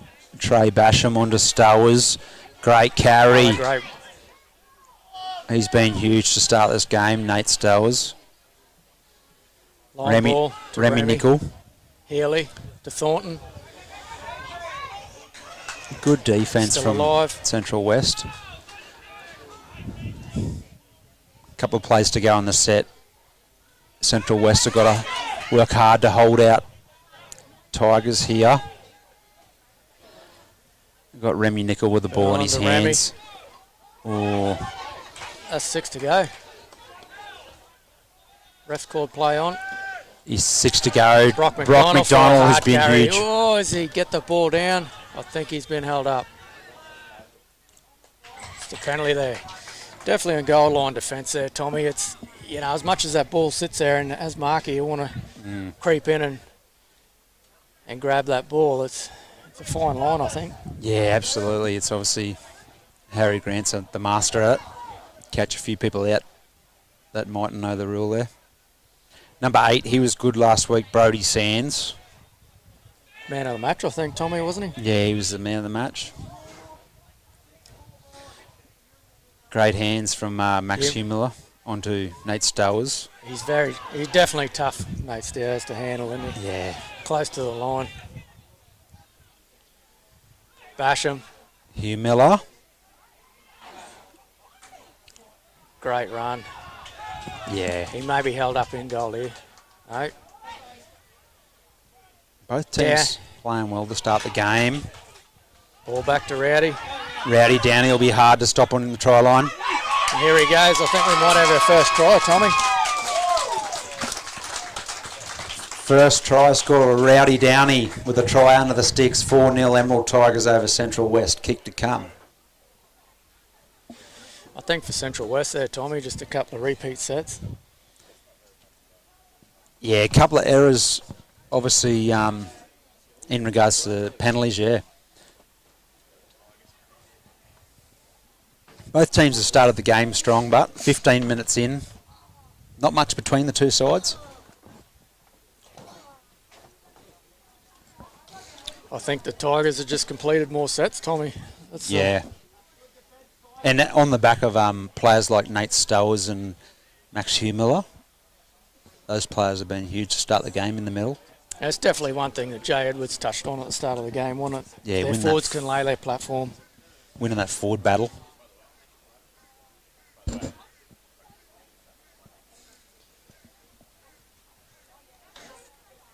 But then we're talking about a Central West side that's resilient, Tommy. They've been resilient all year. Yeah, they won't die wondering. One thing you know is you'll be sore tomorrow after a game against Central West. The conversion successful there by Lockie Burling, which makes 6 points to Emerald Tigers, to Central West. Unfortunately, viewers, we've got Dysart written on the screen at the moment. We may be able to bring it back up and have Central West on there. Great kickoff from Central West. Who we got here there, Maxie Tim? Garner. Max It's a great Garner. run off the back fence there. Yep, good run, Max Garner. Obviously, their forward rotations in full swing, Tim. 100%. Couple of new players on the field. We've got Brody Sands. He generally plays a fair few minutes. Nice offload, Brody Sands. Thornton to Lockie Burling. Central West do well to recover there. Young Lockie, he's been tough this year. He's This guy's been huge to start the game also on the back of a good performance last week, Brody. Pokes his nose through the line. Basham to Healy. Healy to Remy. Good Great ball movement. from Emerald Tigers. Ethan Yates with a nice offload. I think that's been the key for the Tigers, Tommy. I think it's that second phase play. You've got to wrap that ball up if you want any chance of... Healy with a nice high kick for Ryan Rowlands. He does a little skip and a jump, and away he goes. Carson's looking for some ball runners. Obviously, Central West struggling to get behind the ball. A few hands on the heads there from the Central West players. This will be a little bit of pressure relief for the Central West. Yeah, Central West looking for, obviously, on the back of a lot of defence there. Tim, they sort of need to settle it down a bit. Yeah, it's one thing, Healy. And yeah, Tigers have been relentless to start this game in the sense that they've just keep turning Central West around, and Central West got a little bit of hands on hips, and this is what the doctor ordered, a penalty, coming out of trouble, and this can give the forwards a bit of a breather. Carson Williams on to number 11. Frank Rocket. Shuttleworth onto Mason Palmer. Onto our number 20, Cooper Close. It's a great start to the set. Two great forward runs. Number 8, we've got Jock Heyman.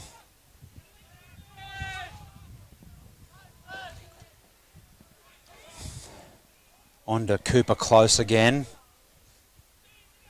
See, he'll be fighting for a quick play of the ball. Shuttleworth onto Carson Williamson with a kick through. Little grubber here. Oh, good kick. Put the pressure on Ferguson, but he's done well. Ferguson done well with the bounce. Tigers on their 10 metre. Burling with a good carry out of his own half. Beats number 3, McDara. Cruz Thornton with a carry. Bit of late footwork. He's He's been tough to handle, I think, today. Yeah, he's pushed one wide and he's out in the centres for today's game. Who we got here in the number 15 jersey for Tigers? We got, was it number 15? Rowdy Dan. Rowdy. No, 16, sorry. 17, Nate Stowers. Caleb Manuel, number 16. So, yeah, Caleb Manuel's come onto the field and had a couple of good runs. Remy Nickel with a dummy. And then he comes up with a good play, actually. Nice kick. Central West winger comes up with a good take to start the set on the 20-metre line. Coming out of trouble. Ooh. Great defence from Emerald Tigers. They've come up with an error for the Central West. Brody Sands and Trey Basham with a huge play there on play one to give the Tigers a huge opportunity here off the scrum. Who's some players that can strike for the Tigers in regards to just an individual effort off a scrum? Or Oh, this close to the line. We've got Maxie Humeller sitting there at first pivot on the right-hand side. Trey Basham onto Remy Nickel. Roland Basham.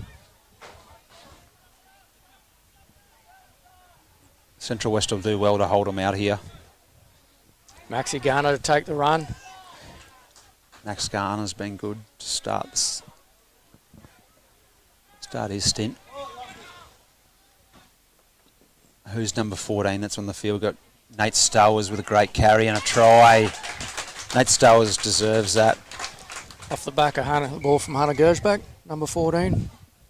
Yep, so Hannah Gersbach's gone to dummy half. And where's Trey Basham play?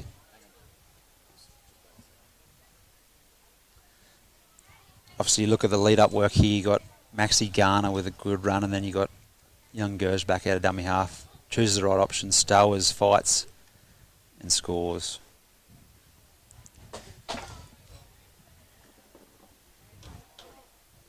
Try scored by Nate Stowers. Takes the score to Emerald Tigers.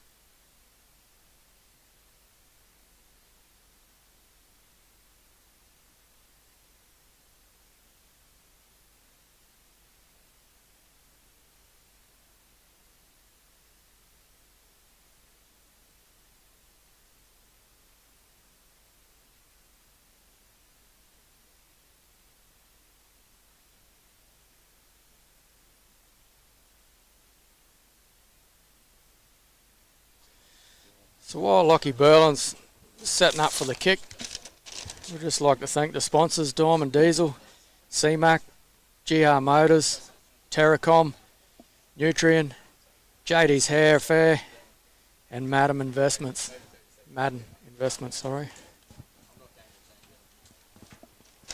Conversion unsuccessful. 10-0 Emerald Tigers over Central West.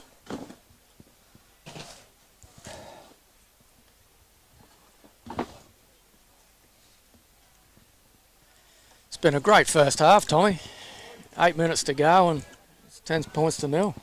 Yeah, it's quite warm out there. Obviously, it was 0-all after 15 minutes and a couple of tries in the last little bit. Oh, coach killer there from Ferguson. Central West, if they can score here, she's game on, eh? Yeah, definitely, Tommy. There's time left. It's only 2 converted tries to take the lead. As much as the Tigers have been really good to start the game, Central West are hanging in there. They're fighting.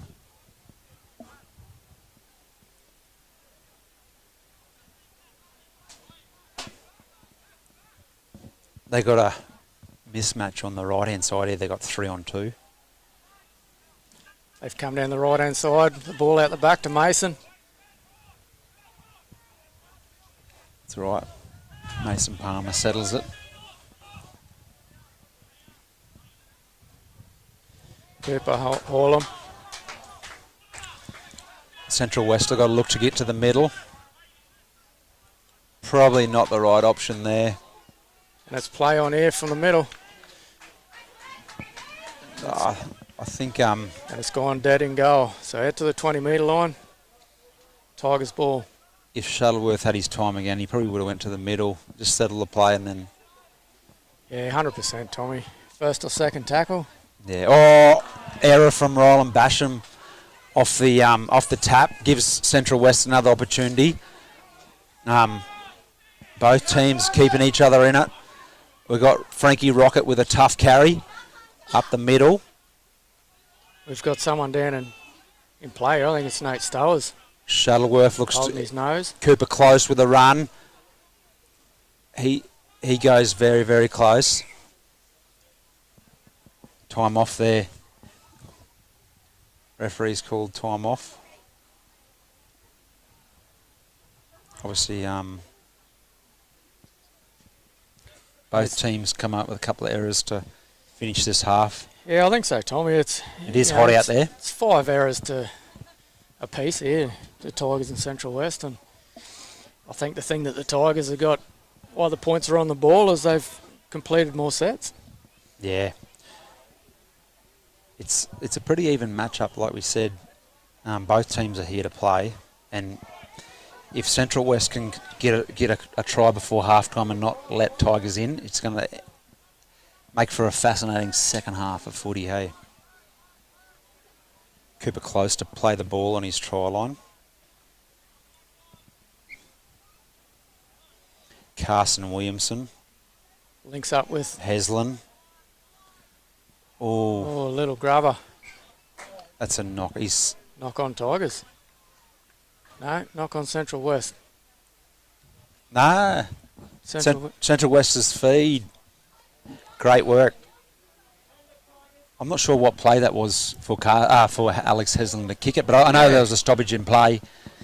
Obviously, Alex Heslin tried to kick it through the line, but was lucky enough to get the repeat set. 5.5 minutes to go, Tommy. It's Central West ball here if they can apply the pressure. And Alex Heslin off the scrum. Good footwork. Still got numbers out here for the left-hand side for Central West. Crash play for number 10. Cooper Hullum.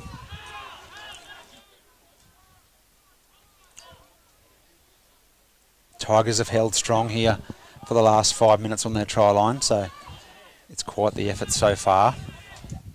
They've got numbers to the left here. Shuttleworth goes through. He scored 3 last week. Shuttleworth scored 3 last week. Thought he'd try his luck again. Passes out to Heslin. Great pass to Cooper close. They'll look to keep going again. Get the ball in Heslin's hand and get it out to Mason Palmer. They go Carson Williamson instead. Great hands. They've been trying to put that ball through this left-hand edge of Tigers, and not much luck yet. No, it's been pretty tight. Brody Sands. I think there's just been a few missed opportunities for the Central West, Tommy, on their left-hand edge. They probably got to move that ball a little bit more on the try line rather than trying to go through the middle. Yeah. Remy Nicol finds touch. It's been a pretty clean game for penalties, Tommy. It's a penalty apiece. Yep. And the Tigers find themselves on their 30-metre line. Tigers Good done. run. Picks up 10 metres. From Mason Palmer. Goes back to Nicol. Healy. On to number 1, Blake Ferguson.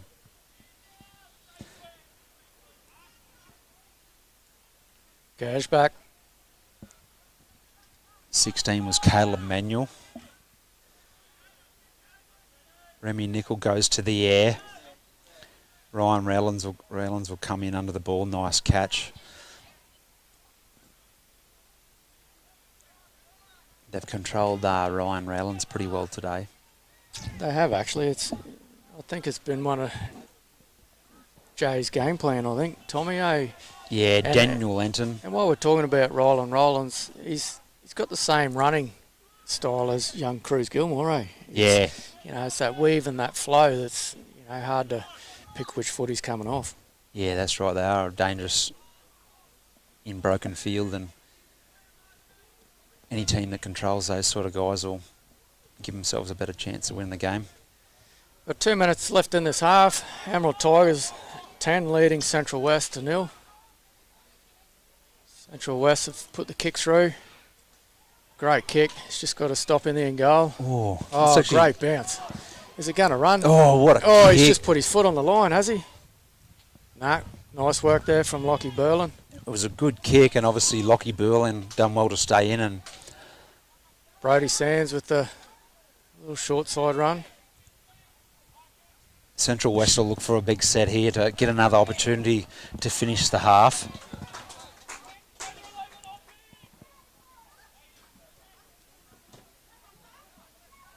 Little flick pass. Goes back with a flick pass.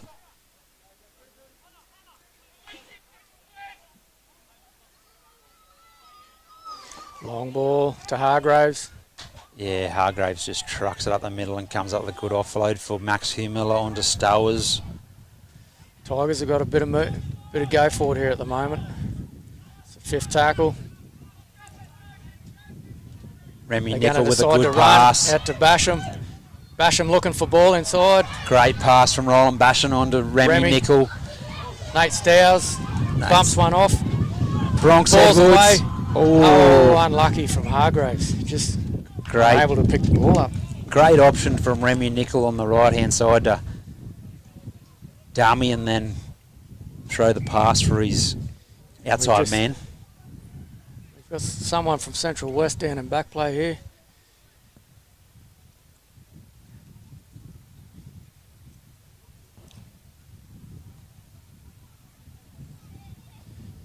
Might be their fullback, Tommy, Ryan Rowlands.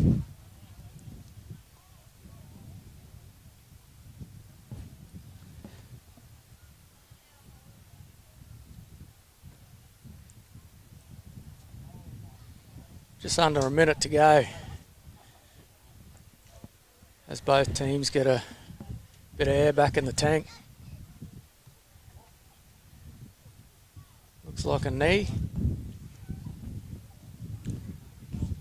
He's No, it's not Roland. no, it must be Rollins. Alex Heslin, is it? Or he's been one of their best Yeah. players all year. Number 13. Yeah,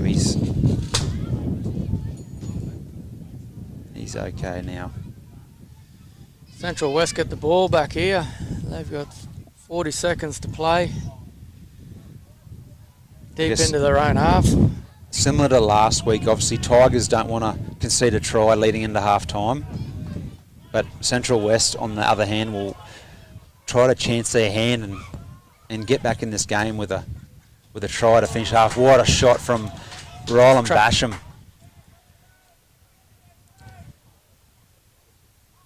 Frank Rocket, heavy contact from Nate Stowers and Brock McDonald. Mason Palmer with a chip kick. Seen a little bit of room inside. The bouncer there. Ooh. Oh, great hands from Blake Ferguson. That'll take us to half time. What a great half of footy. 10-0 Emerald Tigers over Central West.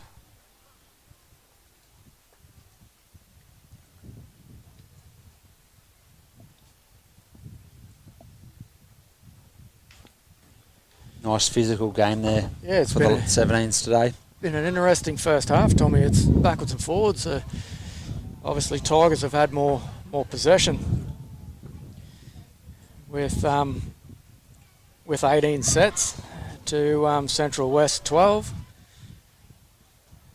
But when it comes to completed sets, Central West are 7 and Tigers have been 10. So I think that's going to be the key in the second half. Tommy is ball possession. Both forward packs been working hard today. Yeah, both teams pretty evenly matched, obviously, around the middle. Both teams play it nice and hard up the middle, and obviously there'll be opportunities late in the game for you. 100%. I think if both little teams guys. clean up the errors a bit. We've seen some space on the edges where obviously Remy Nichols got the ball out to Roland Basham, and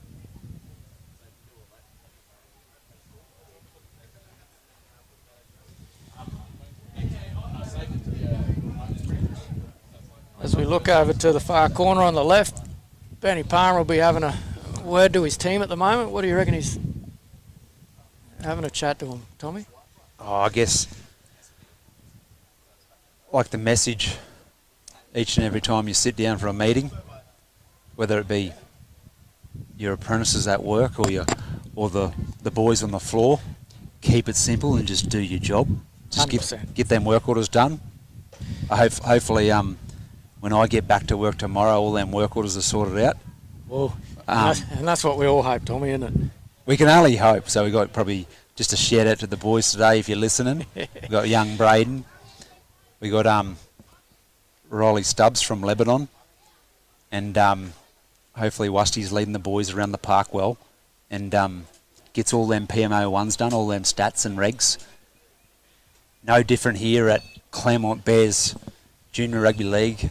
We've got both coaches here barking orders to each team, telling them just do your job, keep it simple, get to your kick chase, keep one line, and don't give away too many penalties. Definitely, Tommy. And this is coming into the second half. This is it, mate. This is do or die. The winner out of the Tigers and Central West play Emerald Brothers next weekend. Little man.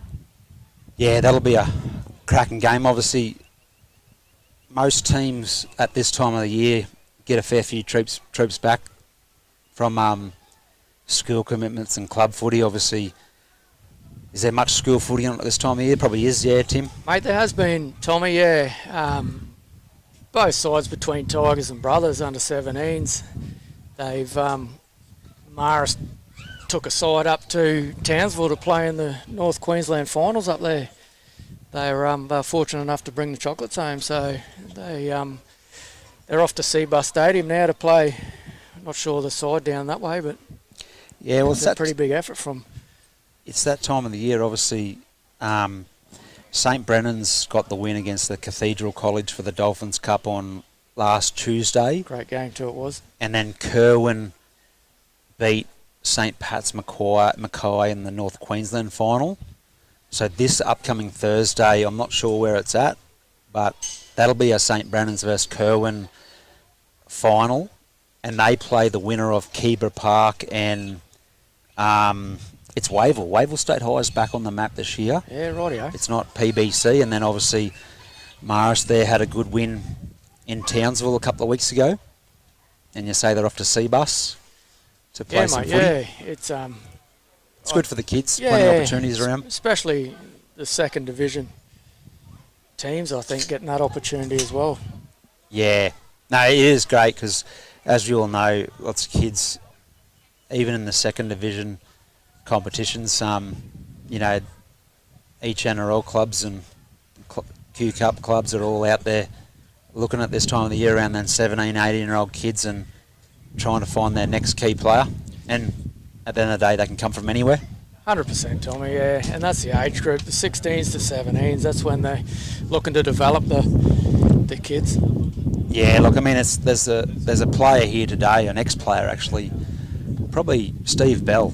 He's a prime example. I think he went to school in Emerald, and he didn't go away to any sort of boarding school or get any of them opportunities at 17, 18. He was lucky enough to be a really, really good player. I'm not sure.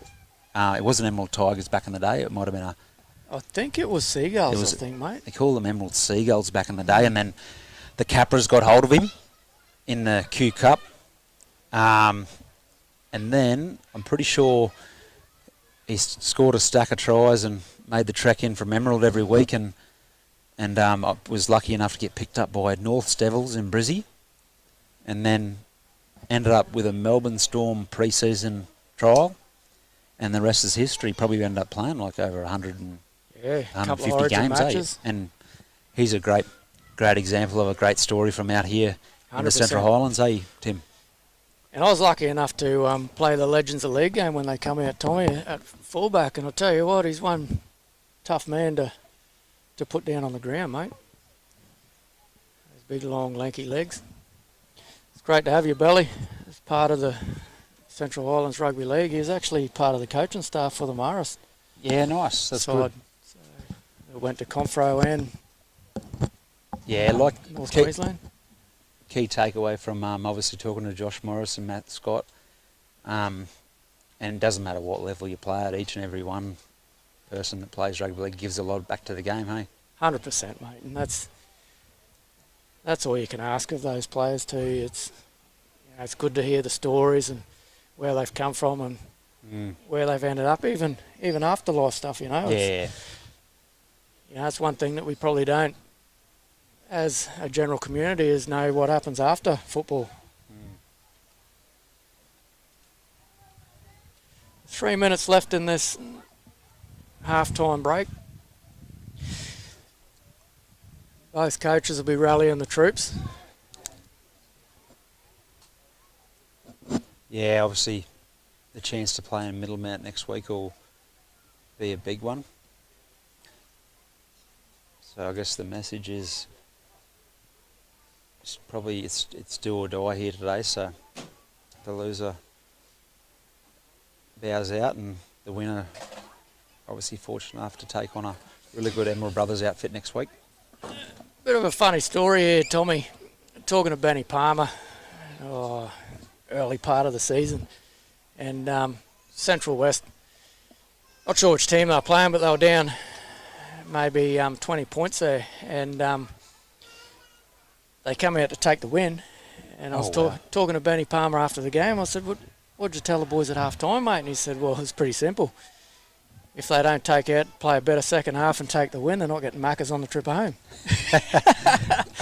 The game plan hasn't changed since under 8s for me. When I was in Springshaw, we used to drive through Emerald, and I thought Maccas was the best thing since sliced bread. And 100%, mate, when you're a kid, yeah. It's crazy, obviously, when you play the game. I even talk to, obviously, players that play NRL, and, the craving of a takeaway meal after a game is quite phenomenal, eh? Especially when the nutrition plan and that these days. It's like a cheat meal, eh? Yeah, 100%.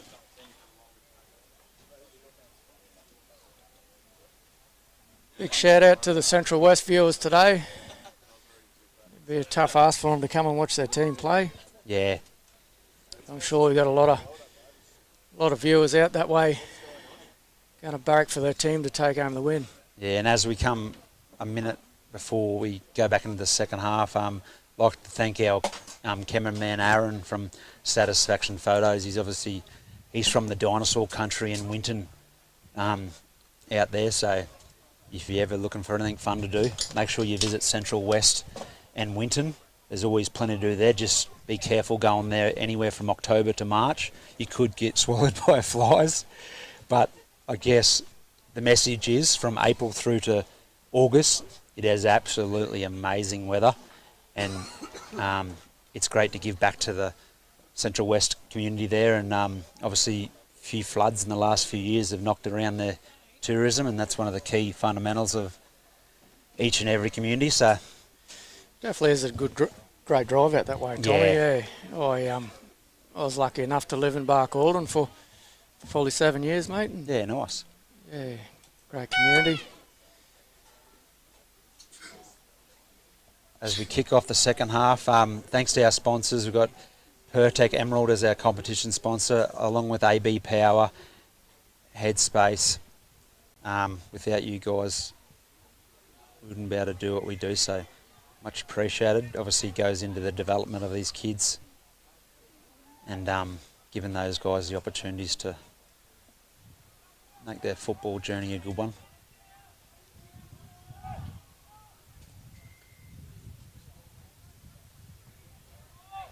Brody Sands takes it up on play 2. Max Humiller just pins his ears back and just tucks it under his wing. Remy Nickel onto Brock McDonald. He'd be looking to go one up on his brother next week. I think so. I wonder what happens this week in their house. Yeah, Tommy, yeah, look, they might be Young a bit Hargraves of masking tape up the hallway. They stage each side of the room. Yeah, obviously unlucky for Hargraves there. He created an opportunity, but probably just didn't have the support. Big contact from Max Humiller on Frankie Rocket. Mason Palmer onto Heslin.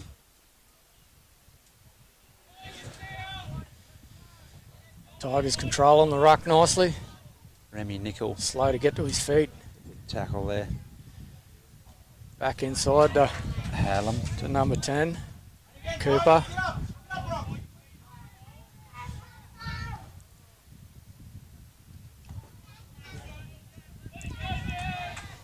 Looks like That's Central Jock. West may be doing a fat set here. Yeah. Tommy on the Tigers middles here. Alex Heslin. We'll grab her through.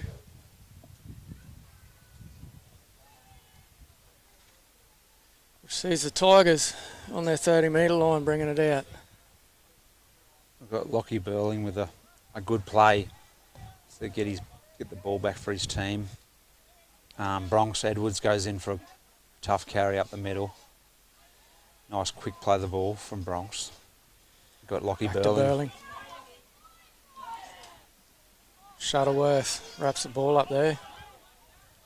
Oh, that's a lost carry. You've got to get to your feet to play the ball, I think, Tommy, eh? Yeah. Bit unfortunate there. He's been playing great all day. Yep.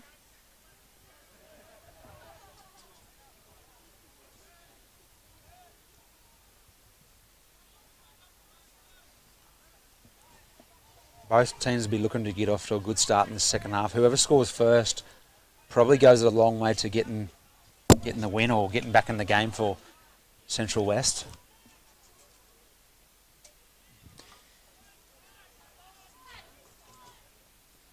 Great Dummy run from Mason.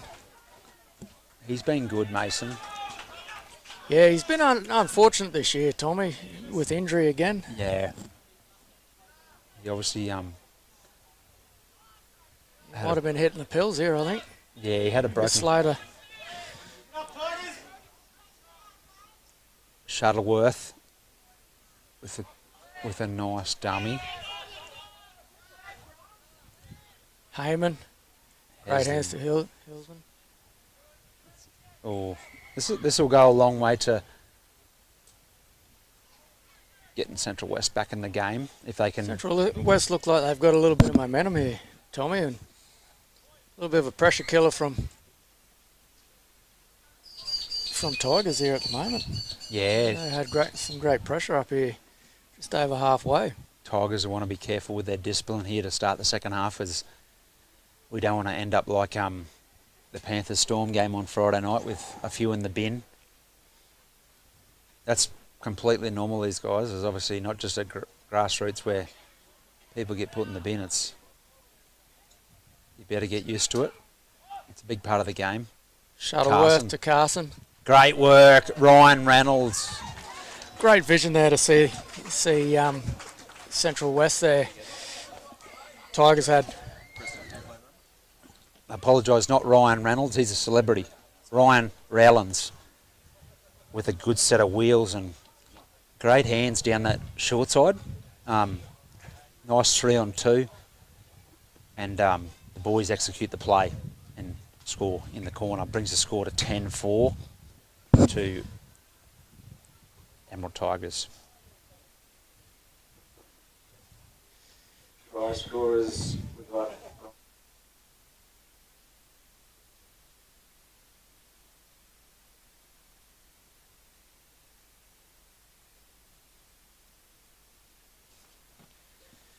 Yeah, Tommy, Tigers just fell asleep on the left-hand edge there, I think.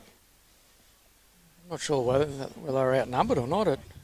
It was just a little bit ill-discipline from the Tigers to start the second half. Obviously, most likely two penalties given away to start that set, and then Central West just capitalised and obviously got the try to get them back in the game. We said that could be the difference. 100%, Tommy. It's that great kick, that little key moments that you need to. So number 5, Cody Hunt, he was the difference last week. He's a real sharpshooter, Cody Hunt. He kicked a stack of goals last week, and this week he's obviously converted the try to bring the score to 10-6 to Emerald Tigers. Ferguson with the deep kick. Central West let it bounce. On to close.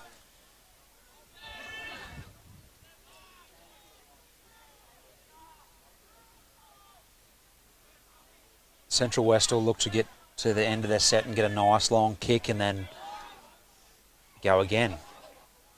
Leo McDara. Ball control will be the key. We've got Daniel Lenton. It's play 4. Carson Williamson with the footwork. show and go. Last tackle. Look to go to Mason Palmer. He'll go to the air. Plenty of time for... Great catch there from number 5, Ethan Yates. Ethan Yates has been safe all day. He's done his job.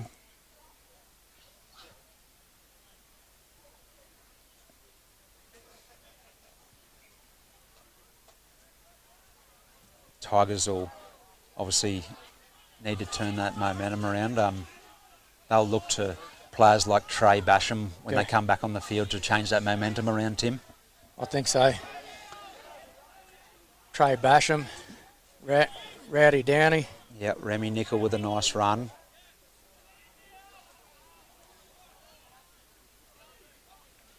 Goes back to Healy. Great ball. Healy with the bum ball out to Ferguson. Oh, the ball's come loose. Unlucky Eddie Logovic. Obviously, he did some nice work there early to catch the ball and break the tackle.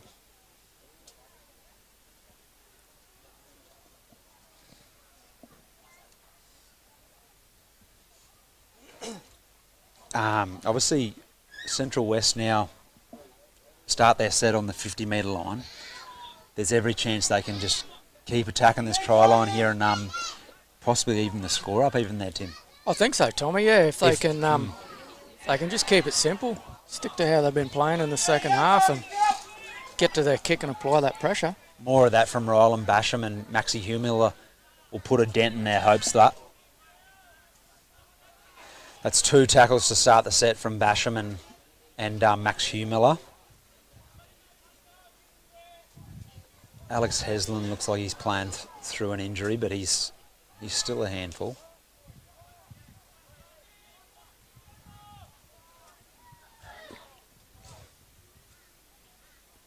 Frank Rocket, you always find him poking his nose through. Shuttleworth onto Carson Williamson with a kick. What a kick. And this is just what we're talking about, Tommy. Get to your kick, put them down in their own goal line here. And yeah, it was a great kick, but obviously Blake Ferguson with a great pickup on his own try line. And then Brodie Sands runs 20 metres to start the set and get his team back in the game. Oh, and he turns his team a penalty. It's the first penalty for Central West, Tommy. It's in the second half, mate. That's a penalty given away for a bit of discipline also. That doesn't help the team, guys. Obviously, Emerald Tigers found that out pretty early to start the second half. Central West now getting a little bit ill-disciplined, which is probably inviting the Tigers back into the game. Goes back to Ramy, onto Stowers. It's been held up there just short of the 50-metre line. Goes back to Hugh Muller, turns Hargraves underneath. Great work from Max Offload. Humiller. Even better work from Hargraves. Stowers onto Logovic. It's a great bit of ball movement there from the Tigers, Tommy. I think if they can keep moving that ball like they have. And yeah. Opportunity here for Emerald Tigers to get back in the game.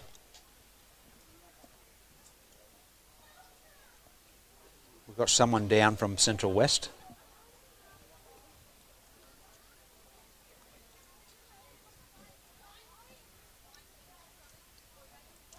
Leo McDara.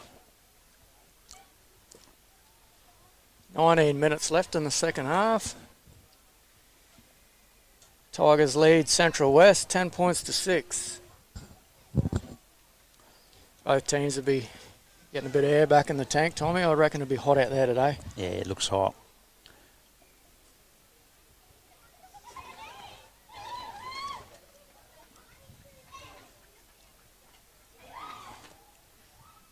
Both teams can be proud of their effort today. 10-6 tight game here in Clermont. Leo McDowell gets clapped off the field. We got obviously Central West have got 15 players today, so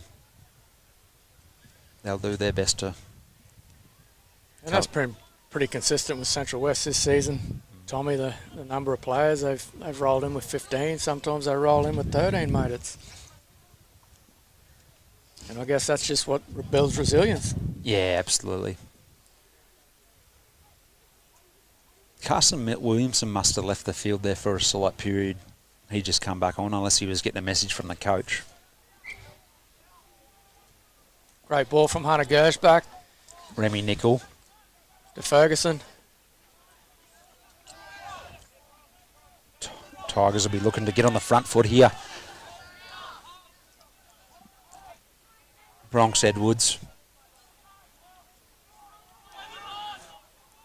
Last tackle here for Emerald Tigers.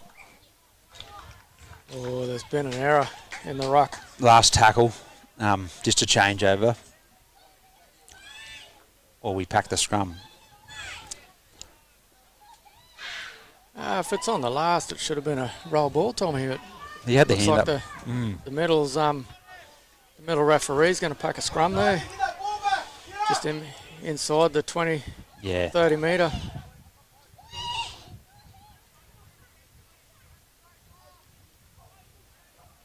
It's not only hot for the players, it's, I guess, hot for the refs and everyone that's involved.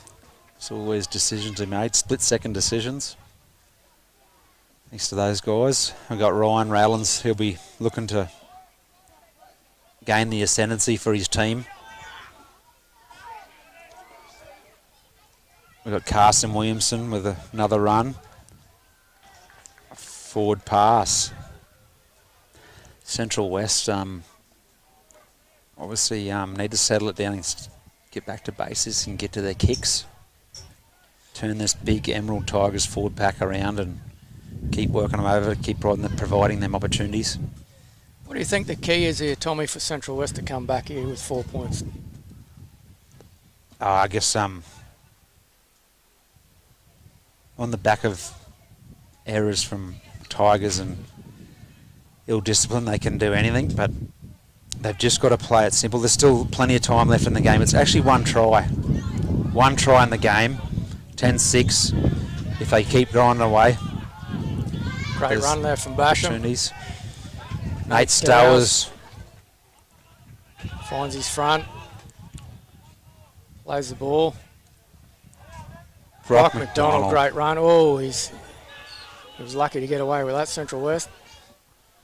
Nate Stowers with another tough run. He's been a handful all day. Oh yeah, especially that close to the line, Tommy. Just short of their try line. Basham. Brock McDonald. Remy. Great. Oh, dummy. Ball's out. Through the hands. Is it going backwards? I think this might be a try, Tommy. Oh. It's gone forward. Yeah. I thought it might have gone forward from the centre of the wing.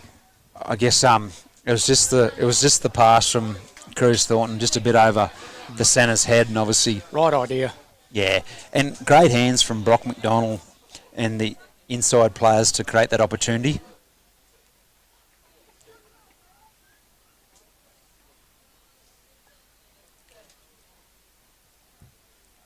We've seen most of the possession down in the second half in their Tigers half, eh? Central West have been defending their line. Yeah, they have been for the last little bit, and they've been lucky to hold them out, I guess. Like we said, whoever scored first in the second half would go a long way to getting the win, and Ryan Rowlands got the first try in the second half here to bring it back to 10-6, and then Central West has showed a lot of resilience to hold them out for a couple of sets here, and they just need to get the ball down their other end of the field and get back to getting that momentum, turn around and give them another opportunity to score some tries. Got Jordan Kisby with a good run up the middle. That must be play 4.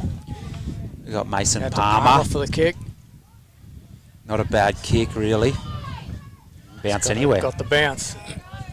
That's going to give Central West a bit of air in the tank while they pack a scrum. Well, it's 30 metres. It'll be a roll ball. 30 metres out from their own try line.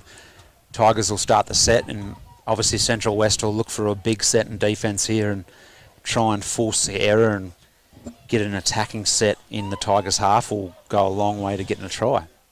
It's one thing that Central West have done really well today, Tommy, is their sets and completed sets, mate. Yeah, they've just been unfortunate not to capitalise on those key moments. And Brock Humela's been good. Brock Humela, that's Max Humela. Brock was his dad.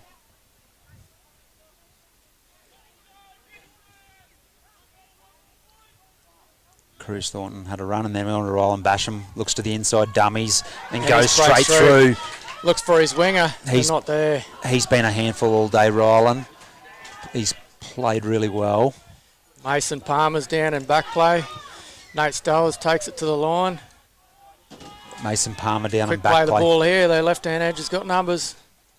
Brady Sands takes it straight through from dummy half. Great try there. Or Trey Basham. Was it Trey Basham? I think so, yeah. He's just come back onto the field, so he was very clever in spotting the hole and going through.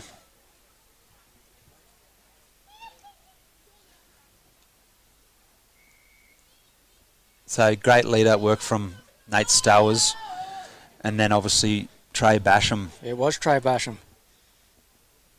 Same buzz cut, mate. Yeah. Looking good, the boys out there, all fashionable today. No, we did say they'd look to their key players to come back onto the field. And that's the key thing when you're defending your line, Tommy. You've got to get down, set your pillars, stay nice and tight and hunt from the inside out.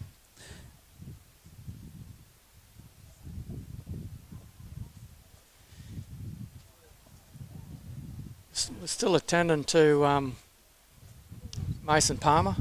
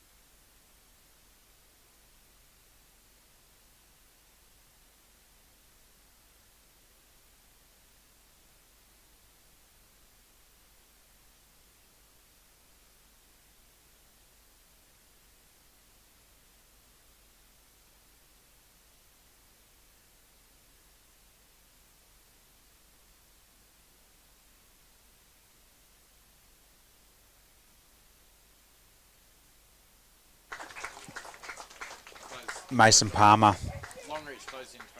leaves the field, obviously. That's the hold up in the play we have at the moment, so wish him the best of luck. Hopefully not too serious. Central West will have to fight hard here in the end, obviously. 12 minutes to go, 14-6 down, and they'll look to play this game out as hard as they can. Definitely, Tommy. Definitely upsetting for Mason there. Yeah, he's been really good. Between him and Carson, just controlling their play. He's been really good in the last few weeks, and been a huge reason why they're here this week and in the fight with Emerald Tigers to go on to play Emerald Brothers next week.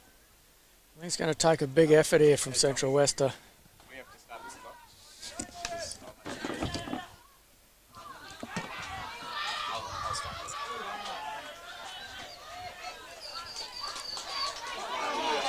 great run from Max Garner. And a penalty here. He's gone high. Unfortunately for Heslin.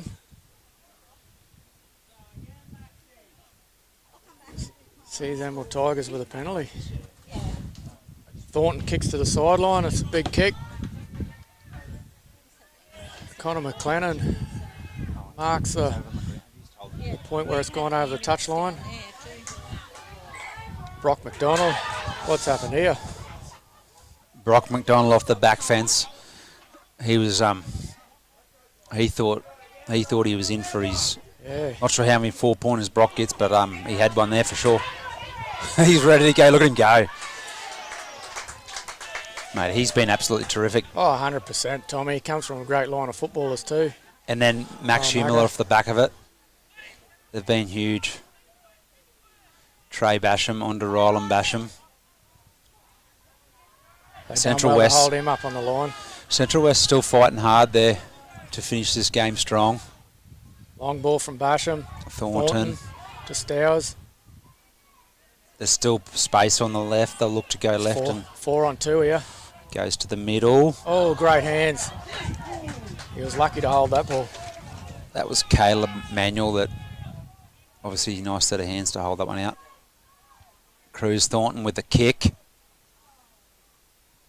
And he finds touch. Change over to Central West and they'll look to march on downfield with their big boys. But I guess the big boys are struggling a little bit at the minute. Obviously lots of goal line defences impacting their impact on the game. Just a bit of body language from Central West at the moment, Tommy. I think they're feeling it, mate. Yeah, Frankie Rocket with a nice carry. And then we got Daniel Lenton with play 2 coming in to help his forwards. Jordan Kisby with a run. Cooper Halem. I think that's the key for Central West, Tommy. They're getting a little bit more width now. When they're staying tight in the ruck, they're making it easy for the Tigers to defend. Oh, that was unlucky. Carsons. That was close. Obviously, a bit of a missed kick from Ryan Rowlands, but it nearly turned into something with Carson Williamson chasing through. He's a pretty crafty little player, and he nearly got that.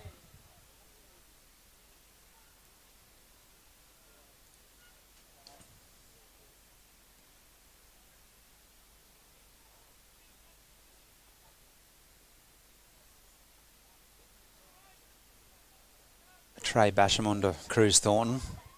Nice run, Cruz. They can't put him on the ground. Stowers onto Ryland Basham. They've worked really well today together, them guys. And then number 5, Ethan Yates on the end of it. Stowers, Ryland Basham show. Especially in the last 5 to 10 minutes there, Tim. They definitely have stood up, Tommy. Stowers shows a pass over Ball's the back. gone backwards. Brody Sands breaks a tackle, and then Carson Williamson, little bull terrier, gets There's him. 5 on 3 out here, Tommy. Remy Nickel onto Cruz Thornton, onto Eddie great Logovic, tackle. and a Great great tackle. Obviously, might have misjudged the tackle. Either way, when we say great tackle, he stopped the try.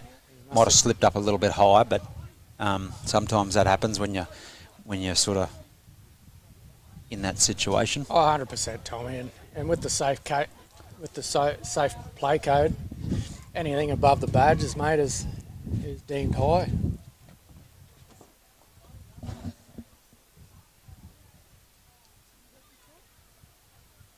Tigers are just going to take their time here and wind a bit more time off the clock.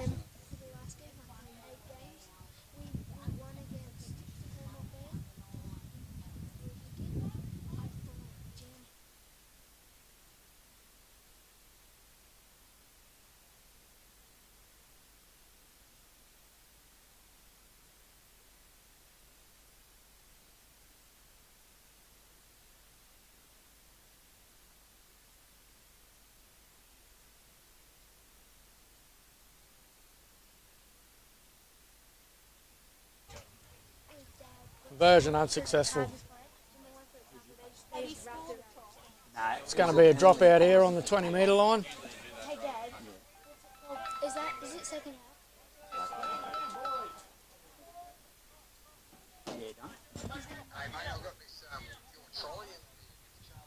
Just under 7 minutes remaining. Emerald Tigers 14, Central West 6. Dropout hits the 40-metre line. Great run from Cruz Thornton. Basham wants a quick play of the ball. Nah, all good, mate. Sweet as, mate. See ya.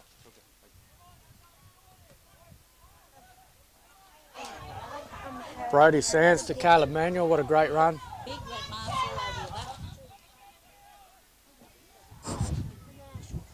Basham to Thornton. Logovic. See, 14-6. Thornton on to Ferguson. Ferguson takes the run. Tigers, plenty of numbers to the right. Nickel. Oh, bit of a Goes to loose ground. pass onto Caleb Manuel with a nice pick up off the bootlaces. And he does well to, It's just short of the goes line. very close. Caleb Manuel with a nice run. And then we've got Brody Sands with a great pass. Hargraves looking for the line. He's found it. What a great front rowers try. You got Brody Sands onto Jackson Hargrave, obviously working well together. If you look at the Harvey Norman replay here, you got Caleb Manuel done all the work with a great pickup, and obviously went very, very close. Could have nearly bounced over himself. And then Trey Basham, he's got the smarts between the eyes, and he goes to Brody Sands, who throws a great ball to Jackson Hargraves, and he finishes it off well. What a great try. Definitely, Tommy. One-on-one on the try line with a front rower, mate. It's hard to... Yeah, obviously those guys have been some of their best players over the last couple of weeks also. Brody Sands and Jackson Hargrave leading well from the front. And then we got Nate Stowers. He's also thinks he's got the kick and tee out. He's been inspirational for him today, Tommy.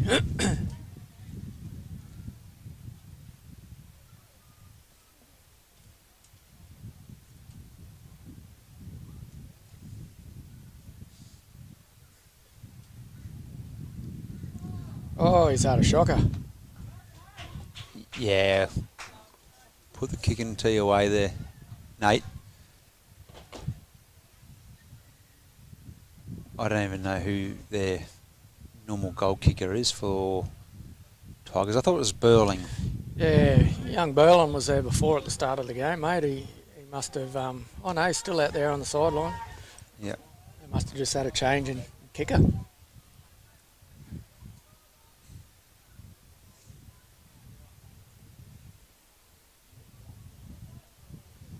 Three and a half minutes left in the must-win final against Emerald Tigers and Central West.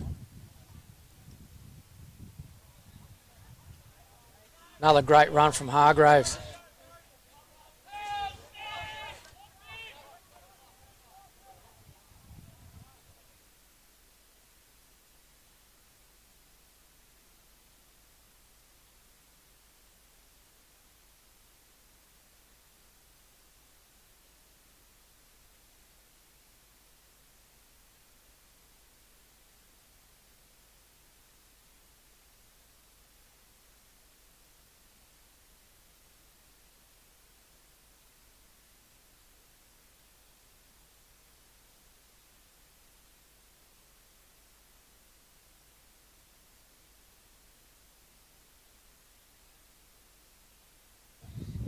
Oh, great ball from Hargraves to Basham.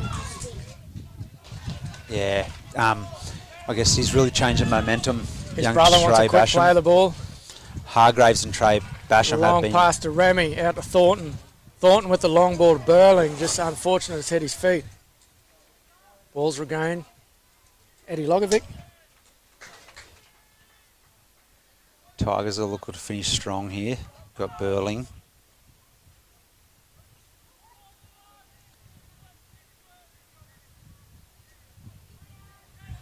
Remy for the kick. He's put it high, put a bit of pressure on the winger, and he's attacked the ball well. Great hands. Great take from Daniel Lennon. He's been pretty safe for the Central West side and done his job also. He's played really, really well. As always, Jock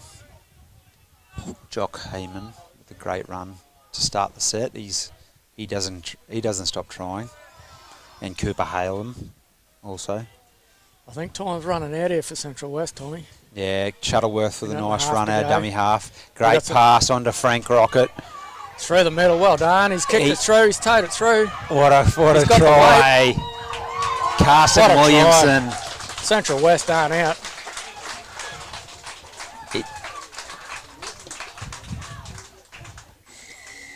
Here it is on the replay. What sort of lead up we got here? I know Shuttleworth was really good at a dummy half. He breaks tackles and then comes with a great pass onto Rocket. And then the kick, the vision. And then Carson Williamson, he's just one of them players. He's Perfect bounce. Yeah, what a great bounce and Well great, done, great Central try. West.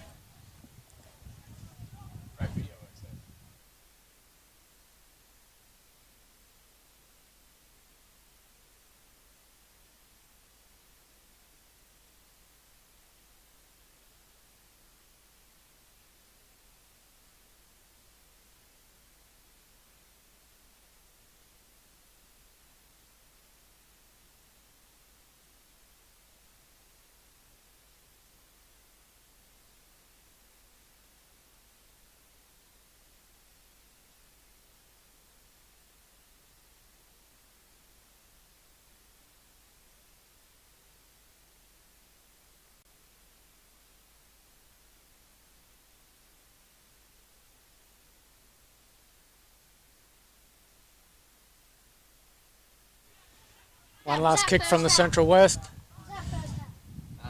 Lockie Berlin's not had enough yet. And that's where play will end. Congratulations to the Emerald Tigers. Yeah, great game. Obviously, Emerald Tigers now goes on to play Emerald Brothers in a repeat of the under-17s grand final. Obviously, 2025 champions was Emerald Brothers, and obviously Emerald Tigers will be up against Emerald Brothers again in that one and trying to reverse the scoreline there. It's unlucky to Central West. They tried very, very hard and obviously only just went down. Great game of footy. Great game of footy, Tommy, yeah.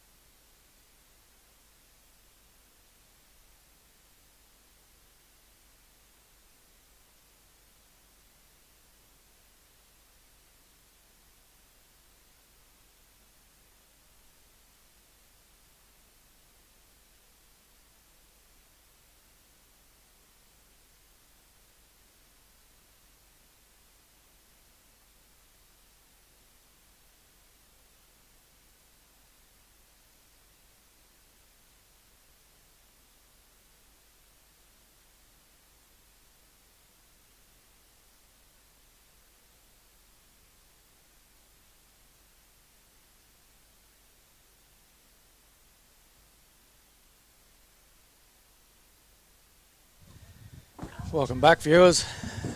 Just while we wait for man of the match presentation, we'd like to thank our sponsors again: Diamond Diesel, CMAC, GR Motors, Terracom, Nutrien, JD's Hair Affair, and Madden Investments. Tommy's just gone down to take care of man of the match. We'll just wait for Central West to roll over here, and we'll get back to you.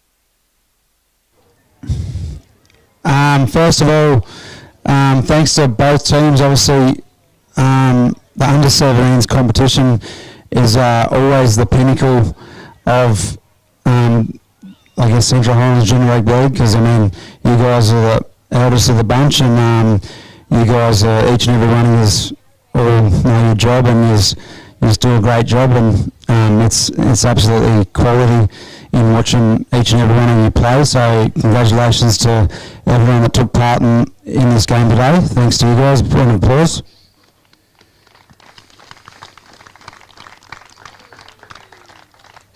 We always have a soft spot for Central West. What they do year in, year out for our competition. Obviously, we've got 5 teams in our under-17 competition, and Central West are a very important part of that. So much appreciated to Ben Palmer and the players from out Central West that come in, week out to play in this competition. And also special thanks to any players that obviously there's a couple from the Tigers that ended up playing for Central West this year.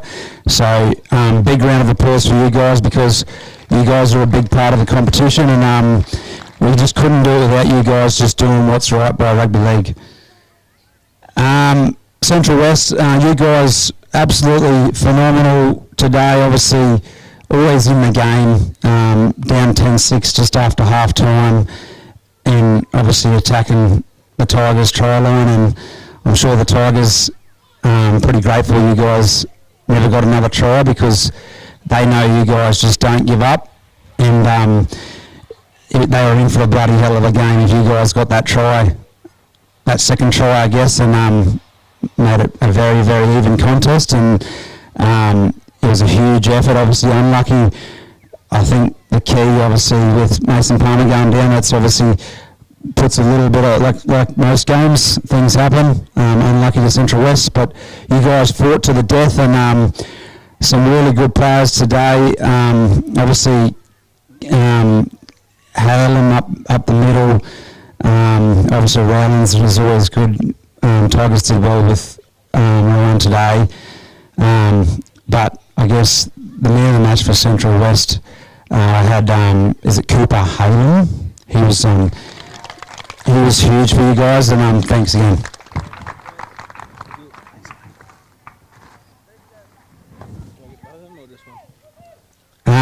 All good, thank you very much there, Cooper. You want a speech, or?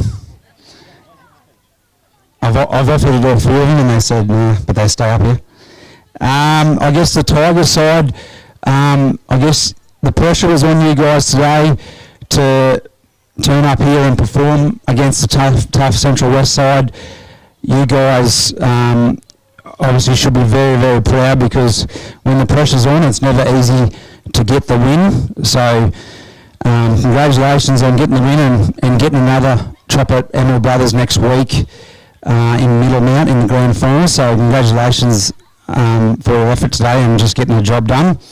To the players who stood out today, I might have had the wrong name a couple of times there. I might have given the man of the match to Brock Humiller, but he's in the yellow shirt. So, so both those guys were good. Brock McDonald and Max Humiller were huge, but obviously getting Nate back today was a big win for you guys. He was huge. You guys had a lot of really, really good players today, and should hold your head really, really high. Roland Basham was huge again. He obviously played really well in the second half there, especially. Even Remy Nicol was great today and controlled the game from a halves perspective. But the man of the match, guys, he's a player I've been watching pretty closely over the last couple of weeks. I tell you what, he punches above his weight, and the line nearly opened up there. He nearly got a try. The opposition mightn't have been ready for it, but Brock McDonald was huge. He's I bet he's looking forward to next week. Well played. Any words for next week, Brock? No, congratulations both teams. Safe travels out to Central West. Thanks to Ben Palmer and all your coaching staff and what you do for your team and your competition, this competition, so thank you. Thanks to Tigers, and best of luck next week, and see us all in Middlemount. Thank you. And thanks to Clermont Bears Junior Rugby League for hosting week 2 of the finals. You've done a fabulous job and much appreciated. See ya.